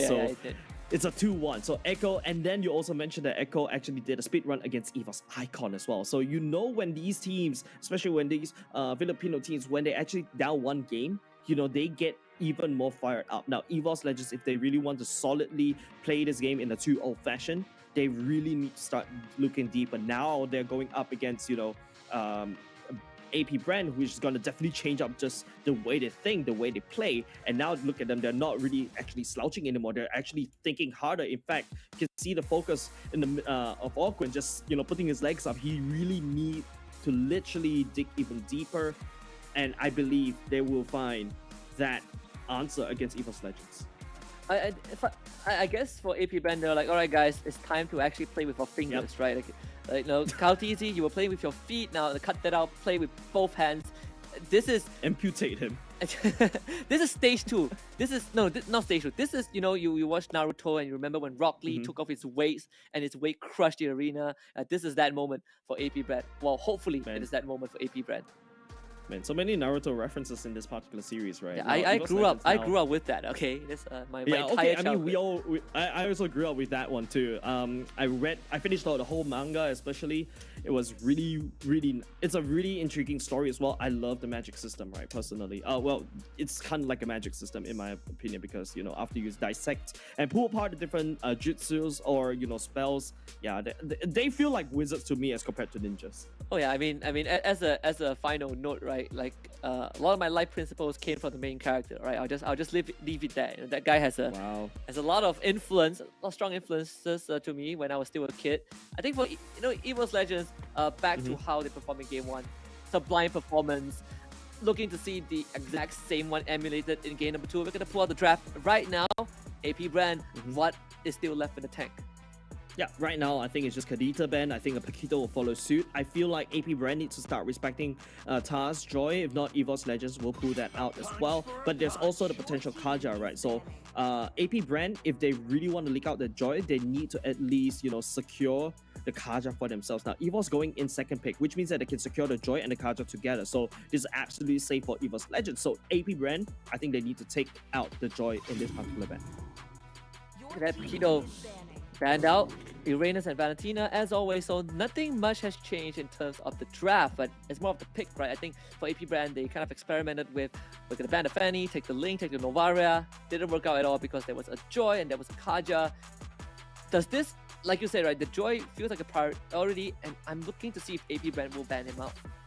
I think you have to take it out. That's the only hero that you don't really have an answer to, right? Unless you secure the Kaja. But I feel like right now, AP brand just doesn't really have the Kaja in their hands unless they first pick the Kaja. But if you first pick the Kaja, I mean, it's a very safe, not say safe, it's a solid hero, but you're very soft, you're very squishy, right? So AP brand, if they want to go for the Kaja route, they need to definitely secure the Fragile for themselves, right? So Evos right now, I think they're gonna leak open the Novara, even down to the Joy, maybe ban the Eve away from the side of AP brand because you want to try to limit what Few can play because Few has consistently played Novaria. You want to force him back into that Novara position, right? There you go, that's Eve ban. And I think either way, it's still a win-win for Evos, right? If AP brand takes the Novaria, Evos is like, all right, now we have the Link to consider. So Farm is going to be the first pick for AP brand, but Evos, they still have decent openings, right? I think the Joy could still be considered. They still have the Arlot if you want to display someone from the Cow Altar. I don't think it changes too much in terms of the drafting sequence for Evos. Yeah, but now does Evos and Legends want to take the Novara away? Because right now, what AP brand just did is just take away what Hijime can play, right? The Faramis away. Now, There's also still zone denials, like what you mentioned, like for example the R-Lot as well, just sweep everybody down, and then especially when they're in a cow altar, there's also, you know, zone denials coming out from the far side as well. Used quite well against the Faramis. You do have a faster rotation as compared to the Faramis in the mid lane, and you can also burst everybody down. And with that sense, zone denial is the name of the game for the side of Evos Legends. They selected a Melissa. Now the model is just gonna drag everybody down and then just burst everyone down. You mentioned that Melissa actually fell off in terms of the priority when you were discussing with Sir Cloud. There you go. That's a Melissa from the Evos Legends. Yeah, and there's a snap pick as well, right? We talk about the R-Lot, which is going to go unaffected, so we can see it again onto Fluffy, in Fluffy's hands. Now the onus is on AP Brand. What else do you want to go for? Locking the farm is kind of just says to Evos that, well, we're not playing the Novara anymore. We're gonna have a team fight comp. We're gonna make sure that if you die first, we have a way to survive that. But what are the options for them? There's still a Joy, there's still a Kaja that's also wide open if they want to go back to game number 1, the theme for game number 1.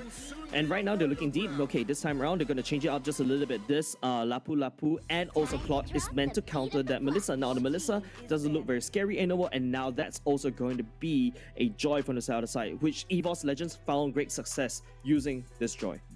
I think at the end of the day, right, if the Joy starts snowballing and get the immense damage, even with the Cow Altar, you're still putting yourself at risk of getting, you know, run down by the Joy and getting mini stunned by your own ultimate, right? It's still not a foolproof solution to deal with a Joy. But I guess in this case, at least you have this fail safe, you have this insurance from the Faramis to keep your team safe when he dives you. Yeah, but that's the thing, right? Like, if you want to dive against the Joy can zap you away, but there's also, apart from that, Evos Legends, if you notice, gets a lot of AoE damage in a sense, right? From the Melissa and also with the Joy. Now, this Joy definitely going into the jungle this time around, TaS is looking to use that again. Evos Legends preemptively ban away the Kaja because it means like they don't really want AP Brand to go for it. But looking at AP Brand's roster, like I said, a very kind of pseudo squishy roster because you do have, you know, the innate sustain from the side of the Faramis Alta and also the lifesteal from, Spellbam this time around. It's called Spellbam now. Spellbam from the Bravest Warrior and also from the Lapu Lapu as well.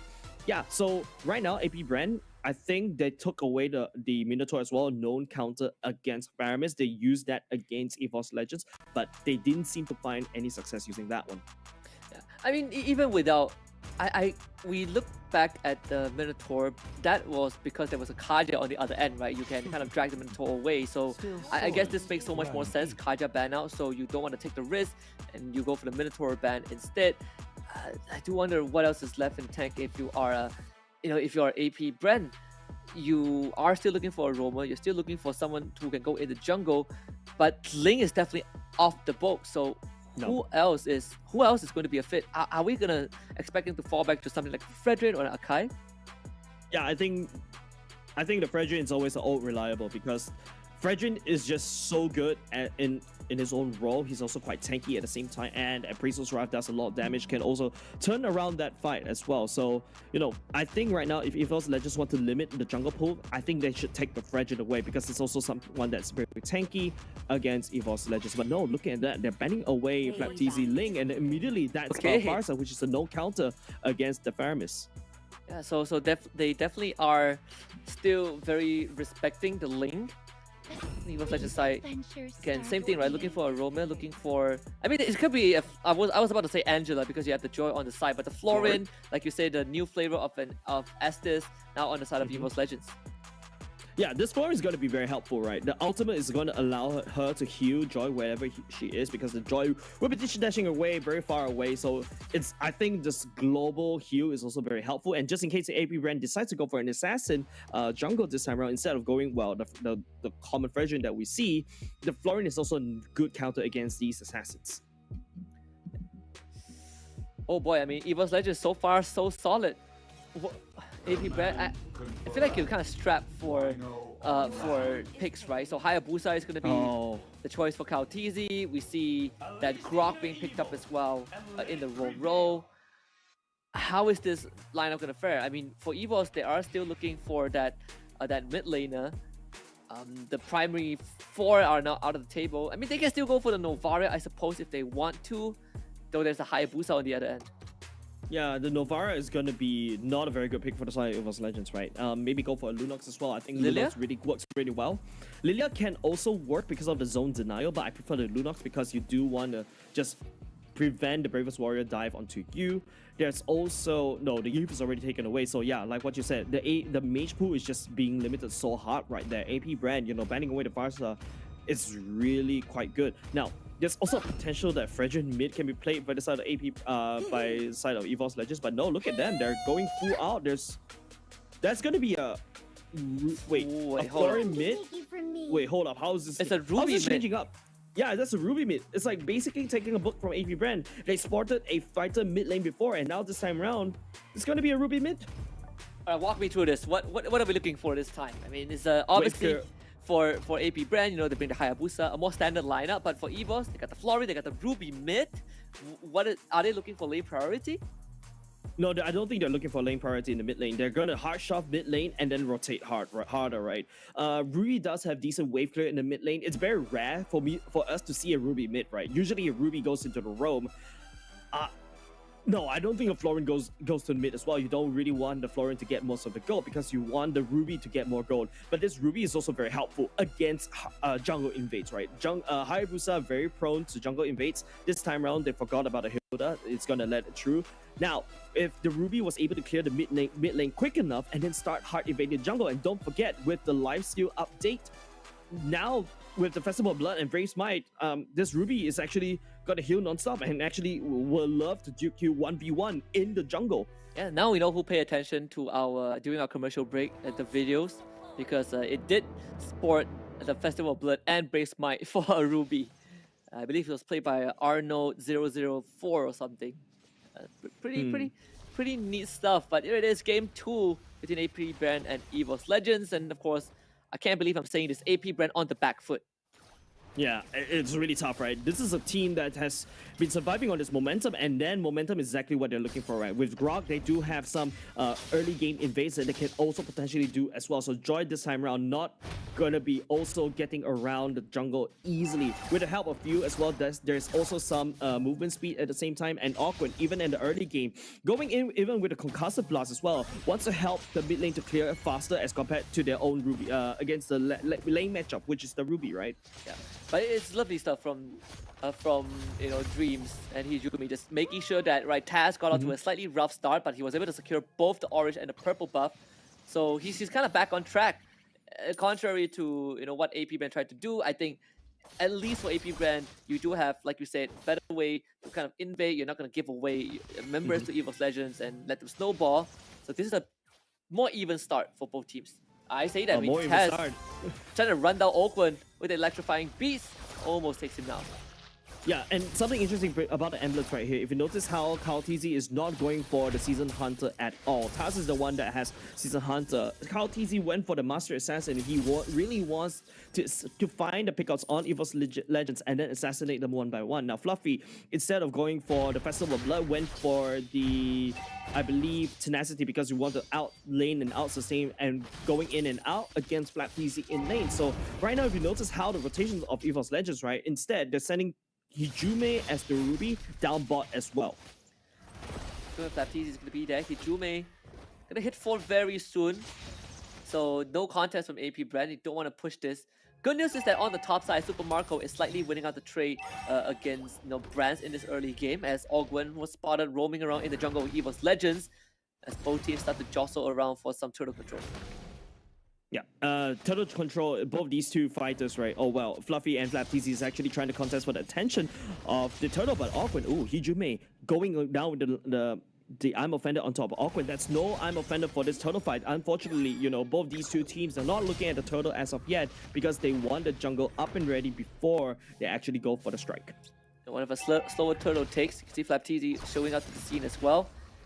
The fact that Hijume puts himself in front, even without the I'm Offended, still poses a significant threat with Dreams behind him, right? The sustain in these fights, pretty nutty for Evos Legends with the bloom up from Florin, but just like you said, without the appropriate resources, they're not going to do it, so AP brand gets the turtle.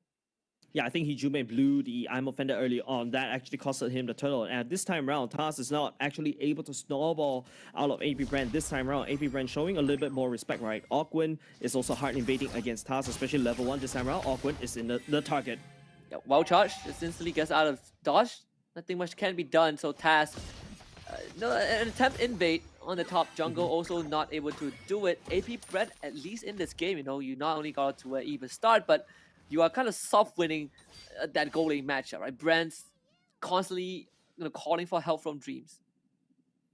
That's not very normal, right? Usually, Super Marco in the early game as a Claude is a little bit softer, but this time around, Hijume now the target. Don't forget, KalTZ is actually rocking on the Master Assassin. Actually did quite a huge chunk of damage against Hijume, but Hijume can always heal up, and this is the power of the Ruby in the mid lane, right? You can always heal up from these minions. Ogwin wanted to follow up, but he's blocked by his own barrier. But they did get the flicker out of Hijume, and that is massive if you're AP Brand. Ogwin starting to threaten Taz again in his own jungle. The ultimate was used. Taz will get that purple buff. FlapTZ instantly disengages with the Bravest Warrior. Oh, that's another miss. I'm offended, and also, another flicker once again. Now, no I'm offended for the next turtle fight. So take a look at the gold leaderboard, right? Super Marco leading in terms of the gold lead, so that's very good for the side of AP Brand. But then again, Evos Legends, when the Melissa hits critical mass, the models is actually going to hurt a lot. So AP Brand needs to know when to disengage from the Melissa. But on the other hand, KalTZ, slowly taking over in terms of the farm. Taz, on the other hand, I don't think he has enough damage. Yeah, Fluffy getting the reset from Demon Mark, trying to heal back up, but doesn't have enough. So first blood goes over to KalTZ. Yep, that's very easy pickings for the side of KalTZ, right? Fluffy was caught off guard on his own. Don't forget the Master Assassin also does a lot of damage. Now Super Marco going to unleash hell with the Blazing Duet just to wave clear, just to reset the wave. Because right now, AP Brand is looking at the turtle instead. Taz is already there. Going in all alone. Again, his teammates not ready to support him, so this turtle will go over to AP Brand. 2-0 so far in terms of objectives. FlapTZ continues to go in for the dive. Bravest Warrior used as well. Hijume will be the target. The stun just clips him on the edge. The barrier trying to block him out, but unfortunately not able to do so. So Evos Legends were able to get Hijume out. Yeah, a lot more respect for the side of AP Brand, but don't forget, if you notice how the rotations from Brands, right? You want to go into the mid to try to help, but then again, you're giving more gold over the side of Super Marco. Super Marco, I believe, blew the Blazing Duet once again just to get more wave clear, and now the Brands, I think, botching that rotation is going to return to the top lane with a half HP turret. And just like that, right? Brands will have to play catch-up game. This is a complete opposite of game number 1 in the AP Brand. Ogwin, I mean, on this Grok himself is kind of a big problem that Evos Legends have no answer to, right? Especially when you are running the Ruby, you're expecting to get these catches, but Ogwin the nature of the hero doesn't allow it to happen. Yeah, and because of the CC immunity when he goes in first skill. And not only just that, right? Ogwin did his role to basically slow down Taz at the same time, because first skill of the Grok in the early game does a lot of damage, but bottom lane, FlapTZ going up against Fluffy. Maybe one level ahead, but Fluffy already using the ultimate, so no more follow-up onto FlapTZ. It's gonna disengage. Topside AP Brand are putting some emphasis. KalTZ around the corner as well. Jumi will show up on the map. A lot of emphasis on this area. We have 30 seconds until the next turtle spawns. And Taz looking for a kill onto Few.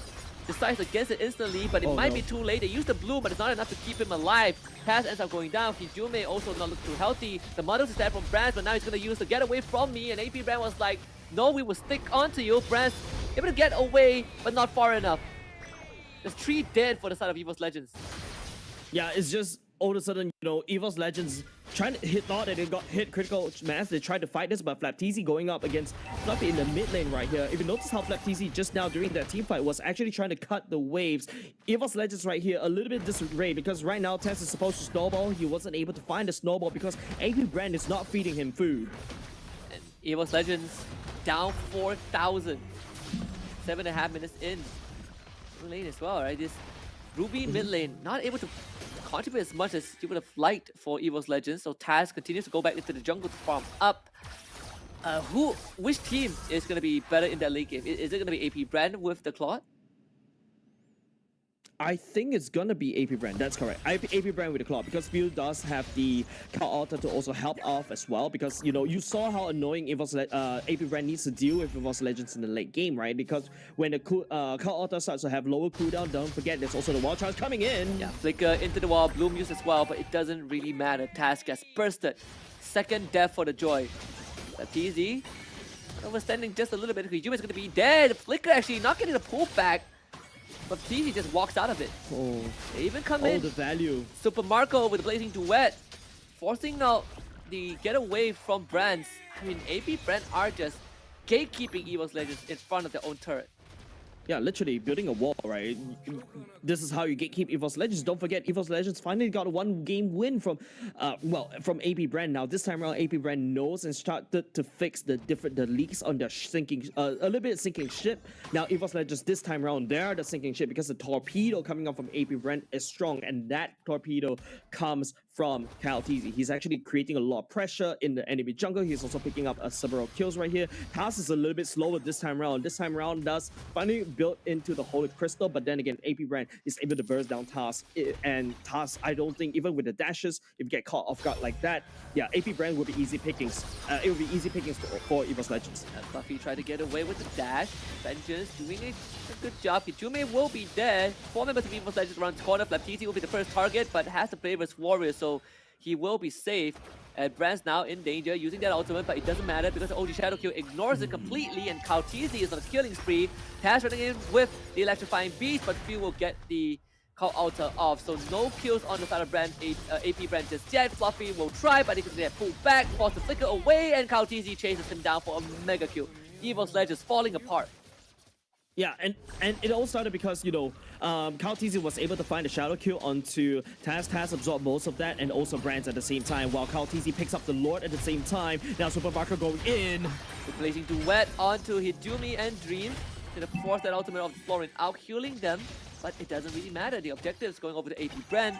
They have a 7.6k gold advantage. Taz gotta be very careful. 3 members of AP Brand by his side. He's gonna use that Electrifying Beast to get away, and AP Brand will stop it. I like the fact that Ogwin actually built that wall right there. That's a small little dot of movement that allowed Taz to basically sneak away. That's how annoying Joy can be. But at this rate, right, if you take a look at the damage leaderboard, Kaltizi is actually outputting quite a lot of damage onto the right targets, right? Onto Brands at the same time. Now, you start to question the Hijume going in with the Ruby in the mid lane. Just a few things that he kind of missed, especially with I'm Offender, which actually gave out so much value, and the AP Brand is slowly capitalizing on all of that advantage. Now with the Lord marching down bot, there's also another prong video wave up top. Kaltizi will go and deal with that one, and that's already two lane that only has the inhibitor turrets. A clean game so far. Brands blocked out from his own base.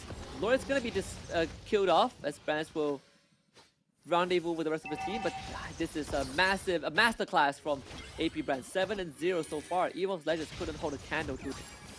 Yeah, and I like the fact that Evos Legends actually took one game from AP Brand, and in game number 2, AP Brand, I'm not gonna let you win. And when I say I'm not gonna let you win, I'm gonna play this game perfectly. No kills from the side of Evos Legends. They couldn't find it. Few is the one that literally denies Evos Legends from any of these kills, and because of that, all of a sudden you blink, Evos Legends is trapped in their base. Oh, the Flicker pull back into the base. Open just charges away. Flaptisi in the midst of things. They use the Bloom keep themselves alive. Evos Legends with a good attempt.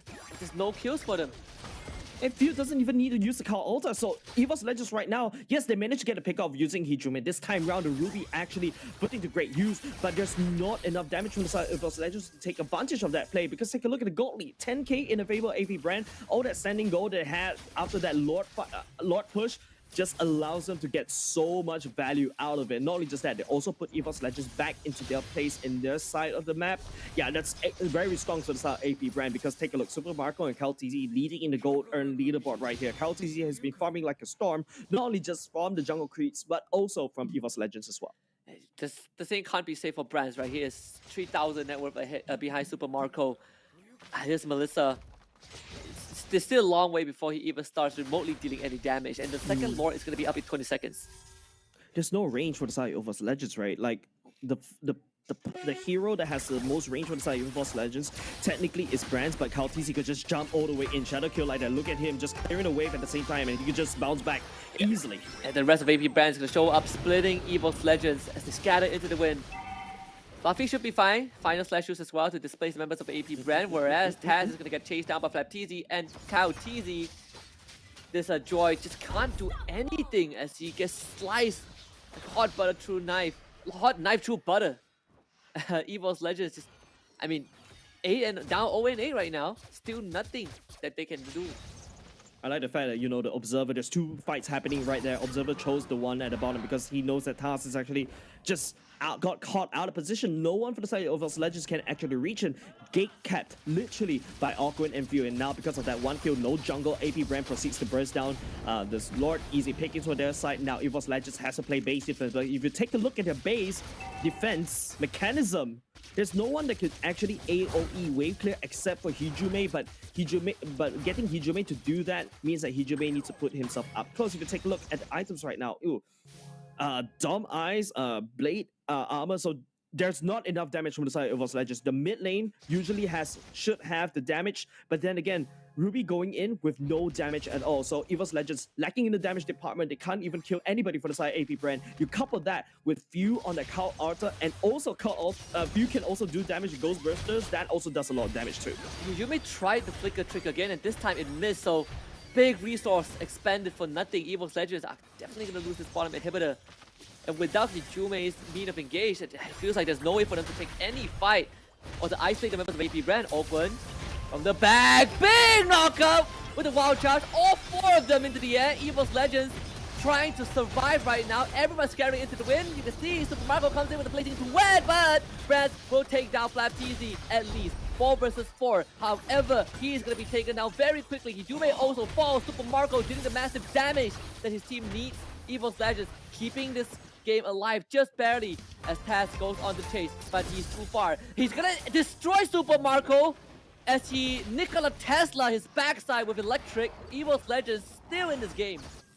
Evos Legends still in the game, but two big things happened, right? AP Brand was able to secure mid lane and bot lane. That was a massive wild charge committed by Awkward at the same time, but unfortunately they're fighting right underneath the turret. So, and I was actually doubting Evos Legends, you know, amount of damage they could output reliably with Ruby. Let's take a look at the replay, right? If you take a look, Brands is actually free hitting for the backline. That's secure. The Lord already taken down. Brands is going to commit to the flicker because he knows he's the main damage dealer. And once, you know, Evos Legends losing Brands, they know they can actually push up. AP Brand got a little bit greedy with the Joy because they noticed that Taz is really out of position right there. But Taz on the ultimate still does a lot of damage, especially in the late game part, right? He's already secured the Holy Crystal. He's also secured the Genius 1 plus Elite Ignition. Super Marco decides to bounce back to try to get for that kill. I think a little bit too greedy right there. Giving 2 kills over the Evos Legends. That's shut down gold.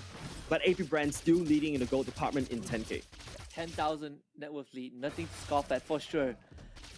But Evos Legends, if they can pull off a fight like that again, then I think we will definitely have an even match on our hands. Easier said than done though. Brands needs to go massive, Taz needs to go massive. Yeah, especially Hijume, right? The one time that finally Hijume actually managed to get a good catch was that particular fight. He needs to do that over and over again. So the pressure is starting to be a little bit high for their side, especially how Awkward actually start putting down the walls like that. Don't forget, it is Evos Legends.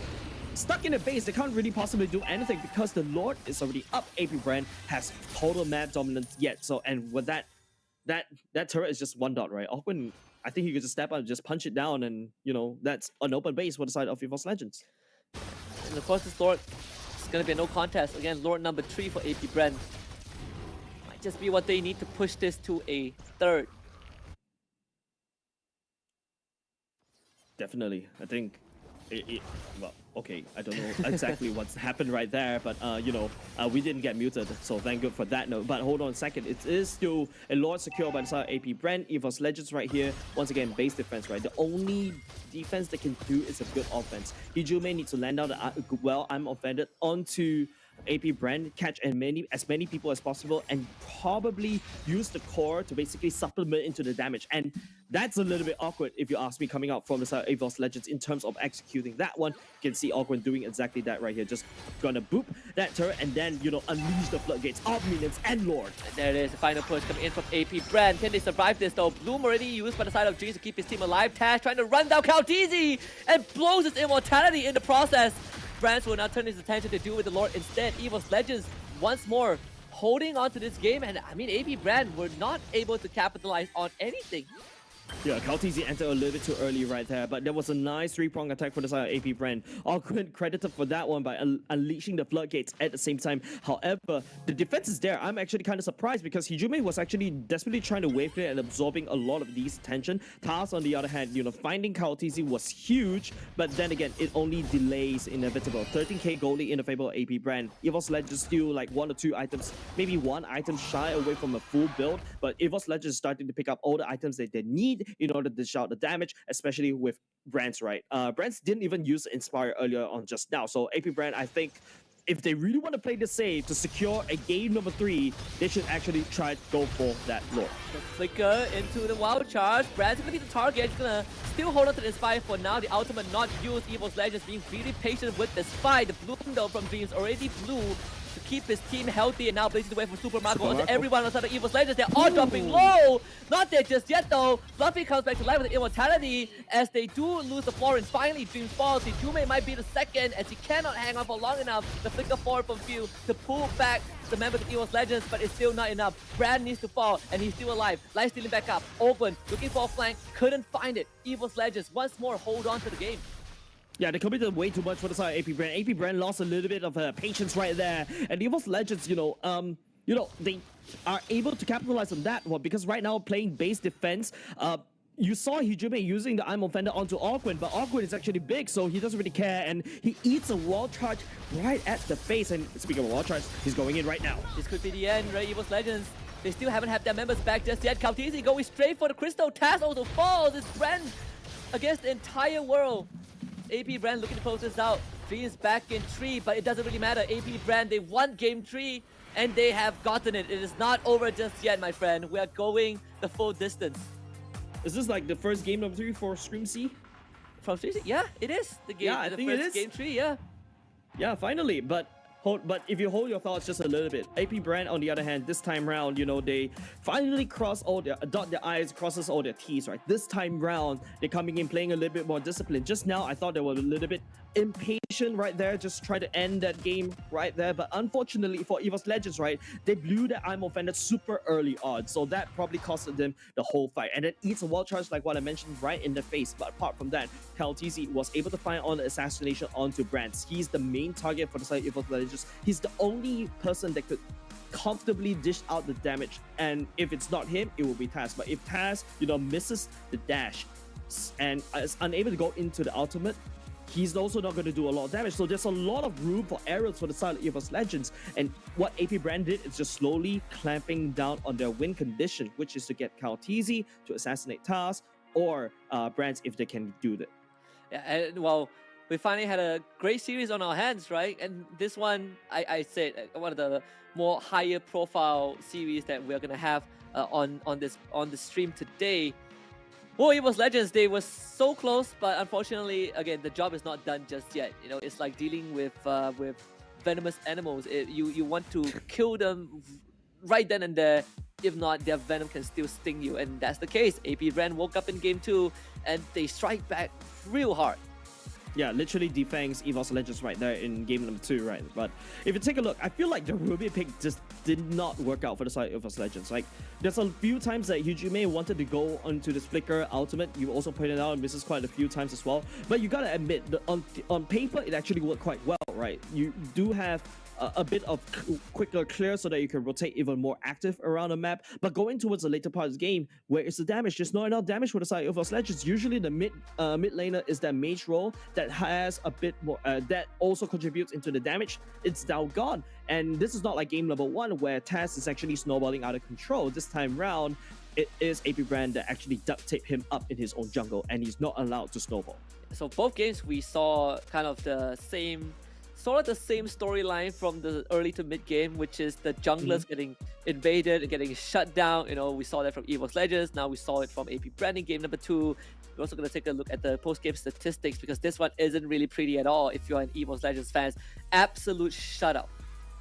Yeah, not only just that, right? Like they only just hit the 55k mark, but the game has already ended, right? And if you notice how, you know, Taz actually building the same. And if you notice as well, this Ruby, right, didn't really go for the hash cross as well, a known prior item for this Ruby. Yes, the emblems actually work quite well. Bloodlust X will make him kind of almost unkillable, but this time around, it's going in pure defensive items, right? So no spell vamp, no like life steals or whatsoever, going in and hoping that the talents and also the innate kit of the Ruby to sustain him, albeit to no avail. And not only just that, Pew on the also does a lot of damage with the Ghostbusters. He's the one that actually kind of put a nail in the coffin when everybody's down low because Super Marco bursts in now with the Blazing Duet. But Pew comes in, the Ghostbusters jumping from one target to another. That's the one that actually ended Evos Legends in that particular team fight. Just a very, very dominant one from AP Brand. And we finally get to see Super Marco come online, right? I think this kind of also brings me back to at the start of the draft. I was looking at the Melissa getting picked up, and I wondered to myself, why not the Claude? I think the Claude is kind of iffy, right? In the late game, he looks monstrous, right? But in the late game, he's squishy. He's tend to be bullied if your roam is not careful. But if you notice how, you know, in the early game, it is the other way around. In the gold lane, Super Marco was having the priority even up against Melissa, right? And that's because, you know, the Claude can BMI away from the puppet. So there's a lot of small little micro things that the Claude can do in the early game, and Brands ultimately suffered. And not only just that, right? Evos Legends, they don't really have any high ground at all, so which makes it, if Evos Legends is not putting AP Brand on their side of the map, Evos Legends doesn't really have the wave clear to deal with any base defense over and over again. It's the same like game number 1 for AP Brand, but AP Brand does have the Novara this time around. But if you take a look at game number 2, Flap TZ also creating a tremendous amount of space, making sure that Brands is unable to free hit from afar. Cal TZ, you know, the ever-looming shadow kill goes into iframes. Is also a very scary thing for Brands, and you know, because of that, Brands wasn't able to show up. And again, this is I think it's a blowout game number 2. AP Brand, well, they've woken up a little bit. We are starting to see some of the trend, I suppose, some of the norms for the series, right? We're seeing the emphasis of the Arlot and Joy on the side of Evos Legends, and both teams bringing out completely opposite drafts for both of their games. I mean, AP Brand, they were able to enable Kautizi a lot more with this Hayabusa compared to the Link, just because he doesn't rely on the purple buff as much. Yeah, that's right. There's no purple buff contest to be done for the side of Evos Legends, which was the main recipe for game number 1. But this time around, Kaltizi, you know, redeeming himself. You know, after that botch lane game, he comes back with a Hayabusa, like what I pointed out during the emblems when it first showed during the game. Instead of going for the Season Hunter for the Hayabusa, he went on full damage. He knows most of the time he's actually in the back line trying to solo kill with the shadow kill, right? There you go in for the Master Assassin. And you also kind of asked me the question with Hanzo, right? Because the fact that Hayabusa does have more priority, and the fact that there's also an enemy joy on the other side that could just find your real body and dive you, so Hanzo does have that weakness. But a Hayabusa, this ninja, he doesn't. Yeah, he's the embodiment of shadow. We're gonna also kind of go through the highlights. I mean, in this MVP screen, Kautizi, what else can you say, right? 6-0 on this Hayabusa, completely uncontested, and it's just so hard to stop him. Evos Legends caught him once, but at that one time he had the immortality, so not that it mattered too much. He kept that KD intact.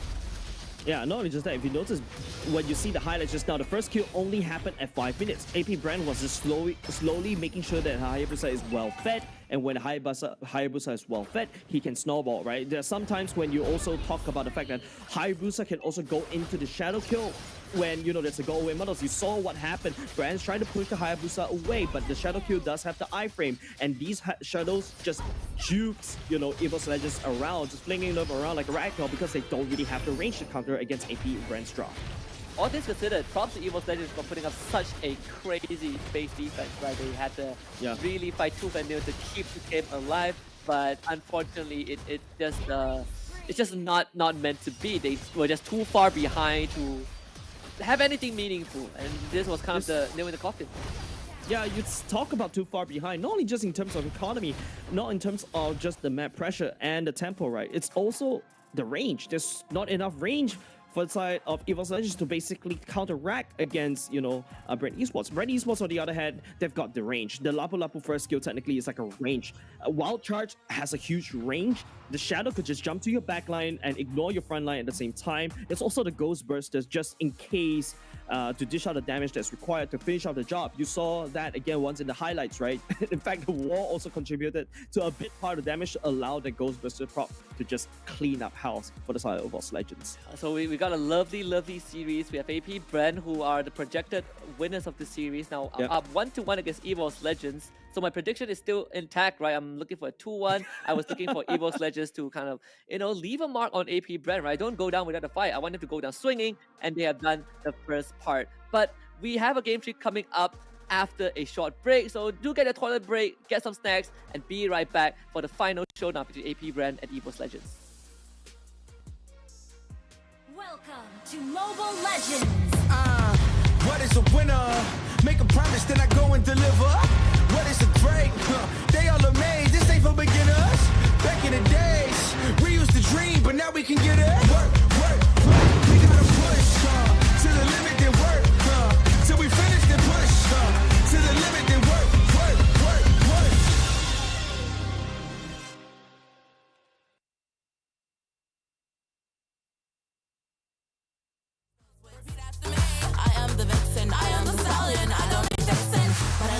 All your attention, all these diamonds on me, they glisten. When I talk, yeah, everyone listens, cause I'm somewhat of an addiction. Now work those hips and thighs, yo, out here changing lives. It's time, so let's get wild, and put in work.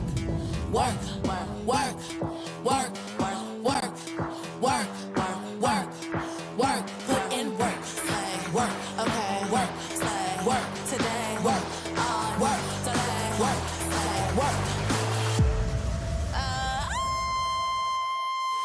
Confidence is key, and my keys all jingling. I can open any door, serving body, face, and more. Confidence is key, and my keys all jingling. I can open any safe, serving body, hair, and face. Confidence is key, and my keys all jingling. I can open any door, serving body, face, and more. Confidence is key, and my keys all jingling. I can open any safe, serving body, hair, and face.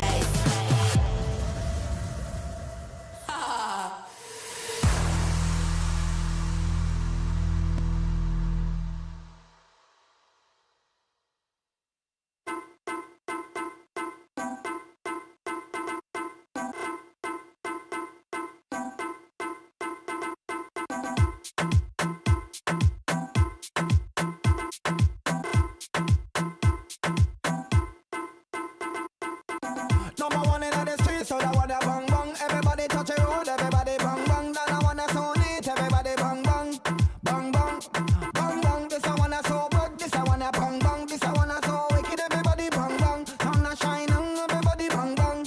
This a bang bang bang, bang bang, bang bang, bang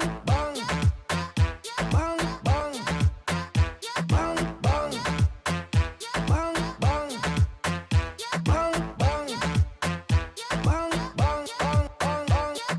bang. Number one in the streets, so that wanna bang bang. Everybody touch a road, everybody bang bang. Then I wanna so neat, everybody bang bang, bang bang, bang bang. This I wanna so good, this I wanna bang bang. This I wanna so wicked, everybody bang bang. Sun a shining, everybody bang bang. This a bang bang bang.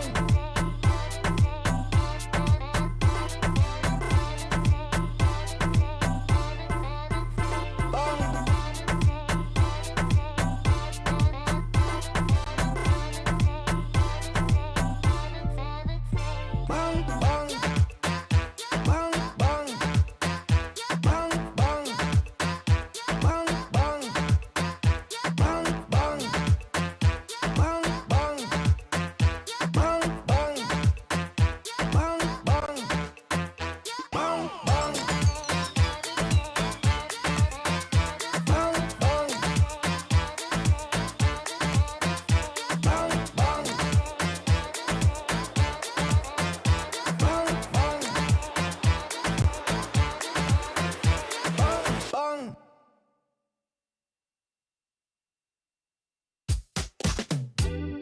As long as we're together, it feel easier. Yeah, this right here forever. Won't let you down, I'll never. Won't let you down. I think I found my treasure. Oh yeah. Always get the feeling that you feel the same way. No, you're never gonna leave my side. Doing this together and ain't nobody better. Yeah, I really wanna get this right. I'm taller. You make me love harder. You make it all easier. You know that I need you here. Always gonna be on top.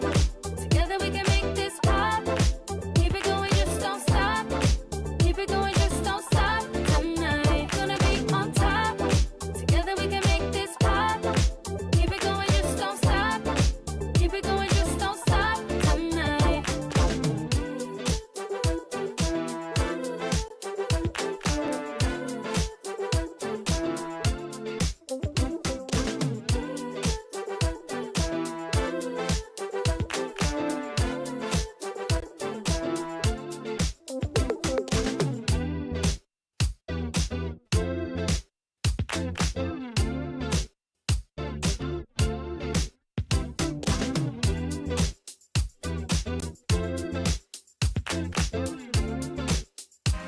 Welcome to Mobile Legends.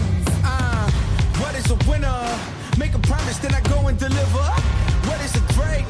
They all amazed. This ain't for beginners. Back in the days, we used to dream, but now we can get it. Work, work, work. We gotta push to the limit, then work till we finish, then push to the limit, then work, work, work, work.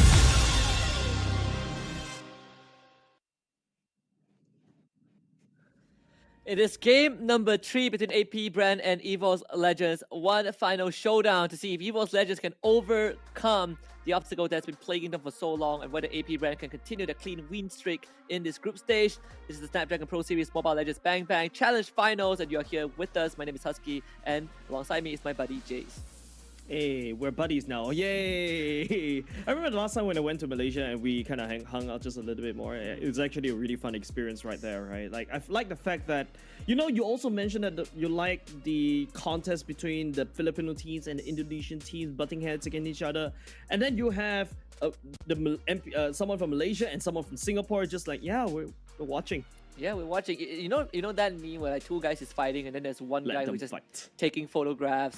You know, we're that guy. We're that guy. So and we got a series on our hands.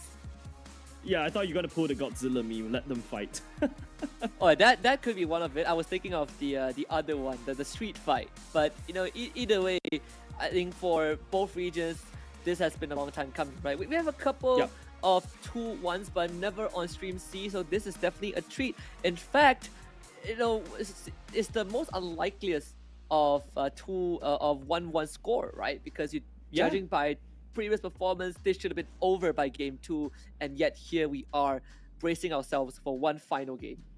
Yeah, Sir Cloud likes to say, you know, I like to look at the stats and make my decisions. This is the one that literally went against the stats, right? This is an anomaly for the side of Evos Legends to actually take one game from AP Brand and, you know, they punish AP Brand's mistakes. And now this time around, you know, Evos Legends decide to go for a Ruby in the mid lane and it definitely costed them. It busted right in front of their face. And now, you know, you bet AP Brand is really offended by game number 1. And don't forget, you asked me about, you know, Echo getting like the fastest game in the Snapdragon Pro Series this time around. I mean, if they really want to repeat history, they can also try to just 10-minute game against Evos Legends. I mean, right now you look at Evos Legends, right? One of the good things I love about a full series, whether it's a best of 3 or a best of 5, is that the deeper we head into a series, the deeper we get into the pockets of these players. I mean, you know, if we've already seen a Ruby mid lane, who's to say that we're not going to see any other, I wouldn't say wacky picks, but I would say unorthodox selections. And this is where, you know, the coaches, the analysts, they really pry their brains and kind of come up with strategies that, no, you don't really see too much to kind of catch the opponents off guard at the same time. Maybe this draft is going to give us a bit of that insight. So Kadita, Paquito, and Valentina still ban out. No changes so far. I feel like what AP Brand did well in game number 2 at the start of the draft, right, is that if you notice how AP Brand literally starving out all the meta mages.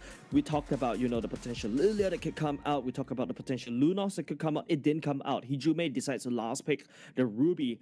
And if there's one if this is an experiment that AP Brand did in game number 2, it is in the results that AP Brand wants, right? This shows that they can actually start targeting down on Mage Pool. Evos Legends could not respond to that. So if you're Evos Legends right now, you know what's going on.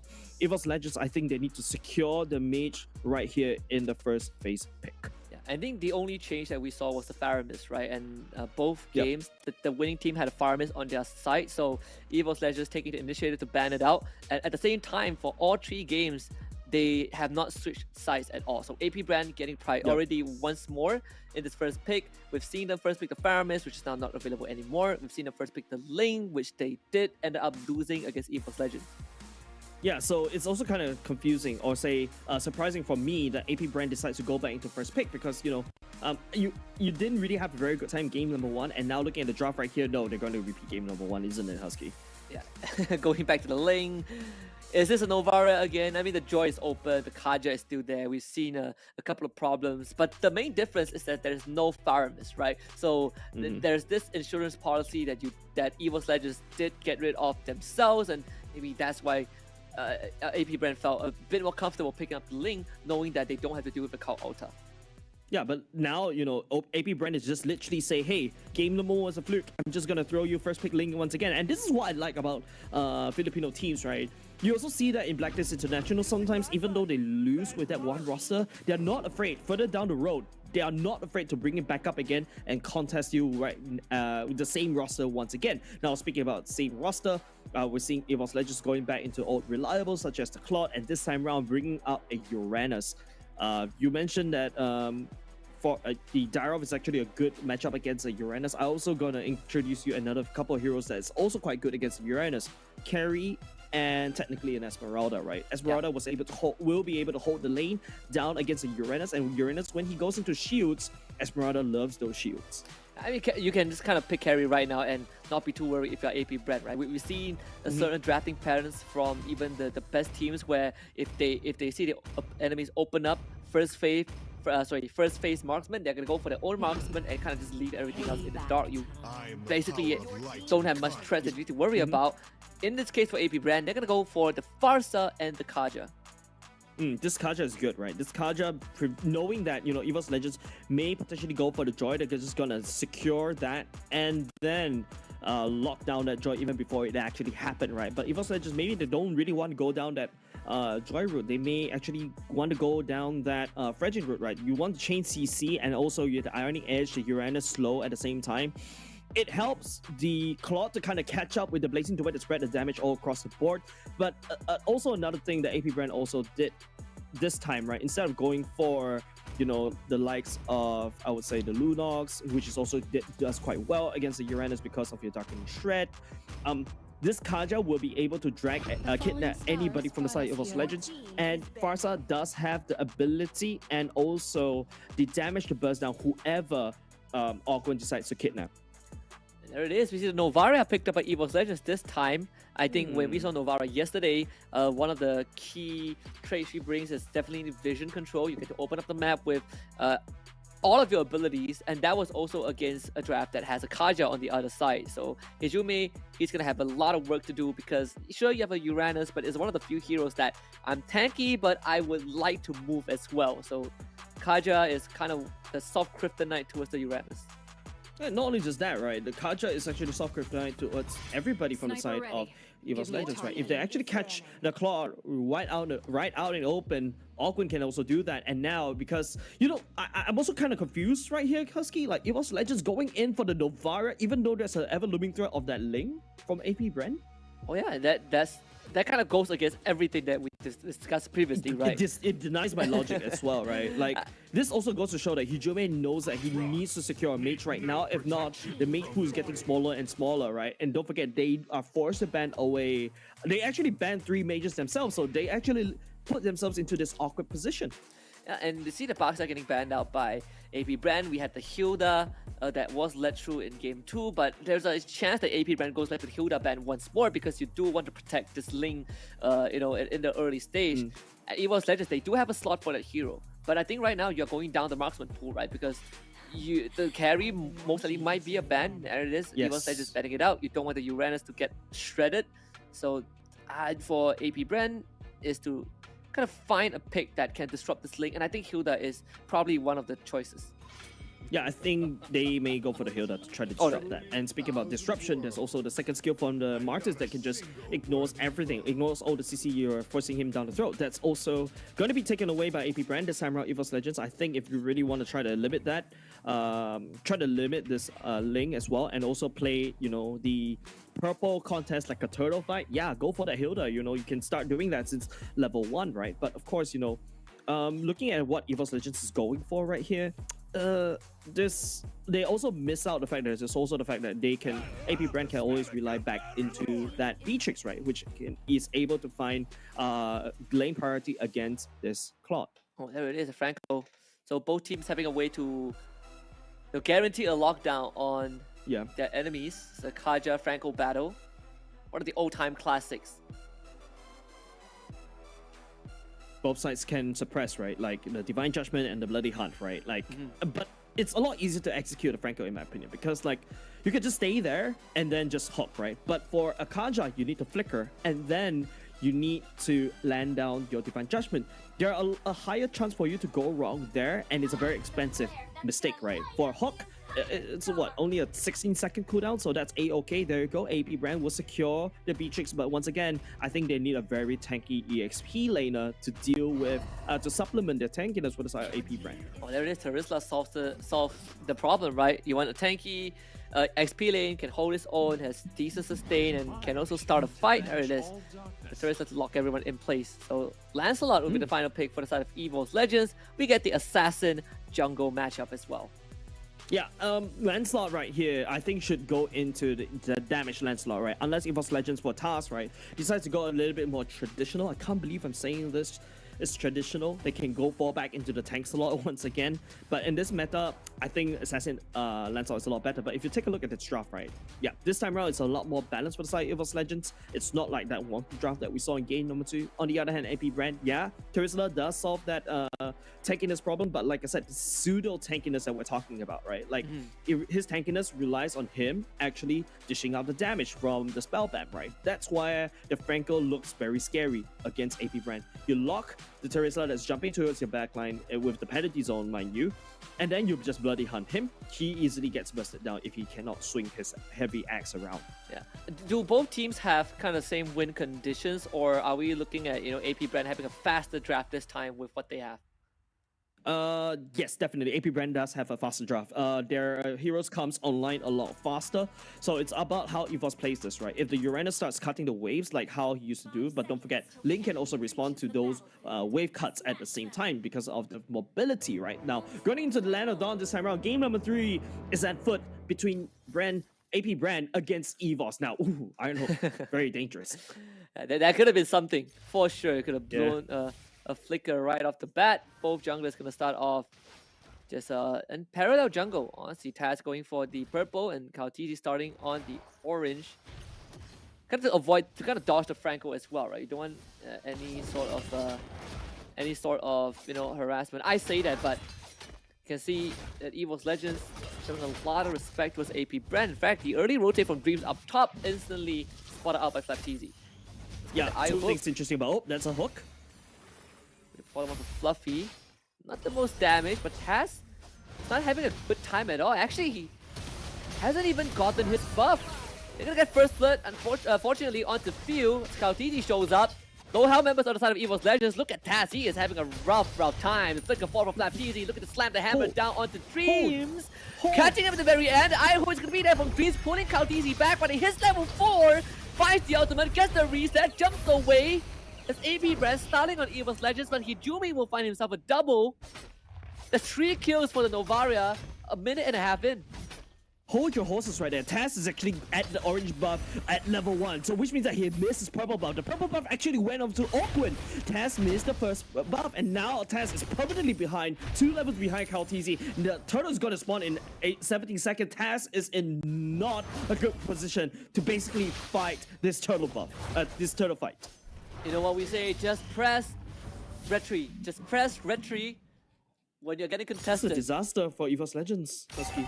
This is not the first time we see this happen, right? We saw this happen in like what? The first series, Burnex Flash against Eurobase Giants, same thing. If you're contested, just press that retribution and get that buff for yourself. And now Taz, he's not gonna be able to contest. Awkward is just gonna keep harassing him. Taz does have the retribution. Please press it. Thankfully, Dreams is gonna be there. Hijumi helping him out. But Turtle will go over to AP Brand. Yeah, he didn't really use the retreat just to secure for that one. He's very confident. Ogwen, it's really hard for him to actually try to steal the buff away, but the retribution will be pressed by Kaltizi. Oh no, it's not even pressed by Kaltizi. He's the one that actually secures the turtle. So if you take a look at the emblems, it's just, you know, look at the gold laners paying so much respect towards each other. Tenacity for both these two teams. Common emblem for the Clot, my favorite emblem for the Clot, especially. It's so addictive, right? You do have a lot of these mana regen to maintain that lane pressure. Novaria going in assassin emblem because she needs that magic penetration and then add on to the rupture as well. So Bargain Hunter is going to help her to get these items. So speaking about getting these items first, Hijume picking up these 3 kills earlier on just now is going to help her escalate and actually grow even faster. Now her snipes will hurt even more as compared to, you know, your regular Novaria in the early game. Especially with the Impure Rage, right? Every single hit feels like you have a mini Lightning Trunkion fight with you. It has trying to play catch-up game right now. 3 levels behind Kaltizi.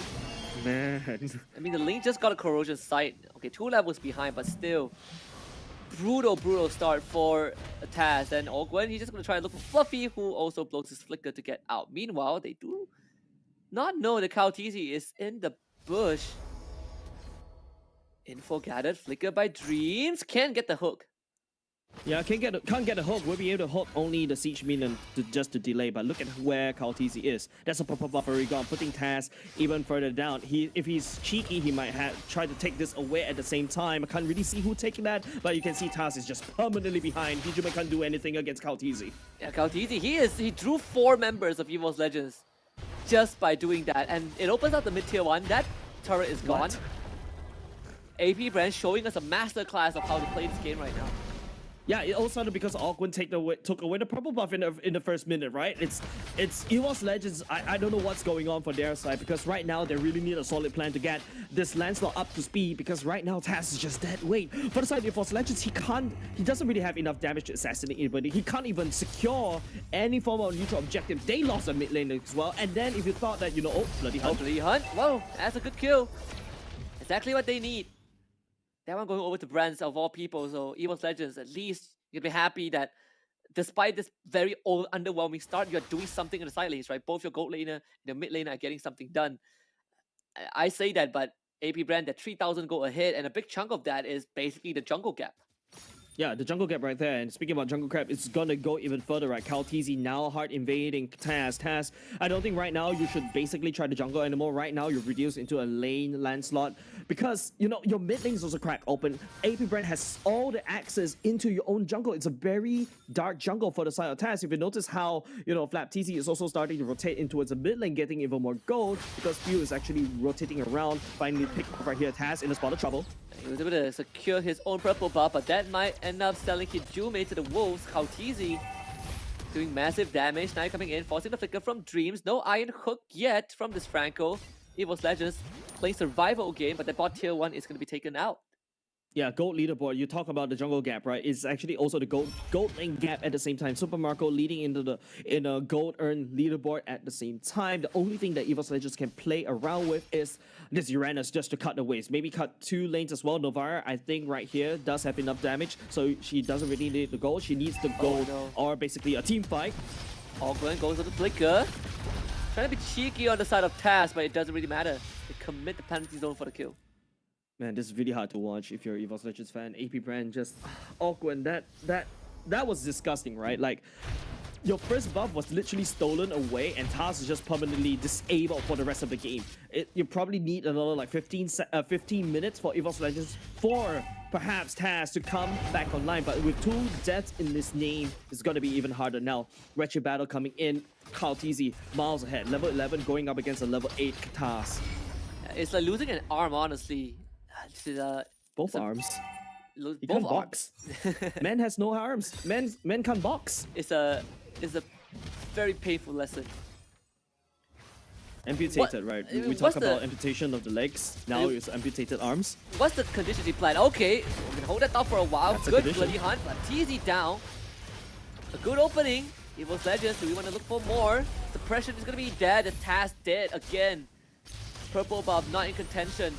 Kaltizi waiting for an opening. Fluffy dropping low. Kaltizi to the back. Hijume is the target. Forces to go away, but the Tempest of Blaze is gonna be there for Kaltizi to go for the reset and find him. AP Brand just walking over Evos Legends right now. The snipe dodged by Fluffy, but still doesn't really matter too much. Yeah, the Iron Hook will be able to find Kaltizi, but Kaltizi is an assassin. Blazing Duet even committed. Might be enough. Just at the sliver of health, right at the end, he finds the kill. I mean, Brands is keeping this intact for Evos Legends, just barely. He's putting on the band-aid. Yeah, Brands and Hijume, these two are your main heroes from the side of Evos Legends. These two are your main characters. Protagonists, female and male protagonists, maybe, you know, in terms of the heroes. But if you take a look at the items, that's early clock for the side of Evos Legends already. So that should be ticking. Now going straight into the Lightning Truncheon. That's also a second item power spike. So double the Lightning Truncheon. And zone into a Divine Judgment. Dream will get flapped easy, but this time won't be able to save Fluffy. No damage from the side of Evos Legends to clean it up. Brands will get the top tier 1. A silver lining in all of this chaos. Yeah, that's the only thing that Evos Legends can do. Play cross map, right? Sending Brands all the way up top, that's really good. Fluffy was the punching bag for the side of Evos Legends, the only one that could technically sustain all this damage. I think you asked me the question, right? How is Evos Legends gonna turn this around and play this, right? Maybe play with the fight with Hijume now securing the Lightning Trunk at the same time. Just need to make sure that he is safe from Kaltizi. The Link would definitely try to find her, shut her down, and then all of a sudden you can't really do anything. Leave that bloody hunt only for Kaltizi. You gotta have to play this Franco defensively. Yeah, it's not ideal for Evos Legends for sure. Lore has already spawned an AP Brand straight onto the objective. They don't even need Kaltizi to be there. That's how far ahead they are. Kaltizi will be there in the blink of an eye. He's never gonna let them down, and he's never gonna turn around and desert them because he's already right here at the Lord. Good attempt on Hijumi, but it was never meant to be. Lord in the hands of AP Brand. That goalie will continue to increase in their favor. Taz is power farming, but he's constantly at a 3-level deficit. So, like you said, he needs another 15 minutes early on. Now he needs another 10.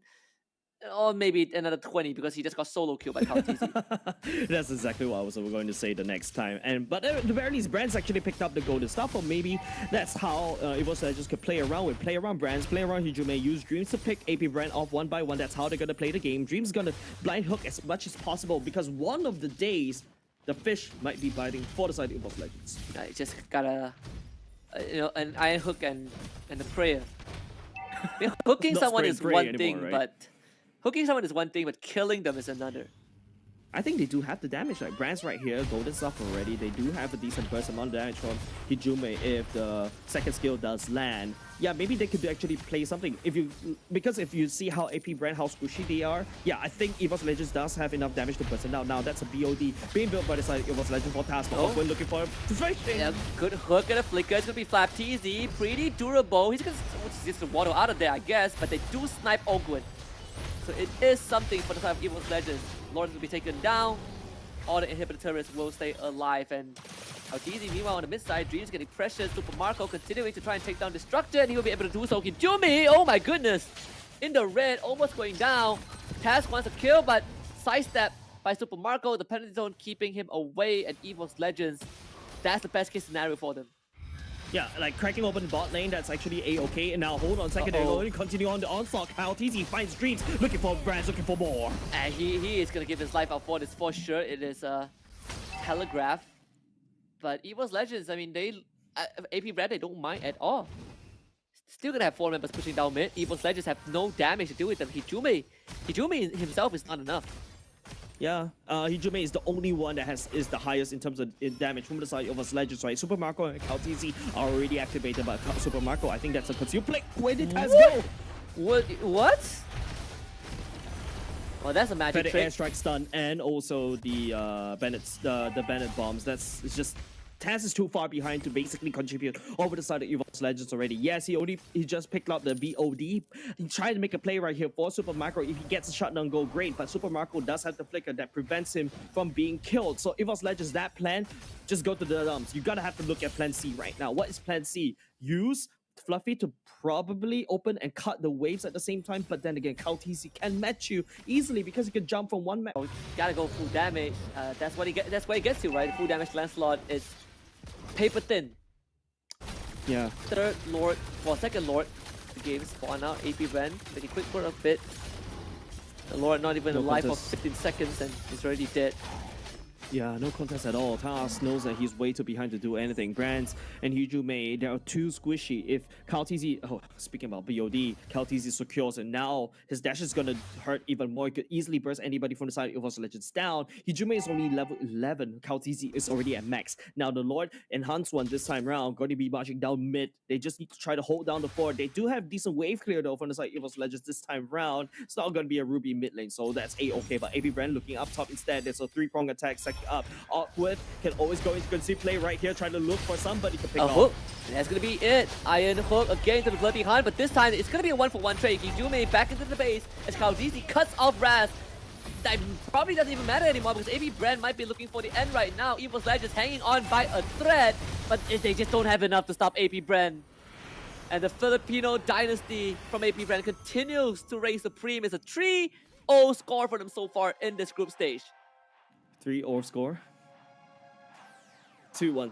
2-1 score, but literally 3-0 in the group stage. They won all the 3-0 series. in the group stage. Sorry. Yeah, 3-0 in the group stage. What am I thinking about? Because I'm still really distracted the fact that, you know, level 1 Taz just didn't get the purple buff and then proceeds to just that snowballs, that spiral Evos Legends out of control. All of a sudden, your Lancelot can't assassinate, can't secure the buffs. KTZ has the free reign all across the map. Don't forget this time around, to make things matters even worse, that's a lane that could just jump very quickly and out-rotate that Lancelot, right? But you also don't forget, Super Marco on the Beatrix does have a lot of priority. Brands is starting to pick up the damage. I talked about the fact that he already has the golden staff. Unfortunately, the picks from Franco wasn't enough, and you also start to also ask the question, right?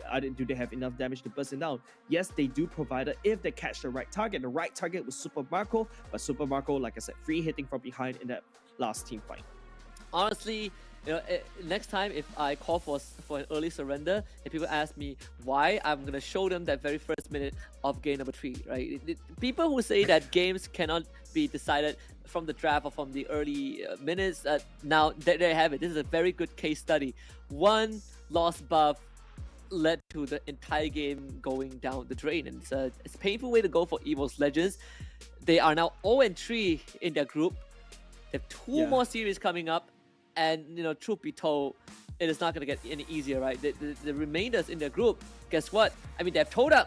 That's probably the best chance they have, but they also have Bigatron Alpha that they have yet to face off against. Yeah, and don't forget, it is also AP Brand that says that they also want to face against Bigatron Alpha, right? So there's a lot of... Bigatron Alpha feels like this person that's really popular in Group B, but like I said, it's just the fact that, you know, this is how it was snowball out of control. You make one mistake, AP Brand was just going to find that and make it even bigger, right? Make it an even bigger mistake. Task goes down into this downward spiral. He was performing really well on this Joy, but unfortunately, Joy got shut down in game number 2 in a sense, and also this time around, it wasn't even considered. If you take a look at the item builds this time around, right? Yeah, Brands right here already has... Wait, I thought he has a golden staff. No, he sold it just because he needs a Wind of Nature, because Super Marco is just on a roll right here. Once he tags somebody with the auto attack, the Blade of Hypostasis proc will work, slows down, and also it's an instant burst amount of damage that Super Marco was able to deal against the roster of Evos Legends. Yeah, and we also just got an update, right? Earlier on in Group B, Onyx just beat Bigatron Alpha 2-0. So we got a Group B in our hands. The plot just continues to thicken, but this is just a Oh boy, it's a pitiful game for Taz, right? It really felt like he could not play the game at all. This entire game, he was not having fun. It's the opposite of joy. This does not spark any joy.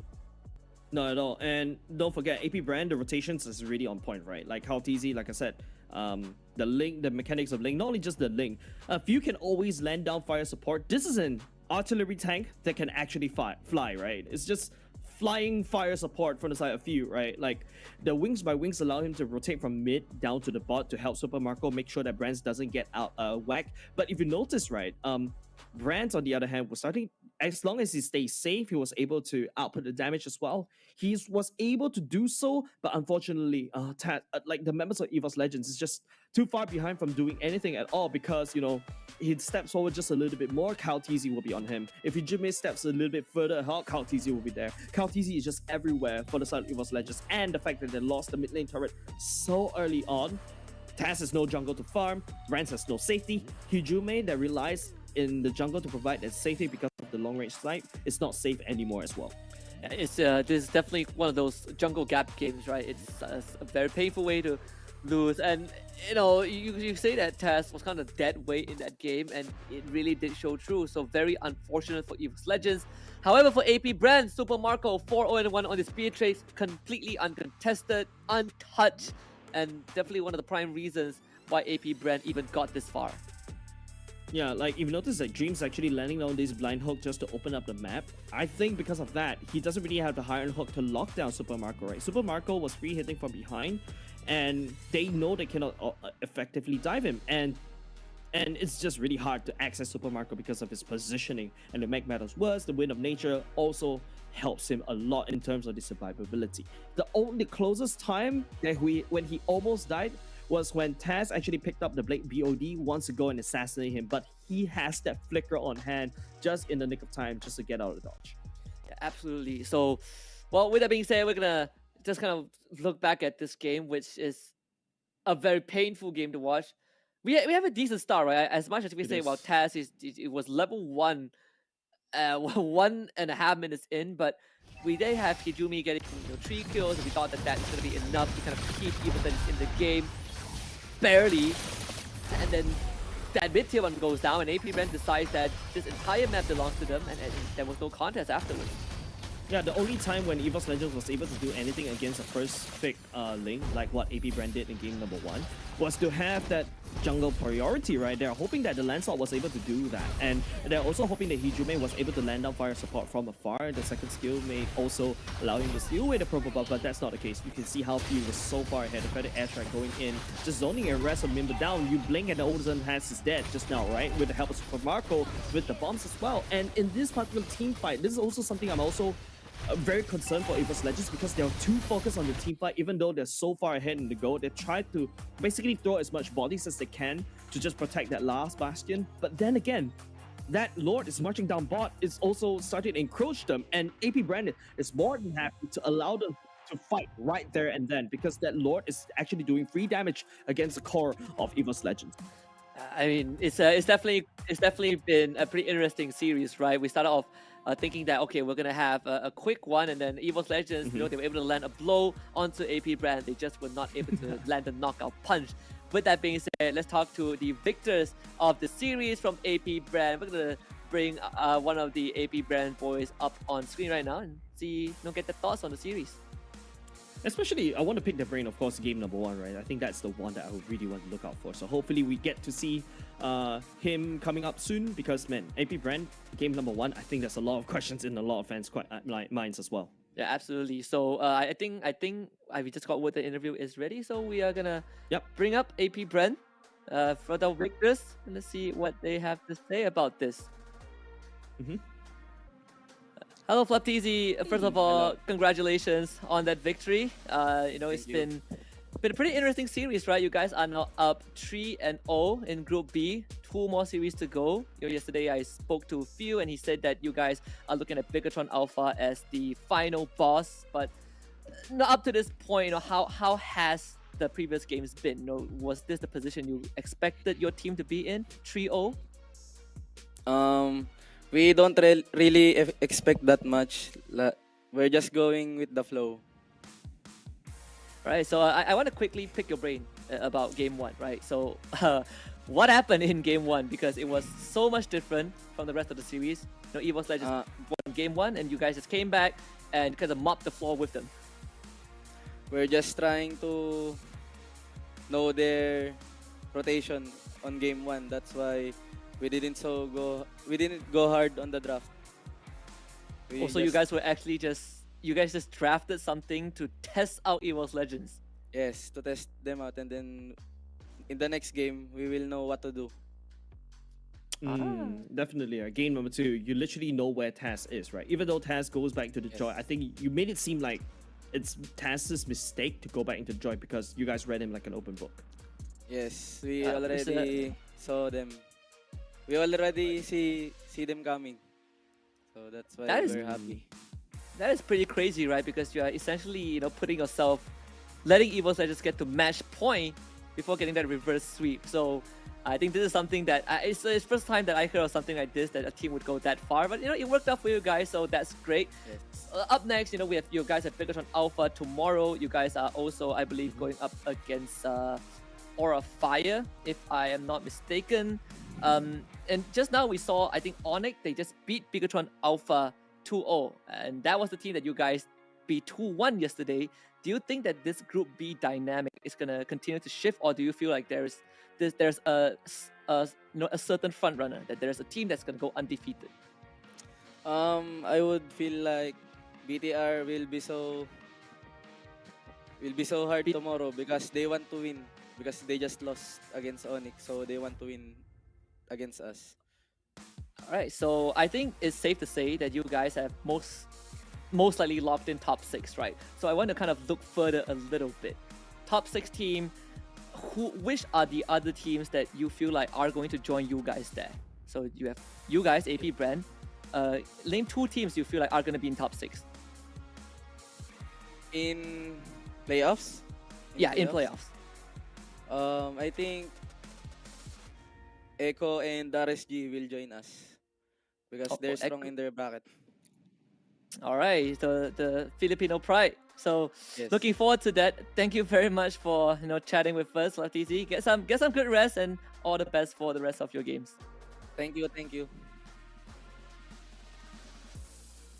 Wow, it just feels like it feels like they really want to meet up against a PH and make it like an a pseudo MPLPH once again, right? Because we've seen some of the tournaments actually went that way, especially when they go into the international tournament, because AP Brand, they have a lot of things to prove, right? The fact that they're always consistent for 2 seasons in a row, I think that also drives them even hungry, and because they know how hungry they can be, Bigatron Alpha, they're also hungry too, right? Losing one series from Onyx Esports. And the craziest thing is that if both Echo and RSG make it, you have all 3 Filipino representatives in top 6, which is wild, right, for a region that strong.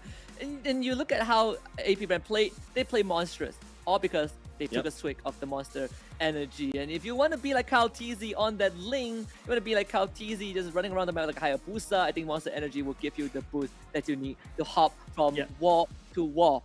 But if you're looking for someone to deliver monster energy to your doorstep in a blink of an eye, even before you order it, well, we have a partner DHL with us who are also running the FEBot Dash Cup that will give you an opportunity to participate and win up to 5,000 euros. Check out the link at esl.gg/FEBot.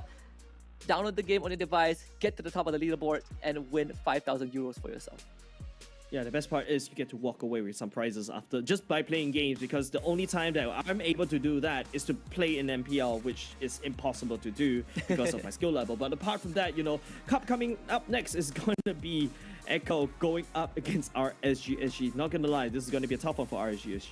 I think it's definitely going to be kind of like the last hurrah, right? RSG, the final, the lifeline that they need to earn, they had to get it from Echo. So if anything, I feel like RSG, even though the odds are stacked against them, like I said, I want to see the same thing that Evos Legends show against AP Brand. Put up a good fight, see where they stand, and I'm pretty sure that by the end of it, regardless whether they win or lose, they can pat themselves on the back and and say that they have done the best that they could. Definitely try to make our the Singaporeans fan proud, but of course, on the other side, Echo, right? I think they haven't been doing quite well in their own respective group. Like they lost against wait, no, they actually did quite well. Sorry, I was reading the. They only lost the against results the other way. Yes, sorry, my bad. Yeah, I mean, Echo is having a good time so far. But with that being said, we still have one more series coming up. RSG Singapore against Echo. But for now, we're gonna sign off. That's it for me for the night. I'm gonna bring on Cloudy Boy to finish off the last series with my friend right here. We'll be back after this break.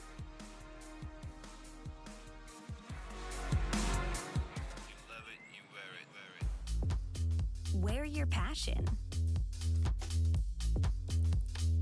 Share your passion. Wherever, whenever.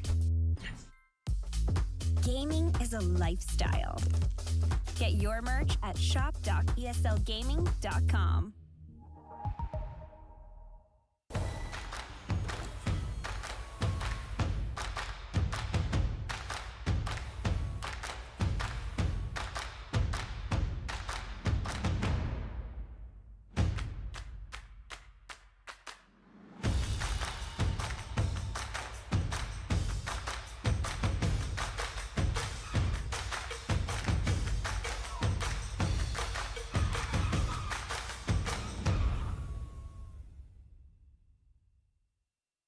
The Snapdragon Pro Series powered by Samsung Galaxy is brought to you by Snapdragon Elite Gaming, Samsung Galaxy S23 Ultra, Monster Energy, and DHL.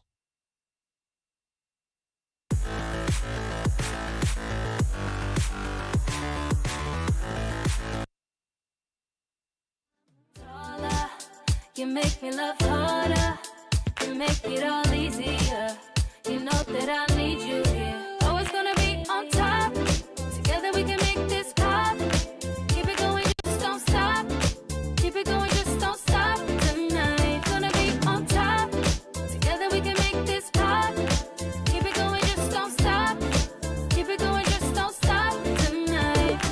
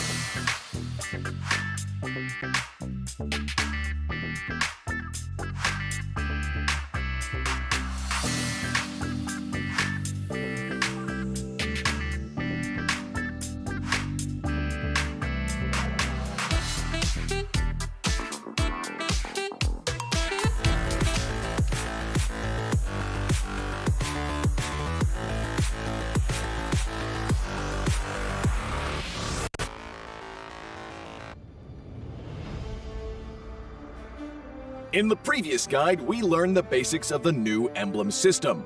This time, we will take a closer look at the core talents unlocked with the basic common emblem, tank emblem, and fighter emblem.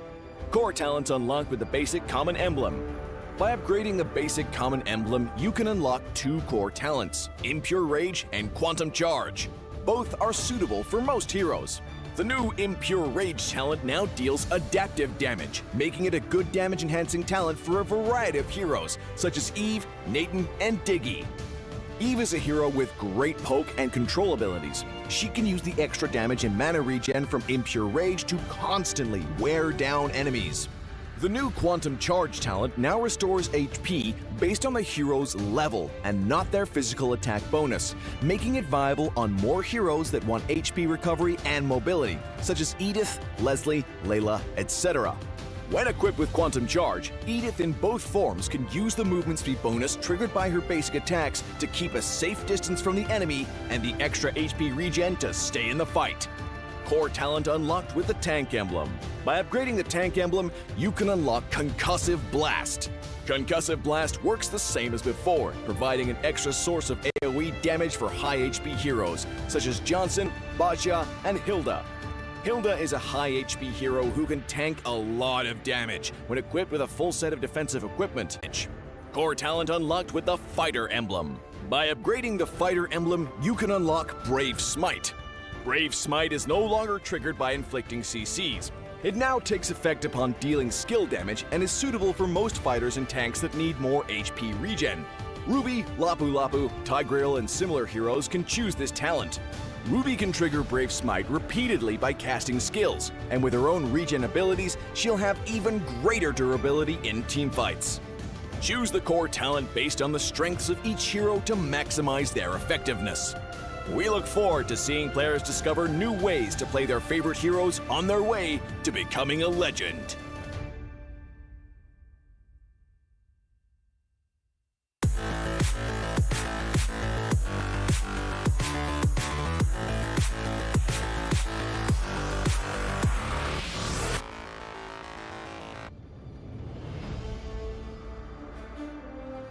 In the previous guide, we learned the basics of the new emblem system. This time, we'll take a closer look at the core talents from the Mage, Assassin, Marksman, and Support emblems.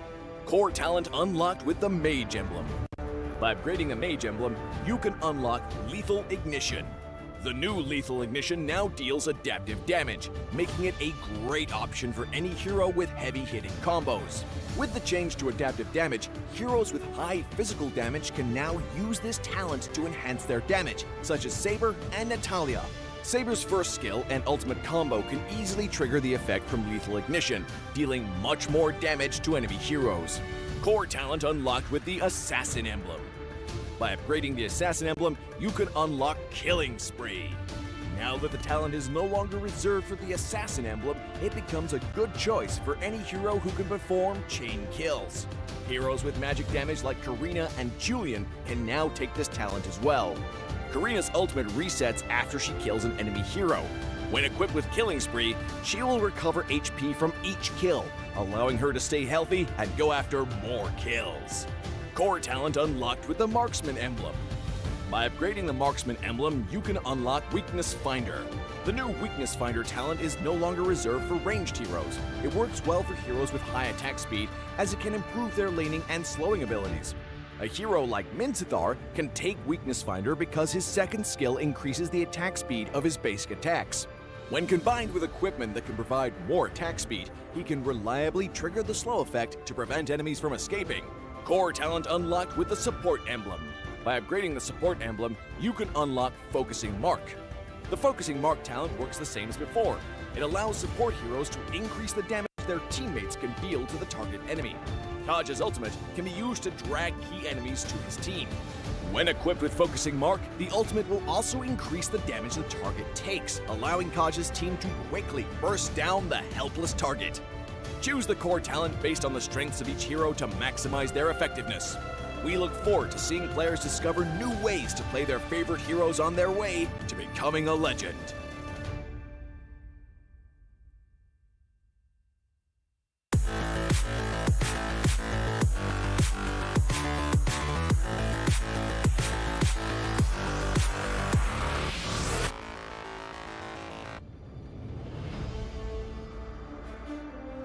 When upgrading your emblems, you will unlock talents at specific levels.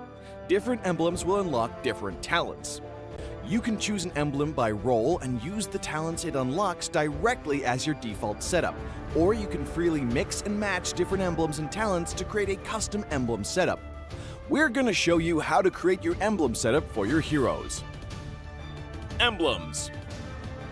First, let's take a look at the revamped emblem system. There are now 7 emblems in the game, 1 basic common emblem and 6 role emblems. Different emblems can provide different attribute bonuses. It is recommended to use the emblem that matches a hero's role. Standard talents, Tier 1. After selecting an emblem, you can then choose from 8 standard talents at Tier 1. These talents provide mostly straightforward bonuses to heroes. Of the 8 talents, Thrill and Swift are good on almost any hero, while other talents are more catered to certain roles. Standard talents, Tier 2. At Tier 2, you will also have 8 standard talents to choose from. The Tier 2 talents trigger or work under different circumstances. We still recommend choosing one that matches the role of your hero. But if you're an advanced player, you are free to choose any of the talents to fit your playstyle. For example, if you're playing the core hero on your team and want to focus on gearing up fast, you can choose the Bargain Hunter talent regardless of how your hero deals damage. And heroes who rely on their skills for sustained damage, whether it be a mage or fighter, can use the Festival of Blood talent for more spell vamp. Core talents, Tier 3. Finally, let's talk about the most important talents, the core talents. There are 8 core talents available in the game, and each provides a unique and powerful effect. We recommend choosing the core talent to match your hero's role and only use core talents from other emblems for advanced or unconventional tactics. The revamped Weakness Finder talent is no longer reserved for ranged heroes. This talent is now a viable option for any hero that relies on basic attacks and wants better laning and the ability to slow enemies. The Lethal Ignition talent now deals adaptive damage, making it a prime choice for any hero that has heavy-hitting combos. While the revamped emblem system still uses the existing talents, we have removed the restrictions between emblems and talents, opening up new possibilities for many heroes. We look forward to seeing players discover new ways to play their favorite heroes on their way to becoming a legend.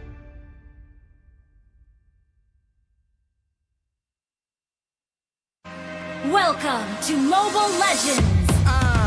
What is a winner? Make a promise, then I go and deliver. What is a great? They all amazed. This ain't for beginners. Back in the days, we used to dream, but now we can get it. Work. We gotta push to the limit, then work. Till we finish, then push to the limit, then work.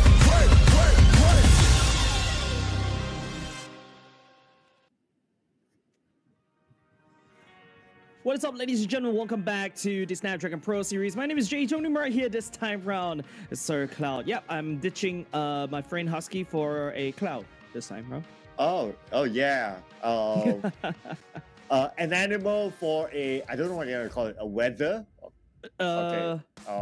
A phenomena. A phenomena. Yeah, see? Yeah, it sounds a lot better than an animal. But regardless, ladies and gentlemen, we got another game for another series on our hands. This time around is going to be Echo going up against RSGSG. And you know, from as a Singaporean caster myself, yeah, I'm high on the hopium. Well, we didn't talk about this yesterday, like when we were deciding on like, okay, who's gonna cast what game or what's our schedule gonna be like. You have to cast this game, man. Man, it's going to be tough, man. It's going to be tough for RSGSG. I think this is, one of the bigger, this is the biggest challenge that RSG Singapore will be facing in Group A. Well, they did get a couple of good wins, so anything can happen though. In fact, they got one win over Evos Legends earlier today. Evos Icon. Evos Icon, sorry, today. Yeah. So, yeah, I mean, we're up for surprises. Yeah, it's just one game, but Evos Icon actually managed to slap back with a 2-1 fashion. So I like how Husky put it, right? RSG Singapore this time around currently just at 4th position right here. Just one more series will allow them to basically rise up into actually qualifying for the playoffs in Esports and Nyan, right? But then again, the one team that's standing in between that idea and also having an extended vacation is Echo. Yeah, and Echo as well, they don't want to go down, obviously. I mean, Group A is stacked, right? Like, you got Judo Richards there, RG Philippines, as well as Echo now in the top 3. It's hard to see any of these teams drop. Not gonna lie about that.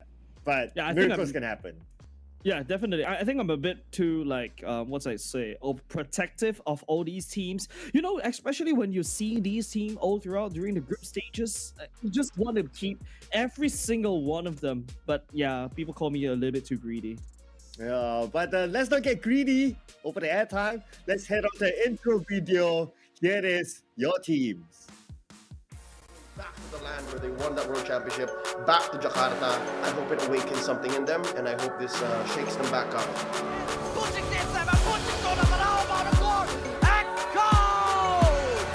They are the end of the game with a bang! We lost to Onyx at MSC and we made a preparation like how to end the game clean, and hopefully we're gonna do a lot better than before right now. Playing Jakarta feels like more exciting because there are so many crowd and they're so loud, and it gives me a morale boost. I think I'm not different to any explainer because I just do my job and my team carries. Sanford 1v1 against CW right now is going to be able to dash out, but it's not going to be enough as the flicker comes through. Sanford! I think Indo teams are much stronger now because they're so hard to fight with.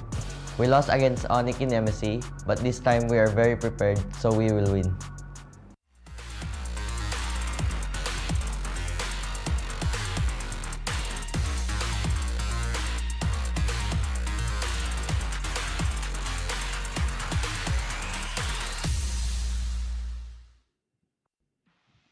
And there you go. This is the lineup for Echo. A little bit different. It's a different flavor for Echo this time around. They'll be bringing back into Esports and Nyan. It's a bit of a homecoming story for the side of Echo this time around. Eh, Sir Cloud? Yeah, a lot of memories here for Echo, right? But ever since then, I know they wanted to do the multiple champion sort of thing, create history and all that, but it's always some team stopping them. And they did mention about Onyx stopping them the last time around in MSC, so who knows? Maybe this time around RSGSG. Just saying, just saying. I mean, for RSGSG, I think that stage is a little bit of a nightmare for us. But of course, on the other side, Echo, right? The most important thing is just maintain the cool. This is slightly different. You don't see Benny Cutie and you don't see Carl Teasy. But with that said, ladies and gentlemen, let's take a look at their contenders. Currently fighting for tournament life in the sense it is RSG Singapore.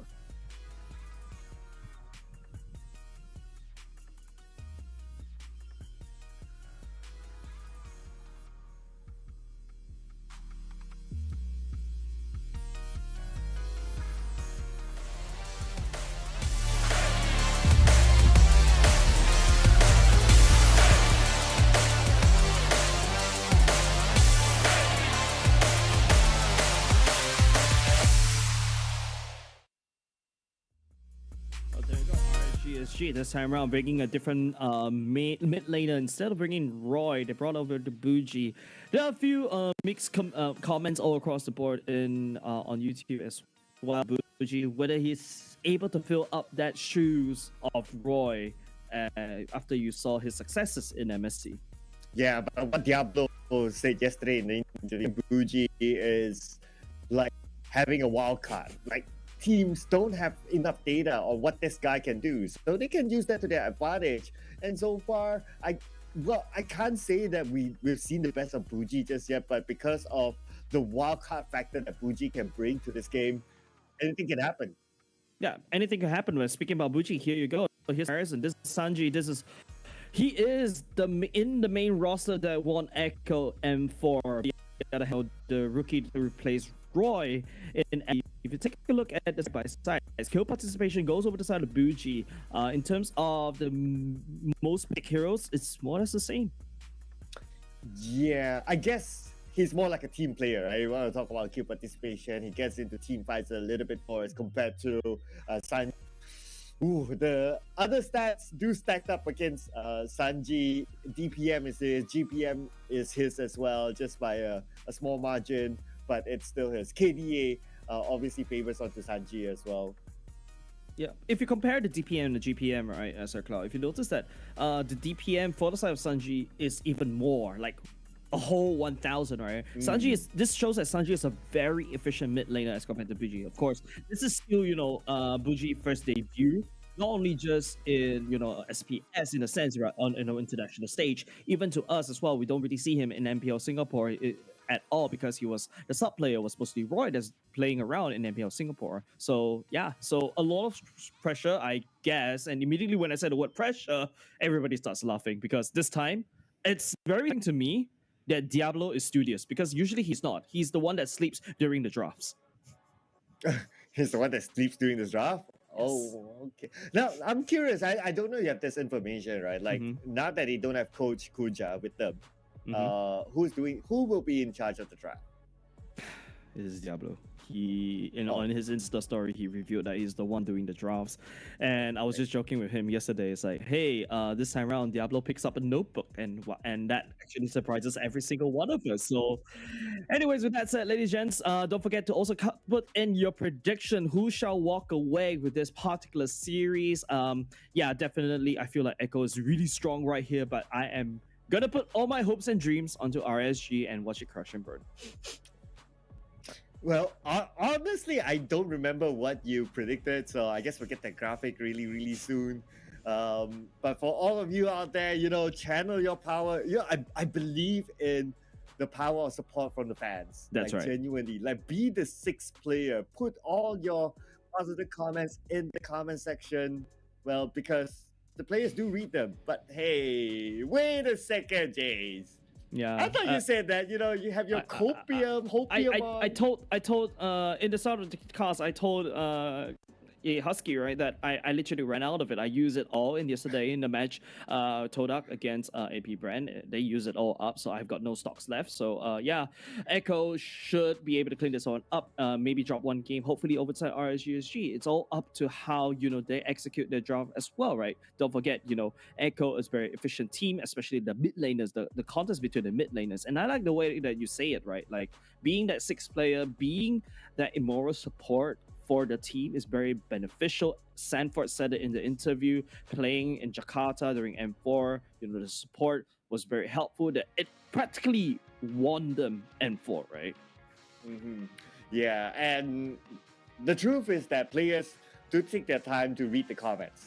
So, ladies and gentlemen, this is your chance to show your support in the stream as well. So, but anyway, we're going to jump into the draft really, really soon, right? So, RSGSG, okay, we always talk about Diablo's draft. Khalid, but we know that that's going to be banned off. But recently, he has been playing Uranus, Lapu Lapu, Yuzong, Kunavera, Pakito, Edith. I mean, this is probably the most amount of heroes that we have seen Diablo play in such a short time. That's right. Usually for MPL Singapore, right, what we do is that they like to pick 3 comfort heroes and then they just rotate around these 3, right? Now, this time around, when the enemy actually just denies you from 2 of these picks away, yeah, it kind of hurts him a little bit, but hey, that's where, the unknown factor, which, it's the same idea as putting Buji there instead of a Roy. The unknown factor that Diablo can potentially put up into the field because, hey, I've got other EXP laners in my pockets, right? But apparently, I feel like that's how Diablo likes to play it. That's basically the badge of honor for Diablo because teams tend to just ban away the Khalid and Badang, and thus wasting 2 bans. Yeah, wasting 2 bans, but I guess based on track record, is definitely a must-respect ban for the teams, right? But on the other side of Echo, so looking at their recent picks, right? So they have picked heroes that normally we don't really see. So they have picked Alpha, we've seen an Alpha, we have seen a Kagura, we have even seen a couple of Angelas here and there. And the best part about Angela for them is that they have played Angela as a mid and as a roam as well. So to them, Angela is a flex pick.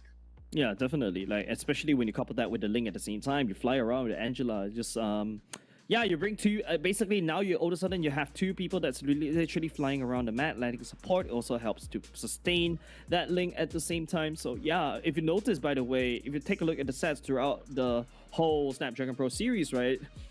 There is two heroes that's right there that should not be in the ban pool, the Khalid and the Badang. That's all thanks to Mr. Diablo right there. But on the other hand, right, Echo, you know, this is not their main roster, mind you. But then again, it feels like, you know, they still had that chemistry on, right? They still are able to execute quite well, only dropping a game against RSGPH. But hey, that is just, you know, the MPLPH things, right? Yeah, but who knows, right? I mean, RSG, maybe they have a secret sauce against Echo. I'm just putting some level of hope here, right? I know we Thank you for hoping against for us. RSG. yeah. I mean, I to be fair, right? Like we want to create this. I want to see this kind of storyline whereby an upset might happen. I know there are a lot of Echo fans in the chat, but I'm sure you guys have already have a lot of support for Echo, so. I'm trying to put some for RGSG, which I presume is the minority support. I like the fact that you said that you put some support right there. I'm just gonna call you all right there. 2-0 Echo. Yeah. We remember the prediction. We remember the graphics. But okay, I admit, like, right, I just don't want to see RSG going down without a fight, right? At least, you know, guns blazing, a little bit bloody, battered, hopefully, but still at the very least take hopefully one game. We saw that happen in the previous series as well, where Evos Legends took one game away from AP Brand. Hopefully RSG this time around can go back in, and there you go. That's Angela and Khalid and Badang once again as well. Oh yeah, I mean the day a team doesn't ban Khalid and Badang from Diablo, okay, that would be the day. But anyway, so Fedrin, yeah, this is a very safe standard pick. But the best part about Fedrin for Echo at least is that it's a flex pick for them. It can go in the jungle, it can go on the XP lane, so it's still a wild card kind of pick for them. And Bougie is going to go for the Yves. Ooh, I think this is the first time we actually see him playing a Yves. He played once. Yeah, he played once. I think Sanji on the Yves is really cracked, right? Especially prevalent in M4. I think right now, especially in Snapdragon Pro Series, he didn't really have to pull it out this time around. He's pulling it out, so I'm really glad to see that. But RGSG, you know, first picking the Fredrin is super easy to counter, right? Echo can always draft the carry, but this time around, no, that's going to be a Kaja. That is just telling, right? Now, the R-Lot's wide open. I don't think Diablo plays the R-Lot. There's also the Joy that Break may also potentially play, so that's why Echo also second pick that Kaja. So the last time we saw a Kaja being denied away from RSGSG, they went for somewhat similar of a Kaja type of playstyle that is a Franco. It did work out for them. Okay. I mean, the hooks were on point that time. So I would expect to see the Franco being picked at the second phase pick, meaning that if Echo were to anticipate that, they might choose to ban the Franco away from Lucian QT. Yeah, I think that Echo would definitely take that away in the second phase ban. I feel like carry should be picked up by Echo right here. If not, RSGSG will take it away. But don't forget, RSG right now just showing their cards right off the bat. That's definitely Oki going into the Beatrix. He's really crazy on the Beatrix, mind you. But also something very interesting though, like Novaria is also wide open. RSGSG once used the Novaria and the Beatrix combo to great success, and now, because it is Bougie instead of Roy, they opted for the Valentina instead. It's also going to work very well because there's a Eve on the other side, but Echo now, you know, this is going to be Sanford's Uranus going up against RSGSG. I have a feeling that the reason why they pick Uranus is because they anticipate the Fedra will go on the XP lane. So, meaning that the Dirov, I don't know. Yeah, the Dirov they're going to bat out because we've seen earlier today how the Dirov just melts down Uranus. So we could probably see, we are potentially going to see a Paquito here because we saw the other day Paquito against a Uranus played by Diablo. It's pretty decent. Yeah, that was one of it. He was a one-trick Paquito back in MPO Singapore Season 1, right? So that's definitely up his sleeve if he wants to go back there. But if you notice, you mentioned about the Darov. There you go. Echo is just going to take it away. And then, of course, start to cut down Lucian QT's draft, right? The Franco also taken away. But RGSG, because Echo opted for the Uranus pick, RGSG decides to take away that carry right off the bat. Now looking to cut even more marksmen away. I think take away the Leslie, which is really strong, especially in this meta. Just 2 shots, your marksman, and then you're dead. Okay, so Paquito is still open. I think we can expect to see that being picked up. Assuming that Paquito doesn't get picked up, right? Like, what other answers are there to a Uranus? Like head-on answers. Benedetta, you just countercut the enemy, and the best part is Benedetta can rotate faster, and that is also what Diablo might also play. But RGSG this time around, Bray finding a lot of successes in this Fragile, right? Especially with the recent buff, it helps him really clear and also do damage quite well and sustain even harder because of the Brave Smite. Now Echo this time around, they have to try to go for either a marksman or a jungler this time around, Gonna be, that's not gonna be a traditional marksman, that's gonna be a Harif going into the gold lane. Yeah, they played a Harif before, but that was like in MSC. M1. Yeah, I'm trying to remember. Oh yeah, in MSC they played that as well. They played one Harif once, and that gave them the win. So they're pretty confident with that. But let's see if it pulls off. I'm more curious to see what would Diablo pick, because his hero pool is so limited. Although he has been trying to pick different heroes recently, it did not necessarily give him the best of wins. Like he picked a Lapu-Lapu, he picked a Yuzor. Unfortunately, it didn't work out for him. Kinuvera got him a win, but now they're going to deal with a Uranus that is expected to go and cut lanes on RGSG side. That's going to be the Esmeralda. RGSG decides to go for that one, and then that's going to be a Florin. That's going to be a Fragile from the other side on Bray. That's going to the jungle. This Esmeralda works wonders against the Harry because of the shields, and there's also shields in the Eve, there's also shields in the Uranus. Yummy for Diablo. But then again, the Florin, just in case. What is Lucian QT? It's my first time seeing him playing that one, but with the Florin coming to play, the Bloom is going to help him to prevent any assassinations. And speaking about assassin, there's Zyda on the Fanny. Normally we see Lucian QT like playing those kind of like big buffy type of heroes, right? Like Minotaur, Francos, even like the Kaja, right? But this time around, he's going to pick a QC one. So I'm not sure what sort of playstyle is he going to show this time around. Yeah, this is definitely out of his MO, right? Usually he likes this like engage kind of heroes, but Florin doesn't really engage. So this is really Lucian QT showing, hey, I have a different side of a roam in me. I do have that kind of support roam in the pocket, right? Like it kind of reminds me of Lozy back then, when all of a sudden he decides he's also kind of like a similar has a similar hero pool with Lucian QT as well, the ex-roamer of RGSG. But then again, he also once showed the Estes. So Lucian QT coming in makes it feel like, we never miss Lozy at all. Okay, let's see. Because this is going to be a very different playstyle here for Lucian QT and for the rest of RTSG as well. Let's head on to game number 1, ladies and gentlemen. Without further ado, Echo versus RGSG. Now, this is something that I'm going to be very, very concerned from the side of RSGSG. If you take a look at the draft coming out from Echo, right, this is a very big AoE-ish, and it's a lot easy to catch, right? You got Kaja to catch people, drag him into Sanji, and then opens up the box. Outplay will be there with the Zaman Force, dish dash around, everybody's dead in the choke point, and you really can't run out of the Zaman Force because you are perma-slowed by Sanji. Yeah, the Zaman Force. Oh, but in the mid lane, JP is down to 40% of health. It's putting pressure onto Bougie. Now, this will be also a big one for Bougie, though, because now Lucian QT, he seems to be taking care of Bougie, but at the top, Sanford doing Sanford things now. He's going to go and cut the lane right now. Yeah, at the very least this time around, with Esmeralda going up against an Uranus, the last time I see this kind of matchup was like, 2 years ago, so it's really refreshing, because of this talent update, you start to bring back all these heroes coming back into play, but you talk about top lane, let's take a look down bot lane. If you take a look, Oki's not having a very good time against Outplay because of the burst damage coming out from the Harif in the early game. But that's also, I guess, because like for the most part, it seems to be a 2v1. We can see the JP opening up the sides instead of being together with him on the lane. So that exposes him a little bit more.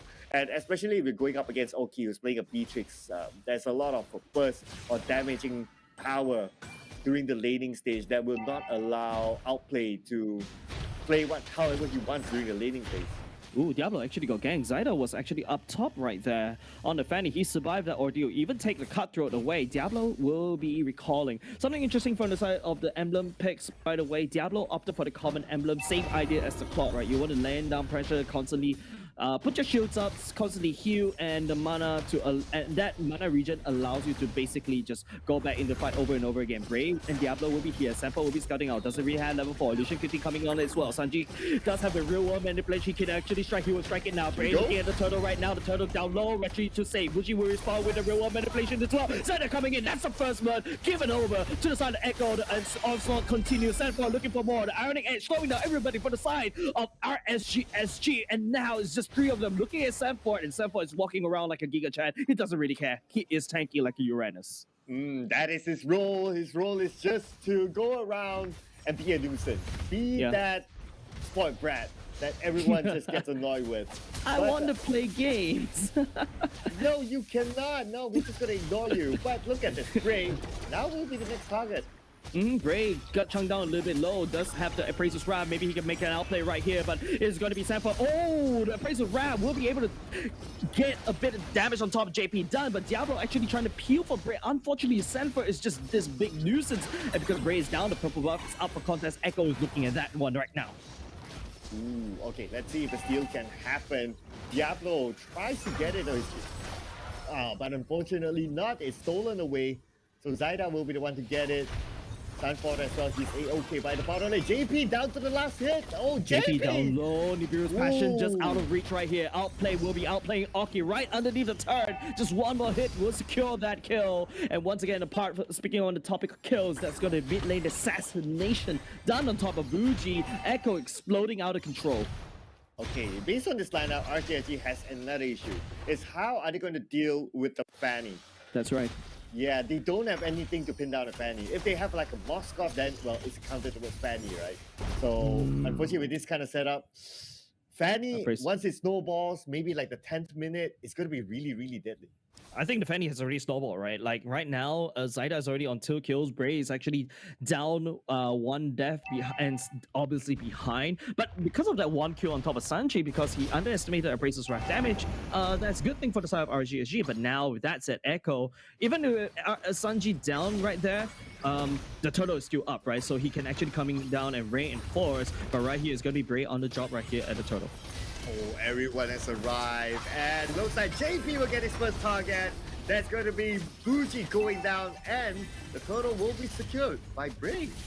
Definitely, right? Like, it's really nice, but at the same time, you know, that's Buji being the sacrificial lamb for the side of RSG, so that's A-okay. By the way, Diablo was actually screening for Sanji and, of course, Zyda at the same time, so it allowed RSG to buy some time to take the turtle, so that's A-okay. But Echo right here looking down bot, Lucian QT around half HP, Zyda is joining the fray at the same time. Oki hiding in, wrong gun, Sniper is not a very good gun against the Fanny. That's another kill in the name of Zyda. Yeah, it's already 3 kills now for Zyda. I guess like what you said, we don't even need to wait for the 10th minute mark. Zyda is really, really deadly now. And for RCSG, this moment at least, there's no way to respond to him. Yeah, and now what if you look at where Sanford is trying to cut 2 lanes at the same time, this means that Sanji can also rotate around together. And if you notice where Diablo is doing the exact same thing, this is basically, you know, the strategy 2 years ago, right? So our oldest goal coming out, but don't forget, speaking of our oldest goal, go get the tickets. And speaking of getting the tickets, Buji will be getting a ticket back into base. Unfortunately, Diablo coming in, joining the fray. Zamafor to be used by Outplay at the same time. The burst damage, Diablo couldn't handle it. Look at what Sanford is doing right now. Oh, he's just doing Uranus. Yeah, he's already in the base. He's already cutting the waves, and this could be difficult for RSGSG now. Look at this. He's just chilling there. I don't think Buji... Oh, Buji does have the burst damage. Look at that. Sanford just heals all the way up. Oh, man. This is just Bing chilling inside of the base. I mean, they're just going to totally annoy him like the spoiled brat he is. Yeah, he's gonna absorb 2 lanes gold, right? Sanji right here, I think he's relegated into like a pause 5 position, unfortunately, because he's not gonna be able to get any gold right here. Now Zyda, Greedy looking at Diablo instead. Oki losing that 1 turret down bot is gonna hurt him even more. And not only just that, the Uran is cutting top and mid as well. The turtle is up this time. Echo is in a better position to get it because right here, Sanford being a nuisance right here, Bray will be able to find him. Yeah, 3-4 onto Sanford, and he still survives. There's nothing that he can do about him. And the moment Zyda arrives, can you imagine all the skills thrown on the Sanford, assuming that they do that? Zyda just comes in and just takes everyone out. Yep, and Outplay coming in, dashing just a little bit right here. That's the first skill going in, but that's also a kidnap onto Buji. Once again, the Florian Bloom coming in. The Bandit's Rage connect on the 3. Sanji going, open the box. Buji can also do the same. Then Sanji this time around is the one that has to put the flicker. Outplay still upping damage. Make a kill. Given over the side of Outplay. Diablo coming in for the flank, but a little bit too late for the party. And Zyda managed to get away with about 10% of health left. That was a good swift getaway there by him. Diablo and Buji both in the mid lane. Not too sure what they can do about this because they don't have the damage to take down anyone yet. They definitely don't, right? Buji survived that onslaught coming off on JP, all because Lucian QT coming in a little bit clutch as well. But Sanford, you know, just providing free vision for the side of Echo. RSG knows they have not enough damage to deal with this nuisance. And the dominance eyes are really completed on the side of JP. No dominance eyes at all as of now for RSGSG. It's getting a little bit more difficult as time goes by for them. I guess for them to start to try and snowball, to try to counter up against Echo, is for them to try and cut those buffs. Try to get the purple buff away, not allowing Zyda to get any of it. Zyda, in fact, will be getting more kills. That's a Bloom committed. Diablo getting bursted down because of the down on 4. JP next on the toppling block instead. Sanji landing down with real world manipulation. At the same time, that's also JP going down. The Praise's Wrath connects onto Sanji, and RSG continues to chase Zyda right in the bush, patiently waiting to pounce onto Buji. Buji gets away, does have the Divine Judgment stolen, but Sanford coming into play at the same time. He also wants to play. He wants the PS controller. And you talk about the lack of dumb eyes is starting to hurt. It's obviously showing. Yeah, and right now they already got the second turret. So Echo has full control of the jungle at this point. The moment RGSG comes out, they want to farm. There's nothing left, and Oki. Wait a second, Oki survived that. Oki's pretty lucky right there. He's gonna have to buy a lottery base on this date right here. But maybe because of the NOD coming in for the side of Lucian QT, maybe they can deal with Sanford right now. But then again, you know, the lack of dormant eyes, especially in the pockets of Diablo, unable to duke it out against Echo. With that said, RGSG hasn't taken a single turret as of yet, all because of the aggression of Zyda. 4-0-2 is the score. There you go. The Lord will be started by Echo. They're waiting. They're just using the Lord as a bait. If RSG shows up, if everyone shows up, that's it. Echo will just pounce on this one. I think RGSG plays here is to ignore it, but speaking of ignoring it, JP forcing the issue. Buji this time around. Blue will be able to save. Sanford coming in, ironing edge, but Outplay will be still picking up the mid laner from the side of RGSG. He's going for more. Zaman force. Lucian QT flickers. No, he actually dies. He didn't even flicker. He also flickered to his death, and Zyda wasn't even in the fray at the same time. Bray getting chunked down by 4. Diablo joining in the fight at the same time, but Bray will die at the same time. Zyda looking to end the suffering of Diablo, but Diablo walks away to safety. Echo in a dominant lead right here, man.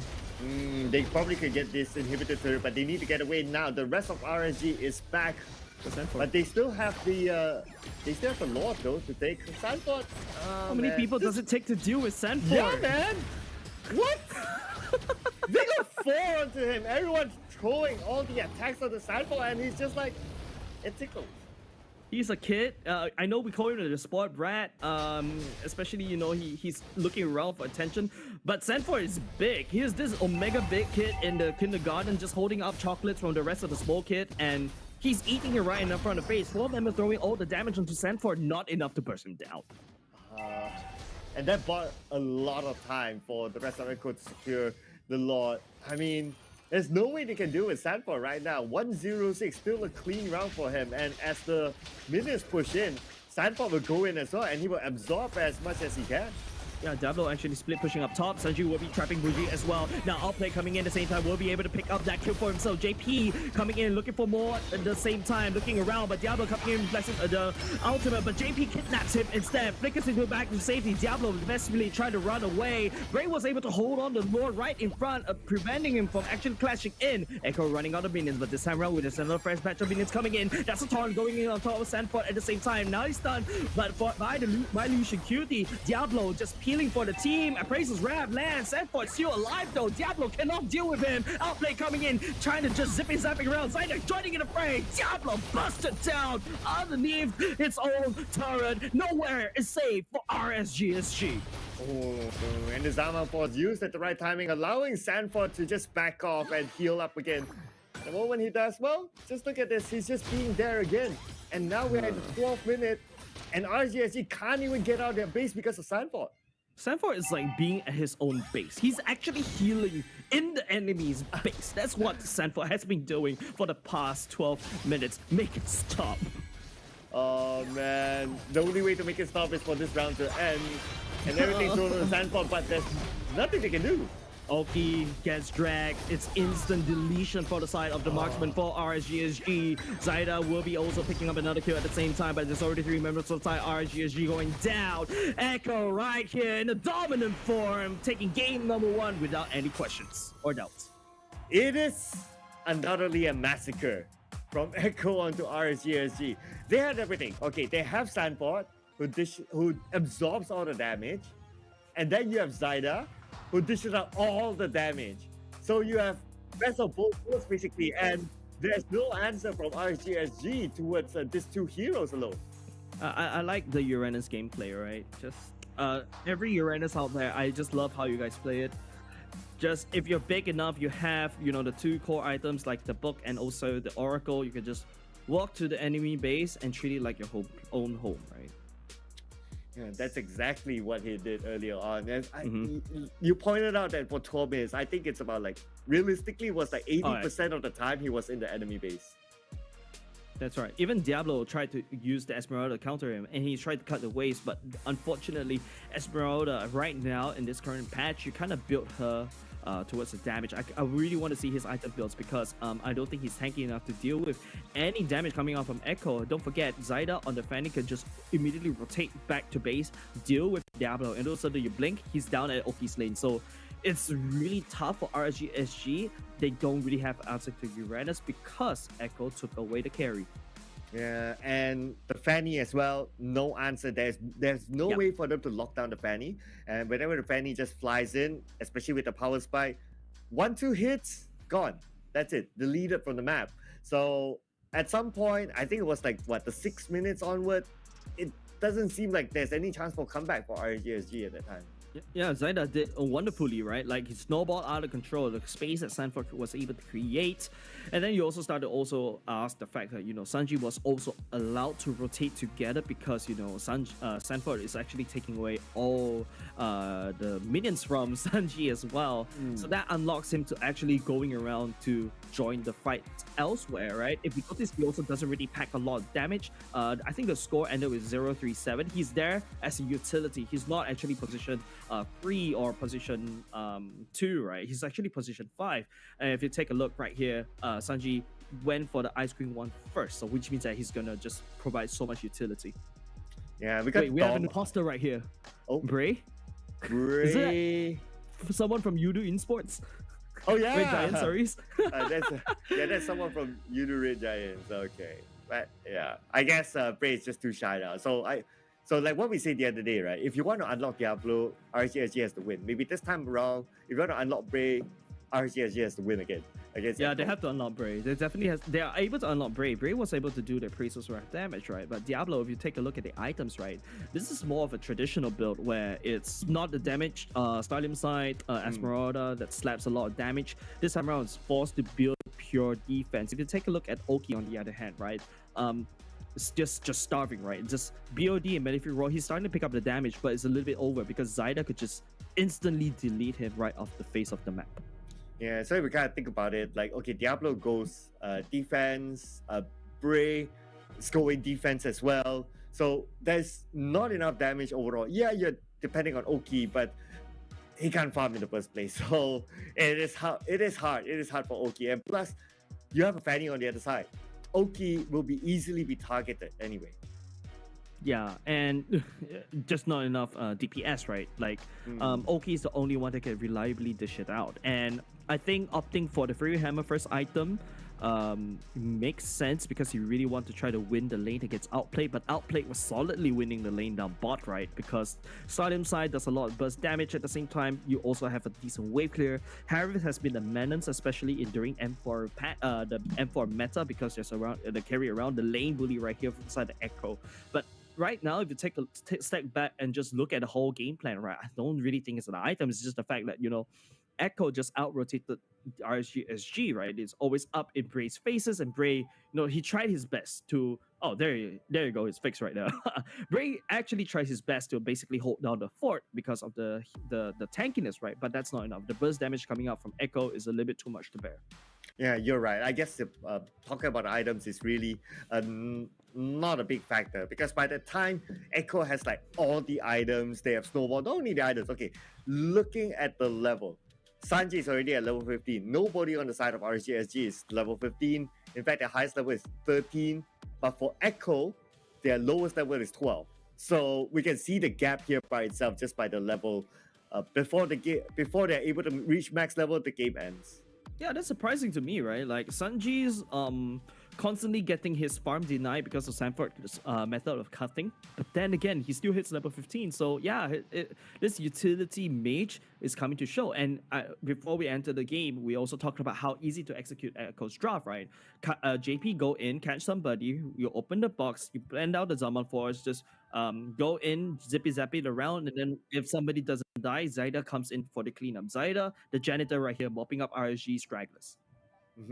703. So, but surprisingly, he's not the highest goal earner though. So it's going to be Harry. But anyway, the MVP is going to be, I guess it's based on the KDA, right? So the MVP, it is going to be Outplayed. But he did play really, really well at the bottom lane as well.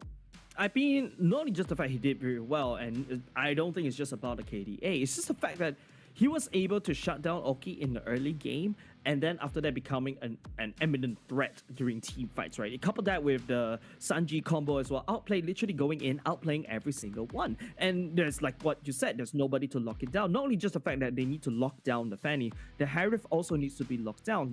You also see other people going for the Archive to push the Harith out of his Zaman Force to prevent him from dashing around. Maybe take a look at the emblems, right? Instead of going for the mage emblem, going for full-on penetration and attack speed and tenacity, just why not?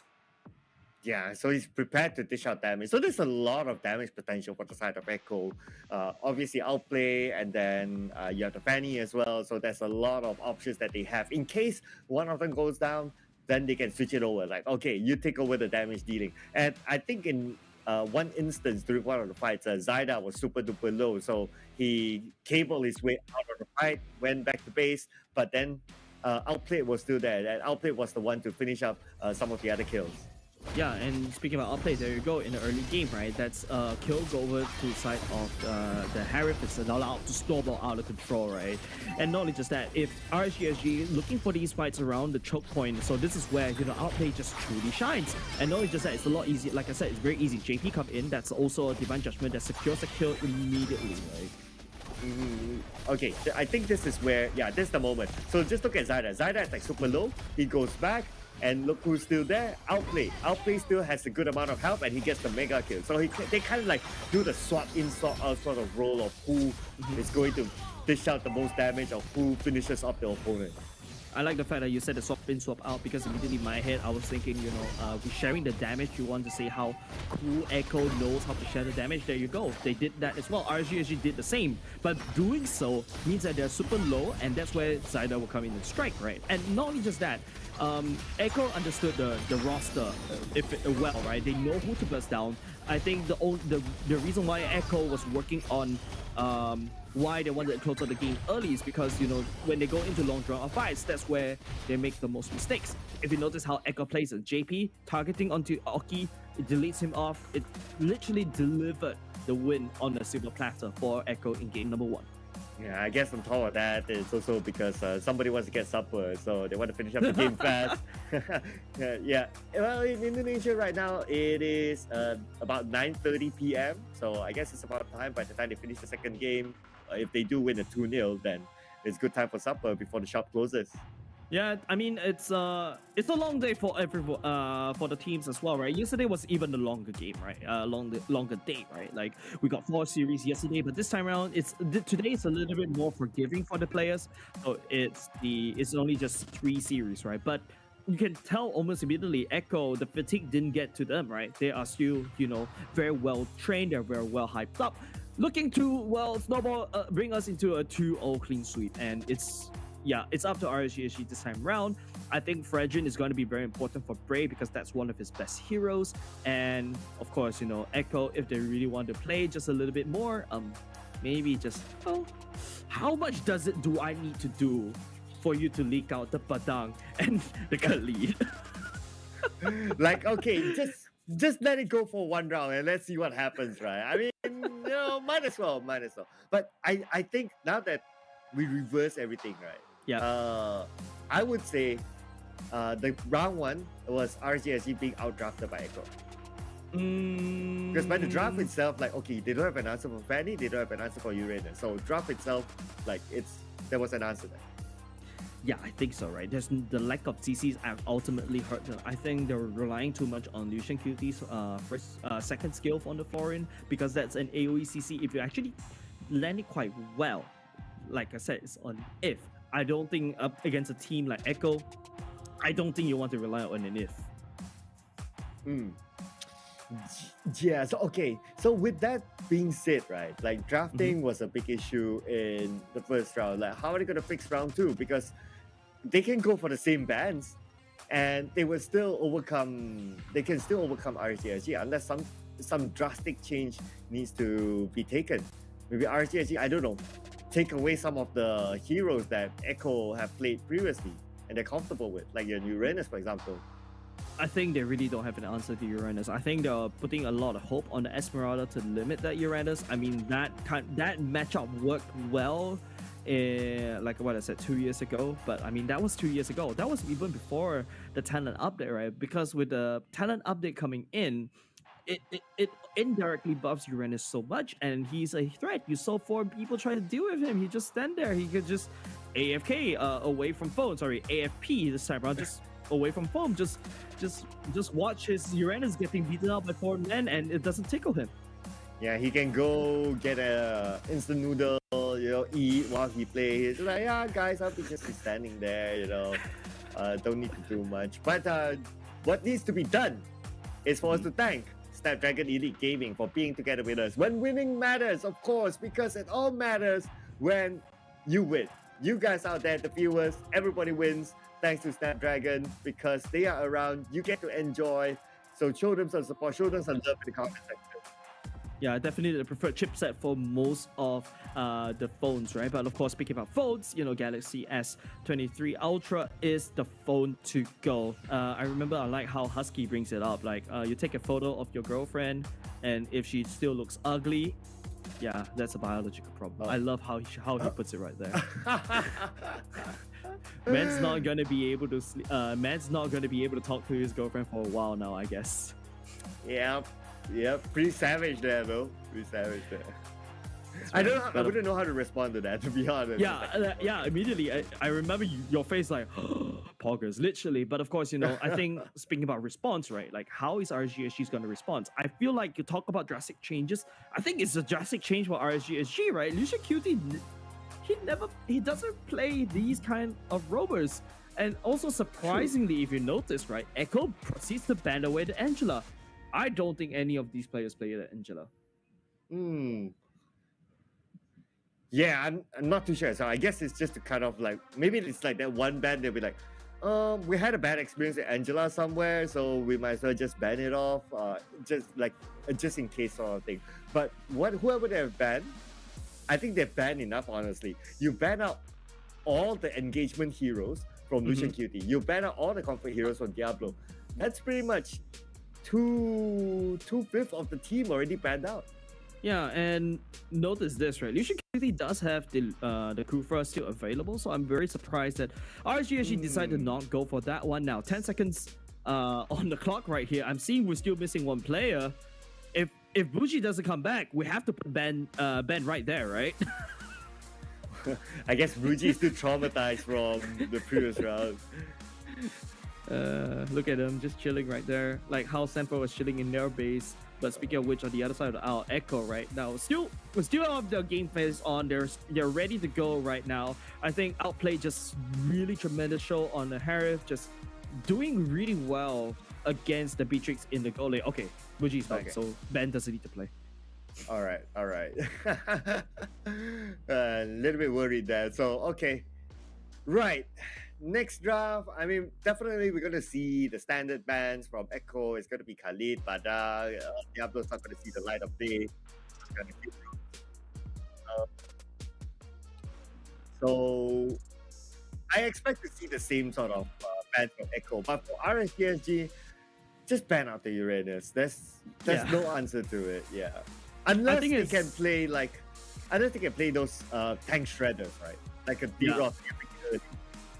Yeah, I don't think Diablo plays a Dyro, mind you. But of course, you know what? Oh, okay, we got the draft up, but it's our phase instead. So yeah, this time around, we'll be doing the drafting, huh?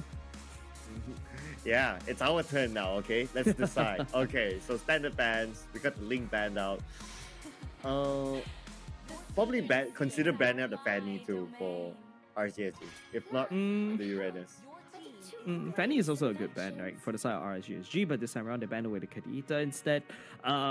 There's also the threat of a Kaja coming out from RSGSG as well, but I feel like Echo might first pick it right off the bat, and that's the problem, right? Going in as Diablo right now, Echo wasting 2 bans right there. I think it has become a meme right here.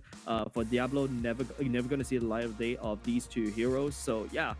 But something interesting this time around is RSGSG this time around entering this game number 2 as second pick. So they're able to pick 2 heroes, 2 priority heroes. So nope, okay, they're gonna remove the Kajar right off the bat. But this means that Joy is wide open, Echo can take it.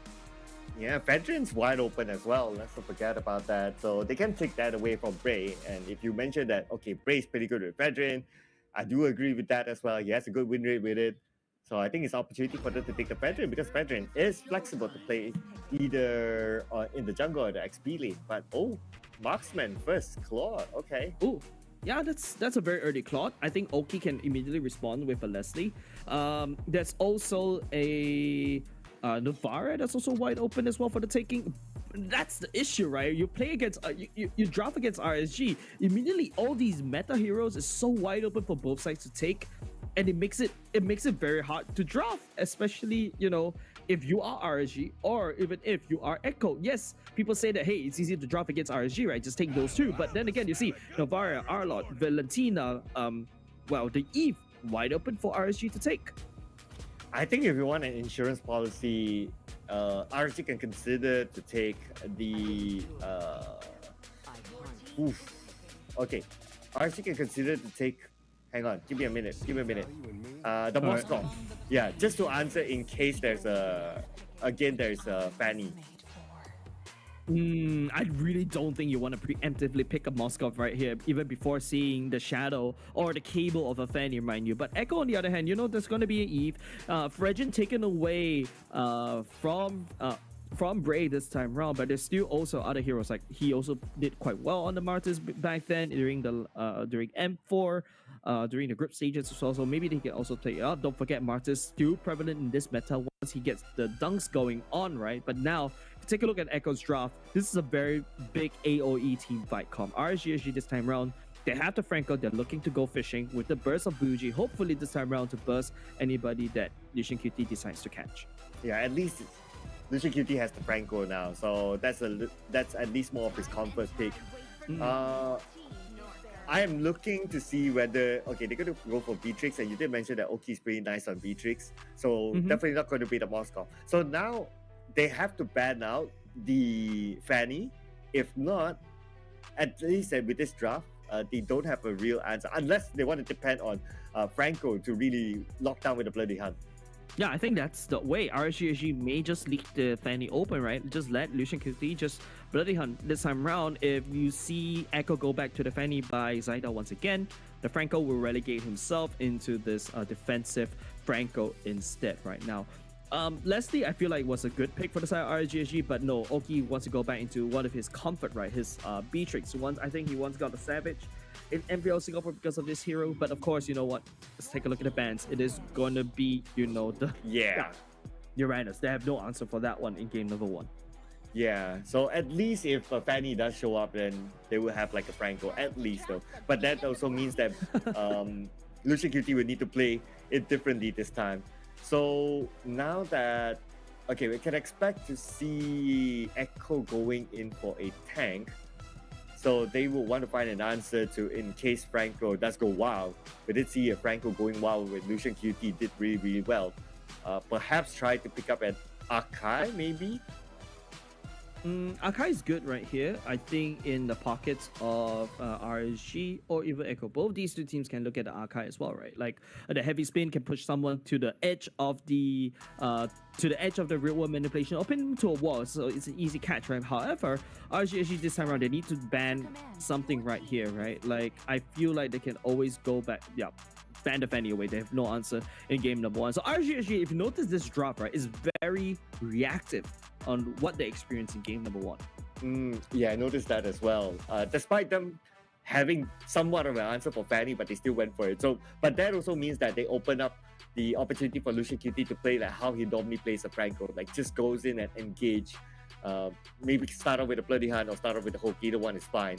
So that would also mean that they would need more damage on their side, and they cannot depend only on a Beatrix to dish out all the damage. Yeah, taking away the Edith that Diablo used in, I believe, the first series that we saw featuring RSGSG, right? I don't think that is something that I don't think this is what Diablo wants to go for. But of course, you know, the percentage HP damage that Edith can solidly output against the likes of Fredrin as well is also quite good. So maybe Echo is just making sure they, you know, walk away with a solid 2-0. Yeah, I would have preferred Echo to ban out the Lapu Lapu though, but anyway, that's okay. I think Edith is fine. It's very versatile. Yeah. So now when it comes back to picks to expect, I would like to see a damage dealer from RSGSG.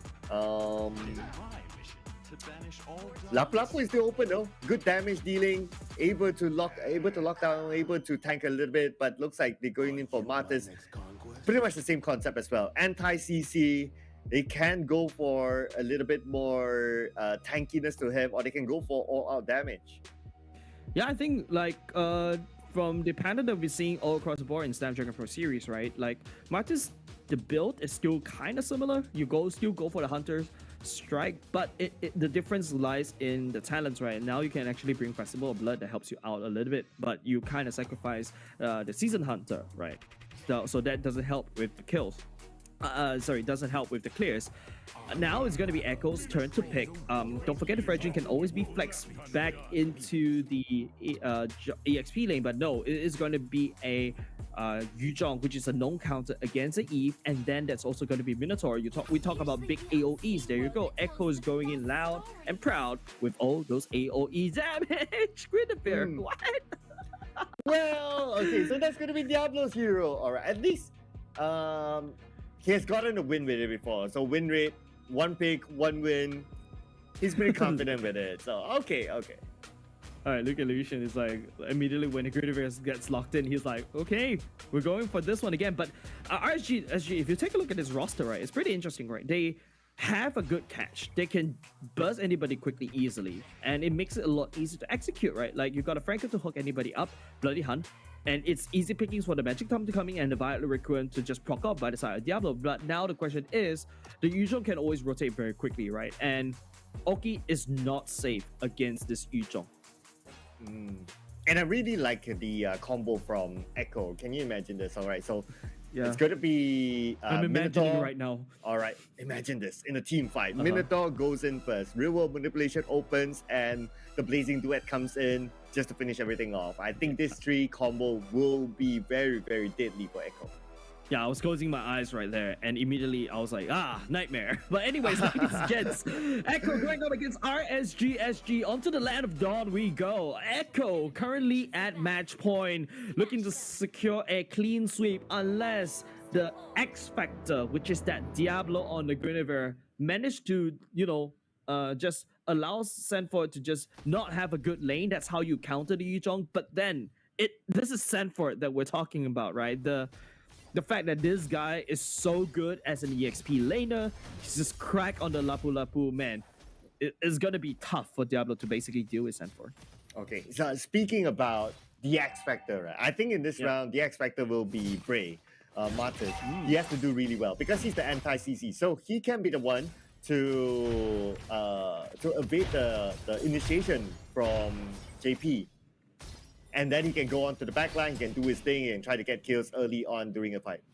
Yeah, but Bray, right now, right, he needs to snowball. He needs to find those pickups right here. RSGSG is trying to play a little bit aggressive right here. Diablo dives onto Sanji, and fortunately, JP just knocks him up in the air. Sanji promised slowing down. He's a little bit down low right there, but no follow-up coming from Echo. Bougie will be the follow-up instead. Flicker for Flicker, that's terrifying. JP is trying to run away, and he will be able to do so. The Terrify doesn't look very scary all by Bougie, but Zaida is here. The Taunt is here at the same time. Sanford joining the fray. First Blood coming over to the Black Dragon.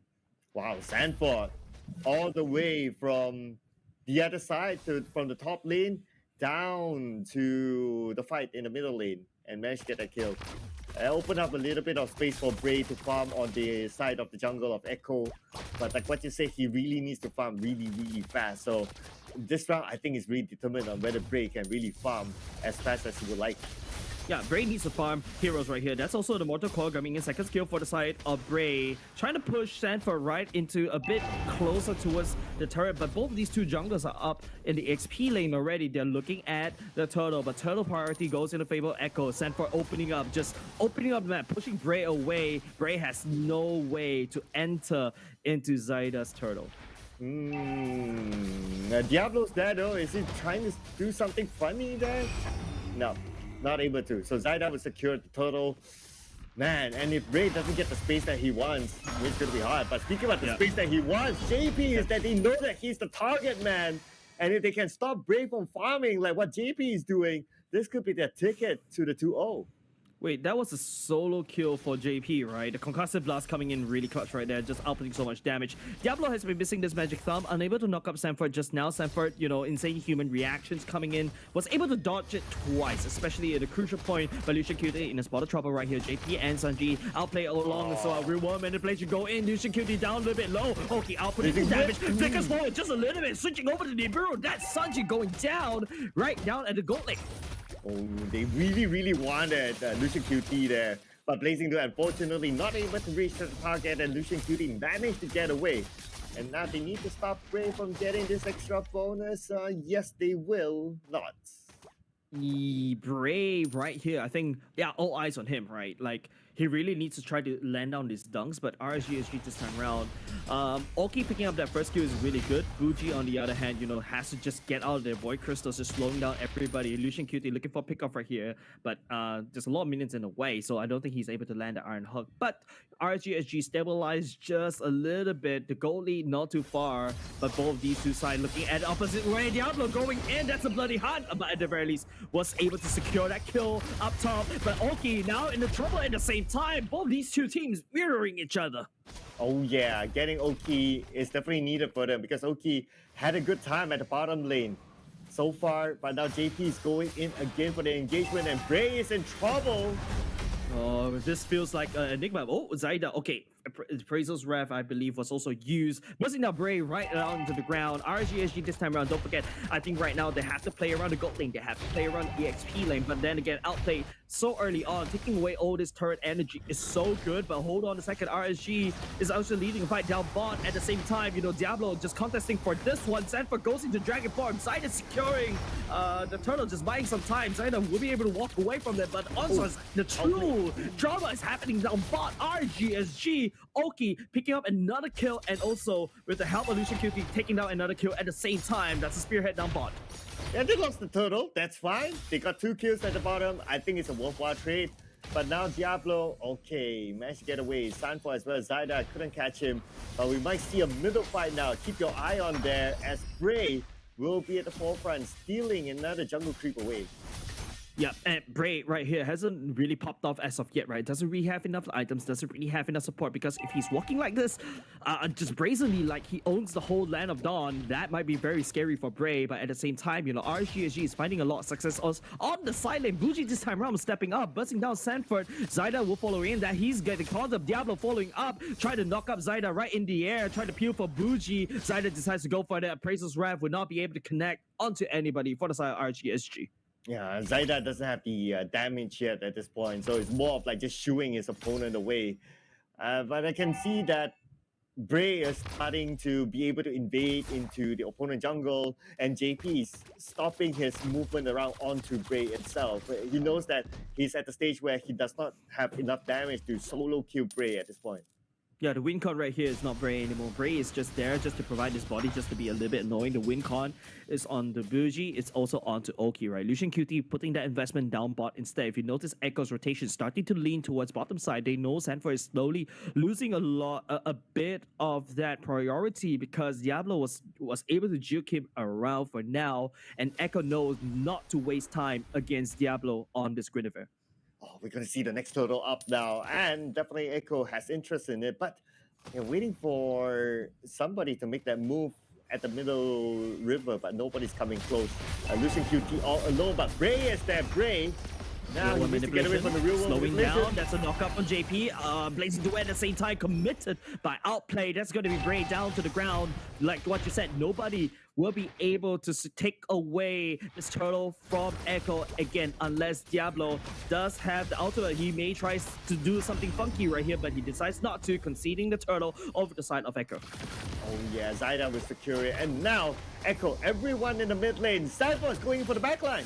Sanford looking for the backline. Oki's main target right here. Petrified at the same time, gets knocked up into the sky high at the same time. The bloody hard, a little bit too late. Unfortunately, Sanji landing down to real world manipulation, but a little bit slow. Nice hook coming out from Bray. That's finally a shutdown. Going in for RSG. Bray looking for more at the same time. I'll play the next person on the chopping block at the same time. Now that's also double kill. Bray going wild, jumping over the wall at the same time, trying to look for more. That's 2 kills. Give it also Bray. Echo paid the price by losing 4 men.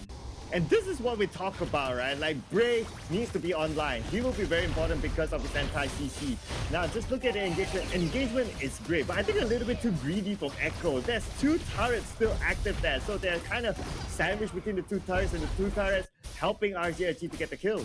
Yeah, those 2 turrets is basically on the side of RSGSG. Echo completely forgotten about that one. They dove a little bit too deep right there. RSGSG ultimately will be smiling, and not only just that, after that kill, you know, Oki crack open top, Diablo cracking open bot, so that's A-okay, exactly what RSGSG wants. Yeah, and the goal lead swings towards RSGSG after that fight. Now they have plus 500 on their side. Looking good so far for RGSG, as Bray will gain confidence after that fight, and now he continues to farm. Expect the next fight to be an even tighter one. Oh, Bray going in pure defensive. That's the radiant armor being built by the side of the Smartest, right?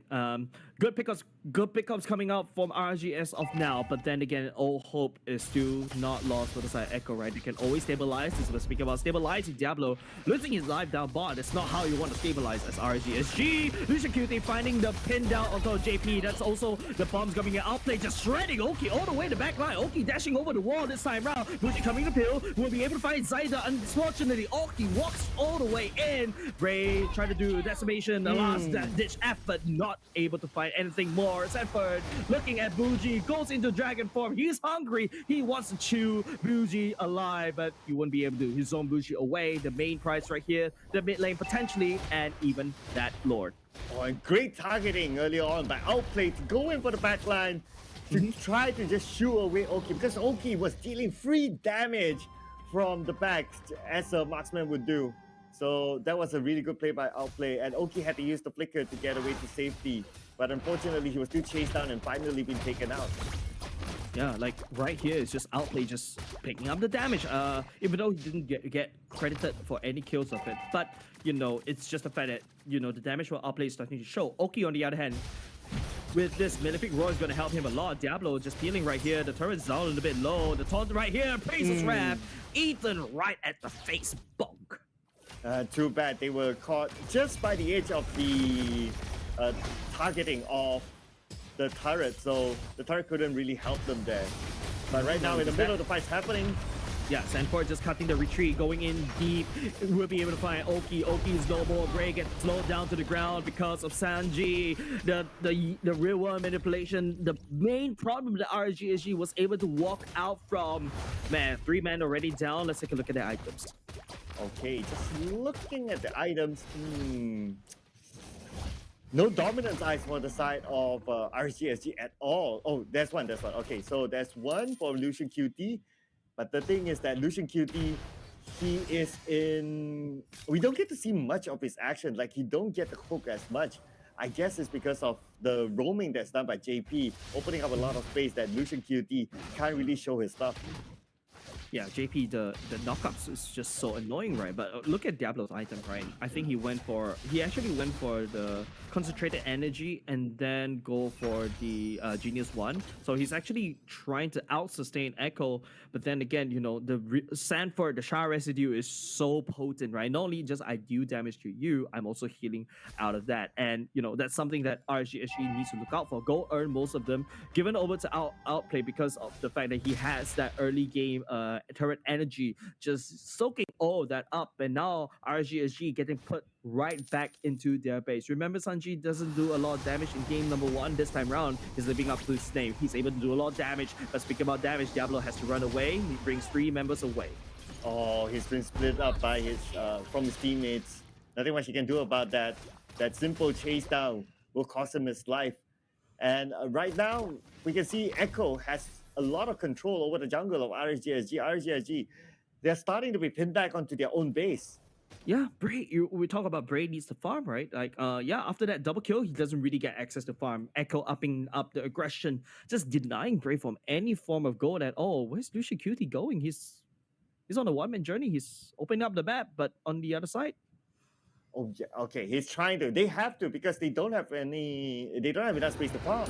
Looking at the difference of gold right now, 6,000 towards Echo. RGSG needs to chase back, but the next Lord, they will be ready to contest this.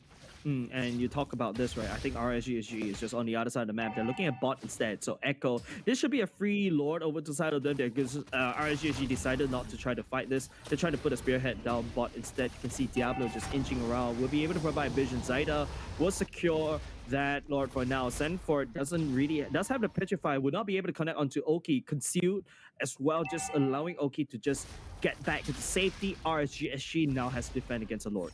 Yeah, and now it's all about disciplined gameplay from Echo.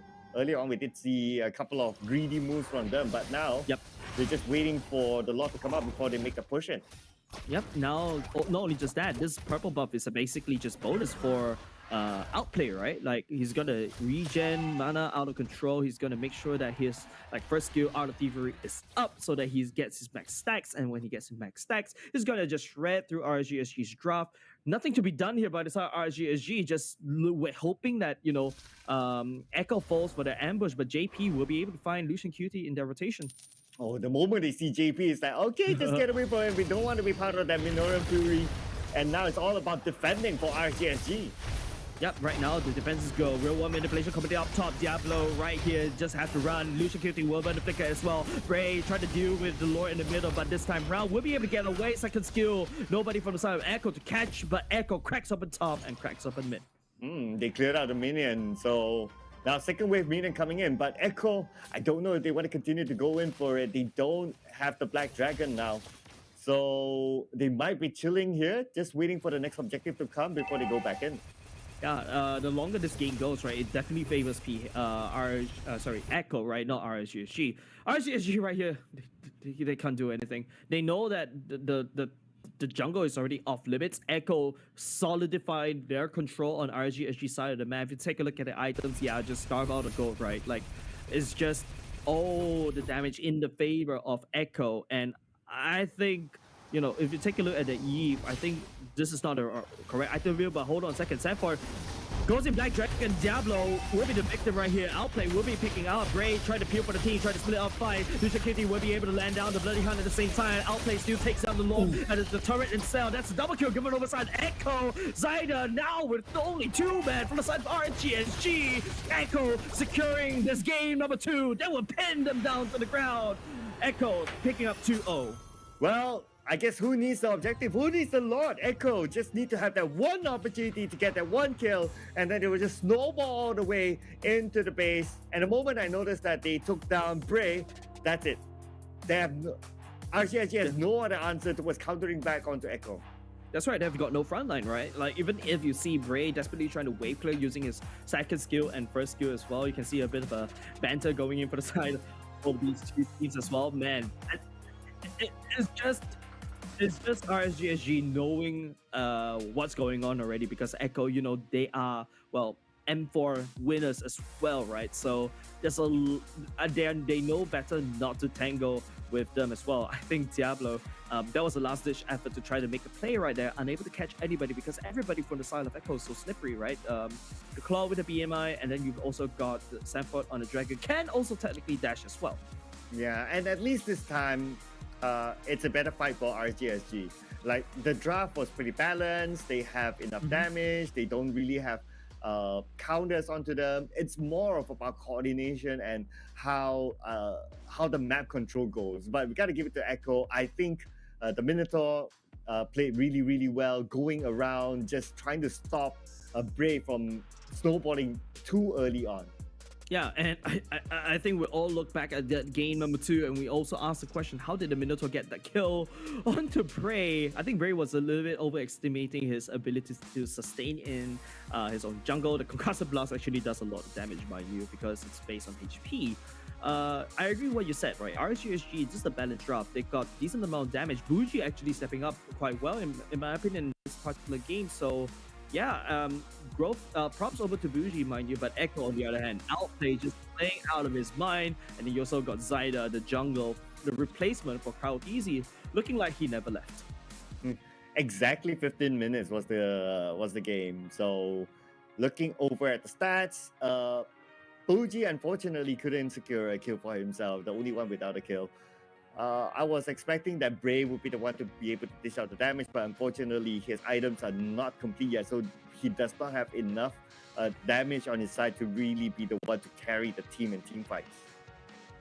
Yeah, he's relegating himself into this frontline Martis role, right? And only goes in to decimate one after another.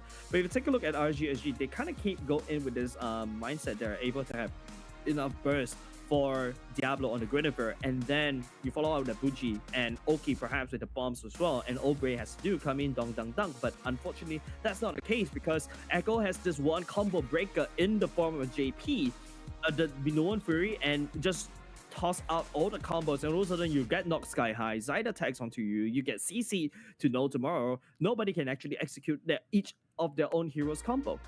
So looking away at this stat that the damage dealt highest is going to be Bougie. I guess it's also because of his counter real manipulation that gives him the stats.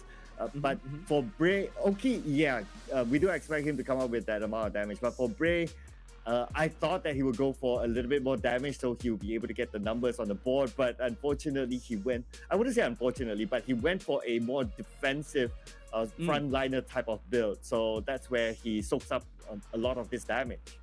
Yeah, but that's because also Diablo going in for the damage Guinevere route, right? Like, there's a period of time where the tank roam Guinevere is a little bit annoying, a bit of my pet peeve thing. It was a meme, but Diablo instead not to opt for the meme, right? Going for pure damage. But then again, you ask this question, the last patch of Guinevere actually modified her a little bit. They reduced the scaling and increased the flat out damage. So technically speaking, this Guinevere, this build that he's going for will work, but not in this match. So looking at the damage tower, no surprises here. Oki with the highest and Diablo coming in at second. On the other side, outplayed the highest. No surprises here. Pretty standard damage to towers. Unfortunately, RGSG couldn't take that many towers, so that's why the difference is quite significant. Almost more than double, in fact, compared to Echo. Yeah, the only time where RGSG was able to take down the turrets is when, Echo is on the other side of the map. You saw how Lucian QT and Oki was this task force that RGSG decided to send down bot just to sneak away a few turrets. Hopefully, pray that it will phase Echo just a little bit. Obviously, they don't really care. Echo is playing their own game. Zyda's so far ahead, just healing non-stop as well. And if RG decides to run, there's also Sanford with the Black Dragon form to cut any form of escapes. And total heals. Well, it's more towards Echo, and I can understand why. It's also because that RGSG, they didn't get the chance to heal up. They got deleted in team fights a lot by Echo, so that's why the stats is only like 52k for them. With Diablo taking the most, I wouldn't say taking the most damage, but he spends the most time healing in this game. And I guess that's also because like he's one of the type of heroes that's able to escape better than the others. Yeah, he's trying to be elusive, right? Your second skill, I think. No, sorry, your second skill. Yeah, your second skill of the Guinevere allows you to go invisible to hopefully do some outplays. Unfortunately, Diablo will not be able to do so. Instead, sorry, I'm actually distracted. Diablo, that's. Okay, I'm sorry. I'm very distracted by the name of Diablo because that's supposed to be an L instead of an I. Yeah, I realized that as well. It's a Diablo now. Diablo. Yeah. But Sanji is going to be the MVP in this round. Definitely stepping up this time around. I'm not too sure whether this is... Wait, hold on a second. This is the fighter emblem that he decides to go in. Pretty interesting, right? And then you also got Weapon Master and movement speed. If he's going for this one, he's looking to heal up from and sustain, right? Because that's what the fighter emblem is known for. And going in Weapon Master boosts on his magic damage that he earned from each item. That's why he's able to output even more damage conveniently against RGSG. Yeah, I guess his role is just to really put out a lot of damage. And of course, as a Yve, yeah, this is the way to go. If you're able to have a good frontliner like a Minotaur, and then you have a good follow-up later on, or like a good backup that goes to the backline like a Claude, then might as well you go all out damage and just take wins in team fights. And I think this is the setup for Echo, right? We did talk about like the combination that you can do with at least those three heroes. So with those three combined with the amount of damage that Sanji can dish out, I mean, every team fight does favor towards Echo. Yeah, and if you notice, it started in the early game. Bray immediately got shut down because Sanji did take a look. The real world manipulation just deep enough to cut away the escape at the same time. You speak about escapes. If they manage to escape, right, there's always the threat of Sanford coming in. If you notice how Sanji is being very safe, positioning really nice at the same time. I believe this is the only one that they overextended just a little bit, allowing Bray to just dunk, and then, they finally got a bit ahead in terms of goal lead, but that absolutely shattered when Diablo was overextending now. Okay, this is where I really like the movement there from Outplay. Went all the way to the back line, just shooing away the opponent. Yeah, that was... If he didn't do that, then it would have been the free hit. So he just jumped straight there. Even though he didn't get the kill at the first place, but as long as he's able to shoot away, that's fine. They still win the fight. Zyda looking very low right there, mostly great health. Unfortunately, the Bray wasn't able to secure the kill right there, but it's a very tough fight for RGSG. We all know this, right? Echo is just cutting all the escapes from RGSG, so it's really up to how Echo plays this, right? Even though, they know that they are, well, truly the fan favorites in this particular series, and they won a solid 2-0, they still at least respect RGSG in the sense that, I'm gonna play it all out, make sure I checkmate you in everything you want to do, including execution. And there you go. This is a roster of no escape, right? Trap people in the box. If you manage to get out of the box, there's also the dragon. And even if there's also the dragon that you sky high, there's also this angry cow that's gonna bull rush you. Flicker ulti, everybody's in the air again. Yeah, they have a lot of options. You kind of think about it. We don't talk about the Black Dragon form that much, but it does disrupt a lot, especially on the laning phase and also going to the back line. But you know what? What we got to mention as well, it's not only about that, but it's also about this. Thank you so much to our sponsors for supporting this show. We got Monster Energy drink here together with us, ladies and gentlemen. Unleash the beast with Monster Energy. MonsterEnergy.com/gaming. Check out the other flavors of Monster Energy because they have tons of them.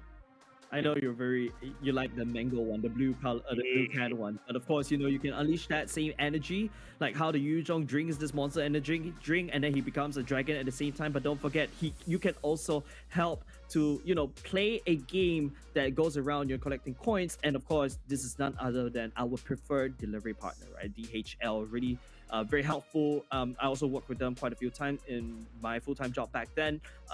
Their customer service really helpful in helping me tracking these parcels that I kind of miss. But don't forget, they're also having this small little competition, the 5,000 euros up for grabs. Find out more in the link esl.gg/ifibot. Yeah, it's basically a mobile game that you guys can download, and it's pretty straightforward to play. All you need to do is just run and evade objects, and you know how it's done, right? Just download it and then you find out in the leaderboard to be in the running to get 5,000 euros. But ladies and gentlemen, we're going to jump into an interview after this, and we're going to speak to one of the MVPs from Echo. So it's going to be Sanji. Let's go.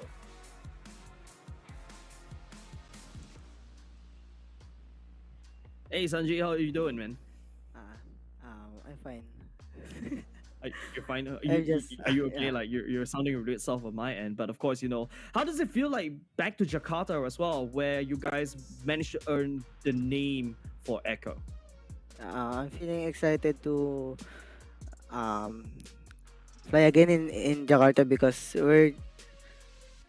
but we're here before, so I'm comfortable with the people, with the food, and yeah, I'm having fun at Jakarta.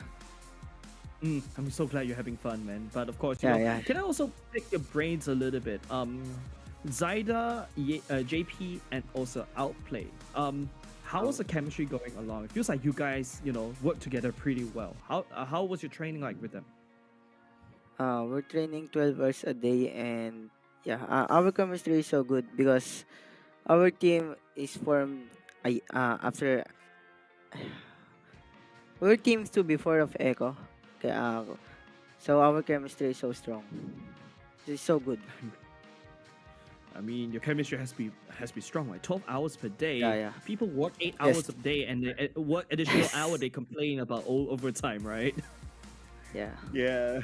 I mean, these guys definitely work hard. But okay, we've played a few games already from yesterday to today, right? And I'm sure that you have a good overview about how all the other teams are performing. Which team do you think so far will pose you the biggest challenge in this tournament? I think RSCPH because we lost to them. RSCPH. Yeah. Okay, fair enough. Yep. With that Yes. said, before we actually Oh, go, do you and, have anything you uh, want to say to the fans? I have Is there one another? team. Yeah. Onikindo. Oh man, the grudge match, right? From MSC, is that right? Yeah, the MSC champs. All right. With that said, before we let you go, do you have anything to say to your fans, especially dropping the game against RSGPH? Say if you were to kind of win back that support, right? I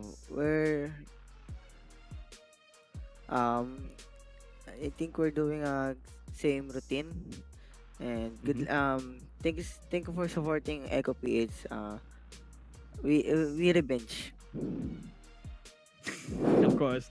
Looking forward to that revenge arc going into the final playoffs as well, right? With that said, thank you very much, Sanji. Amazing job, man. Thank you. I think, by the way, your Eve was super crazy. I'm very glad that you're basically back at the same venue info where we saw you just doing out the damage from afar. Thank you very much, Sanji. Thank you. Thank you. I love these Echo kids, man. I love these Echo kids. They're so cute and they're so humble. I mean, we didn't get the chance. You didn't get the chance to interview Diablo, unfortunately. Yeah. But at least you get Sanji, so I guess that's a decent replacement, I think.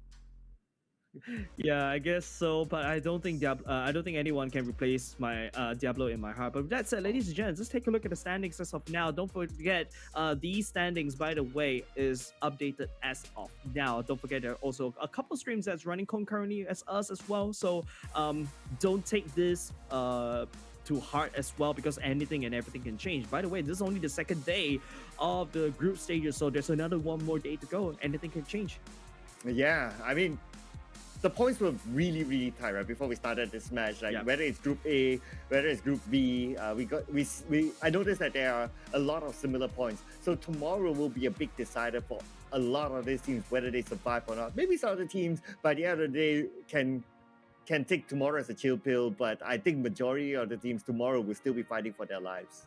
That's right. So, ladies and gentlemen, let's take a look at the standings as of now, because right here, I think something that's going to be very spicy, right? For both these, both Group A and Group B, right? Don't forget, only the top 3 of each group will be able to make it into the LAN tournament, right? The bottom 3, on the other hand, is going to have to drop out, and we're already seeing some people that are bordering around, number 3 and number 4. Those two, the mid part pack of that whole standing, would be the most competitive spot in the standings. Yeah, even like big names, at least from the last we know of the squad, like Pikatron, just by the border, Aura Fire as well, just by the border.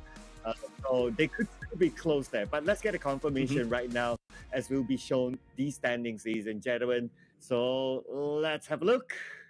Yeah, there you go. Like immediately you see you do Red Giants, right? It's 8 points. Evos Icon on the way as well, just contesting that mid part pack. So tomorrow will be a key day for both these two teams. On the other side, Group B, on the other hand, Bigatron Alpha and R5 and Odek at the same time, all tied in 7. Yeah, all the big teams there. My goodness. In fact, all these 3 teams happen to be Indonesian teams. Yeah, I think that's also the common denominator. A lot more variety for the side of Group A, right? Like you also got a Malaysian team, you do Red Giants. I think they've already proven their mettle. They are able to stand alongside with giants such as Echo, such as RSGPH, right?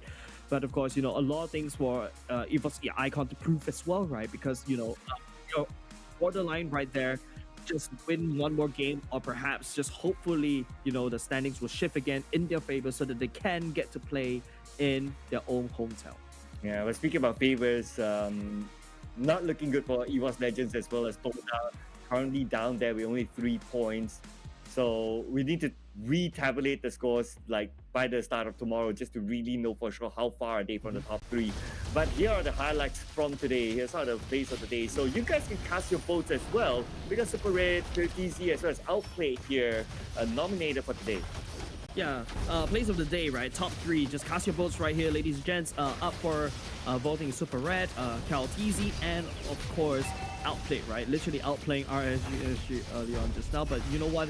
Here's amazing ride for day number 2. There's a lot of weird upsets coming out at the same time, especially that one game is a 2-1 AD brand finally, take Evos Legends finally taking one game away from AD brand, so don't count them out just yet. Hopefully tomorrow will be a better day for all of these teams.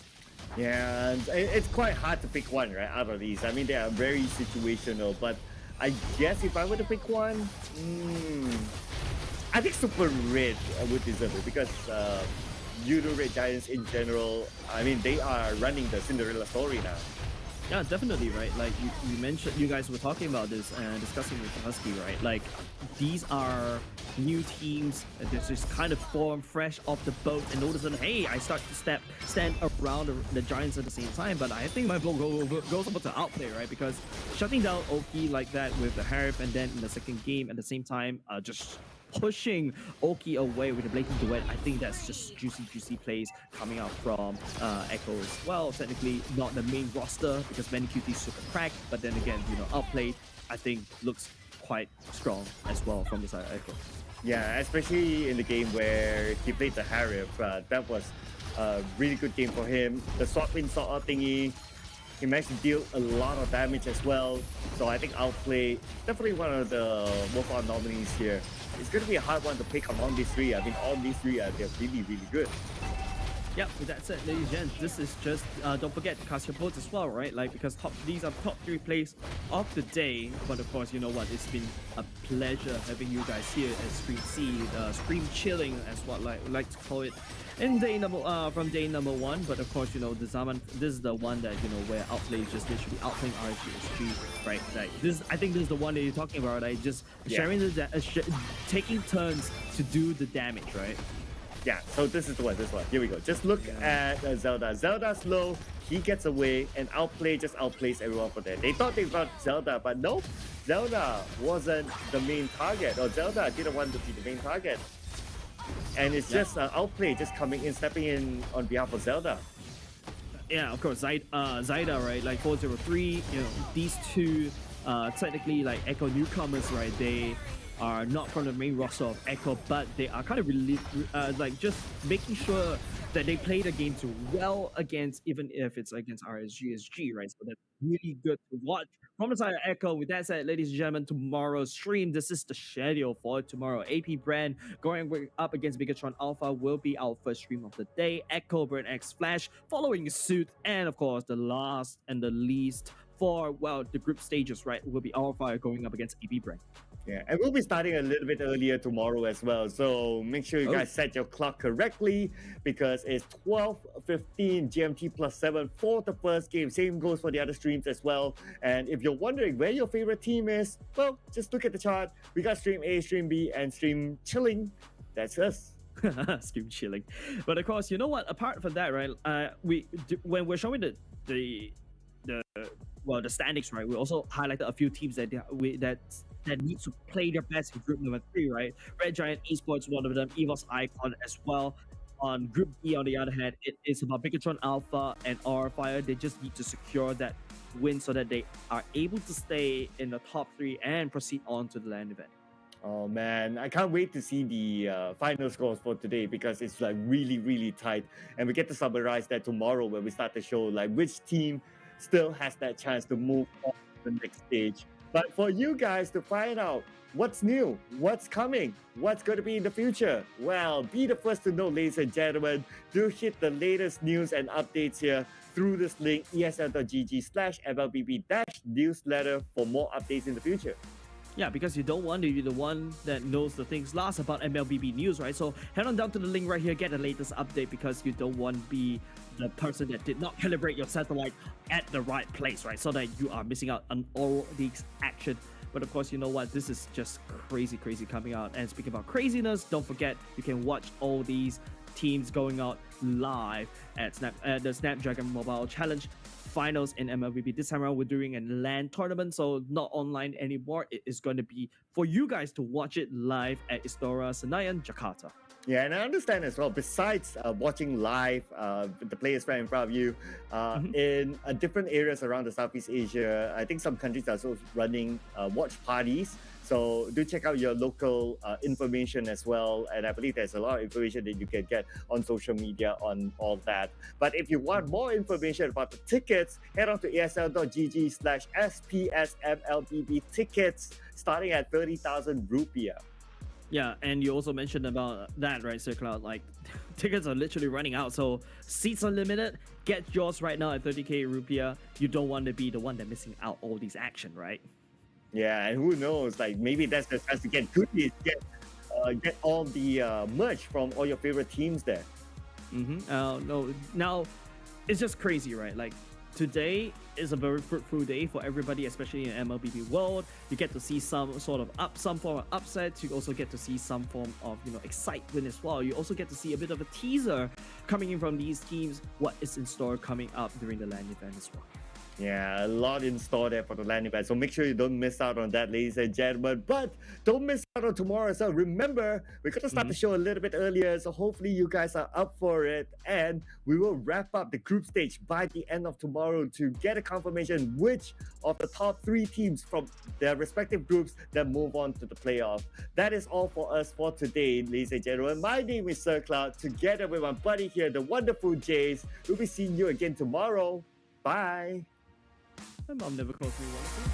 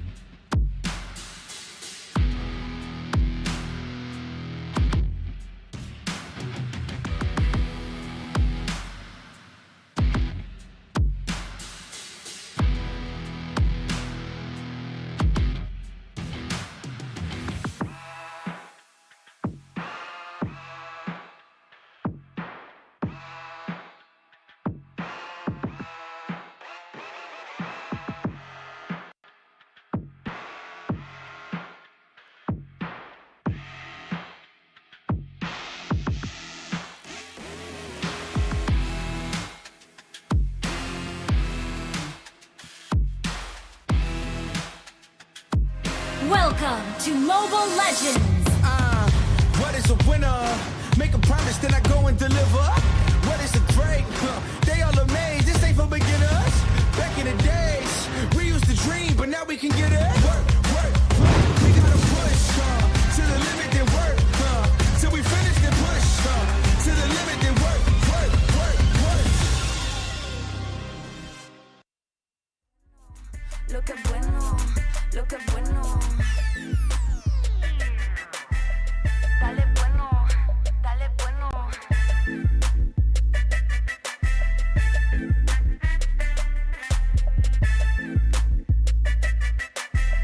Dale bueno, dale bueno.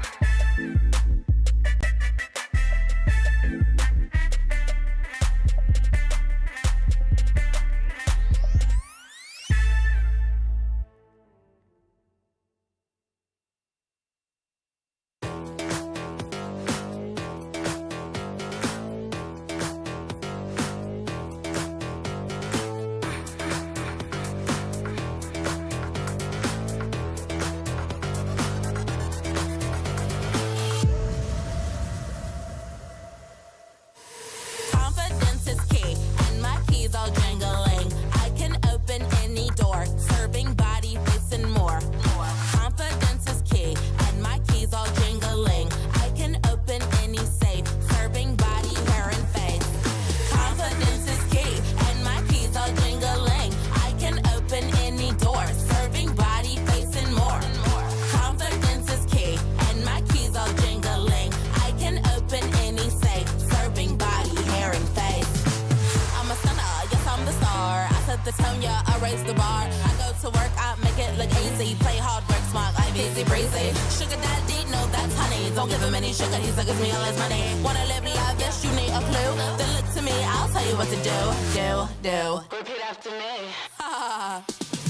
Confidence is key, and my keys all jingling. I can open any door, serving body, face, and more. Confidence is key, and my keys all jingling. I can open any safe, serving body, hair, and face. Now bring it out, it's your time to glow. You all the baddest, put on a show. Don't be afraid, let everyone know. Don't be shy, just lose all control and work it.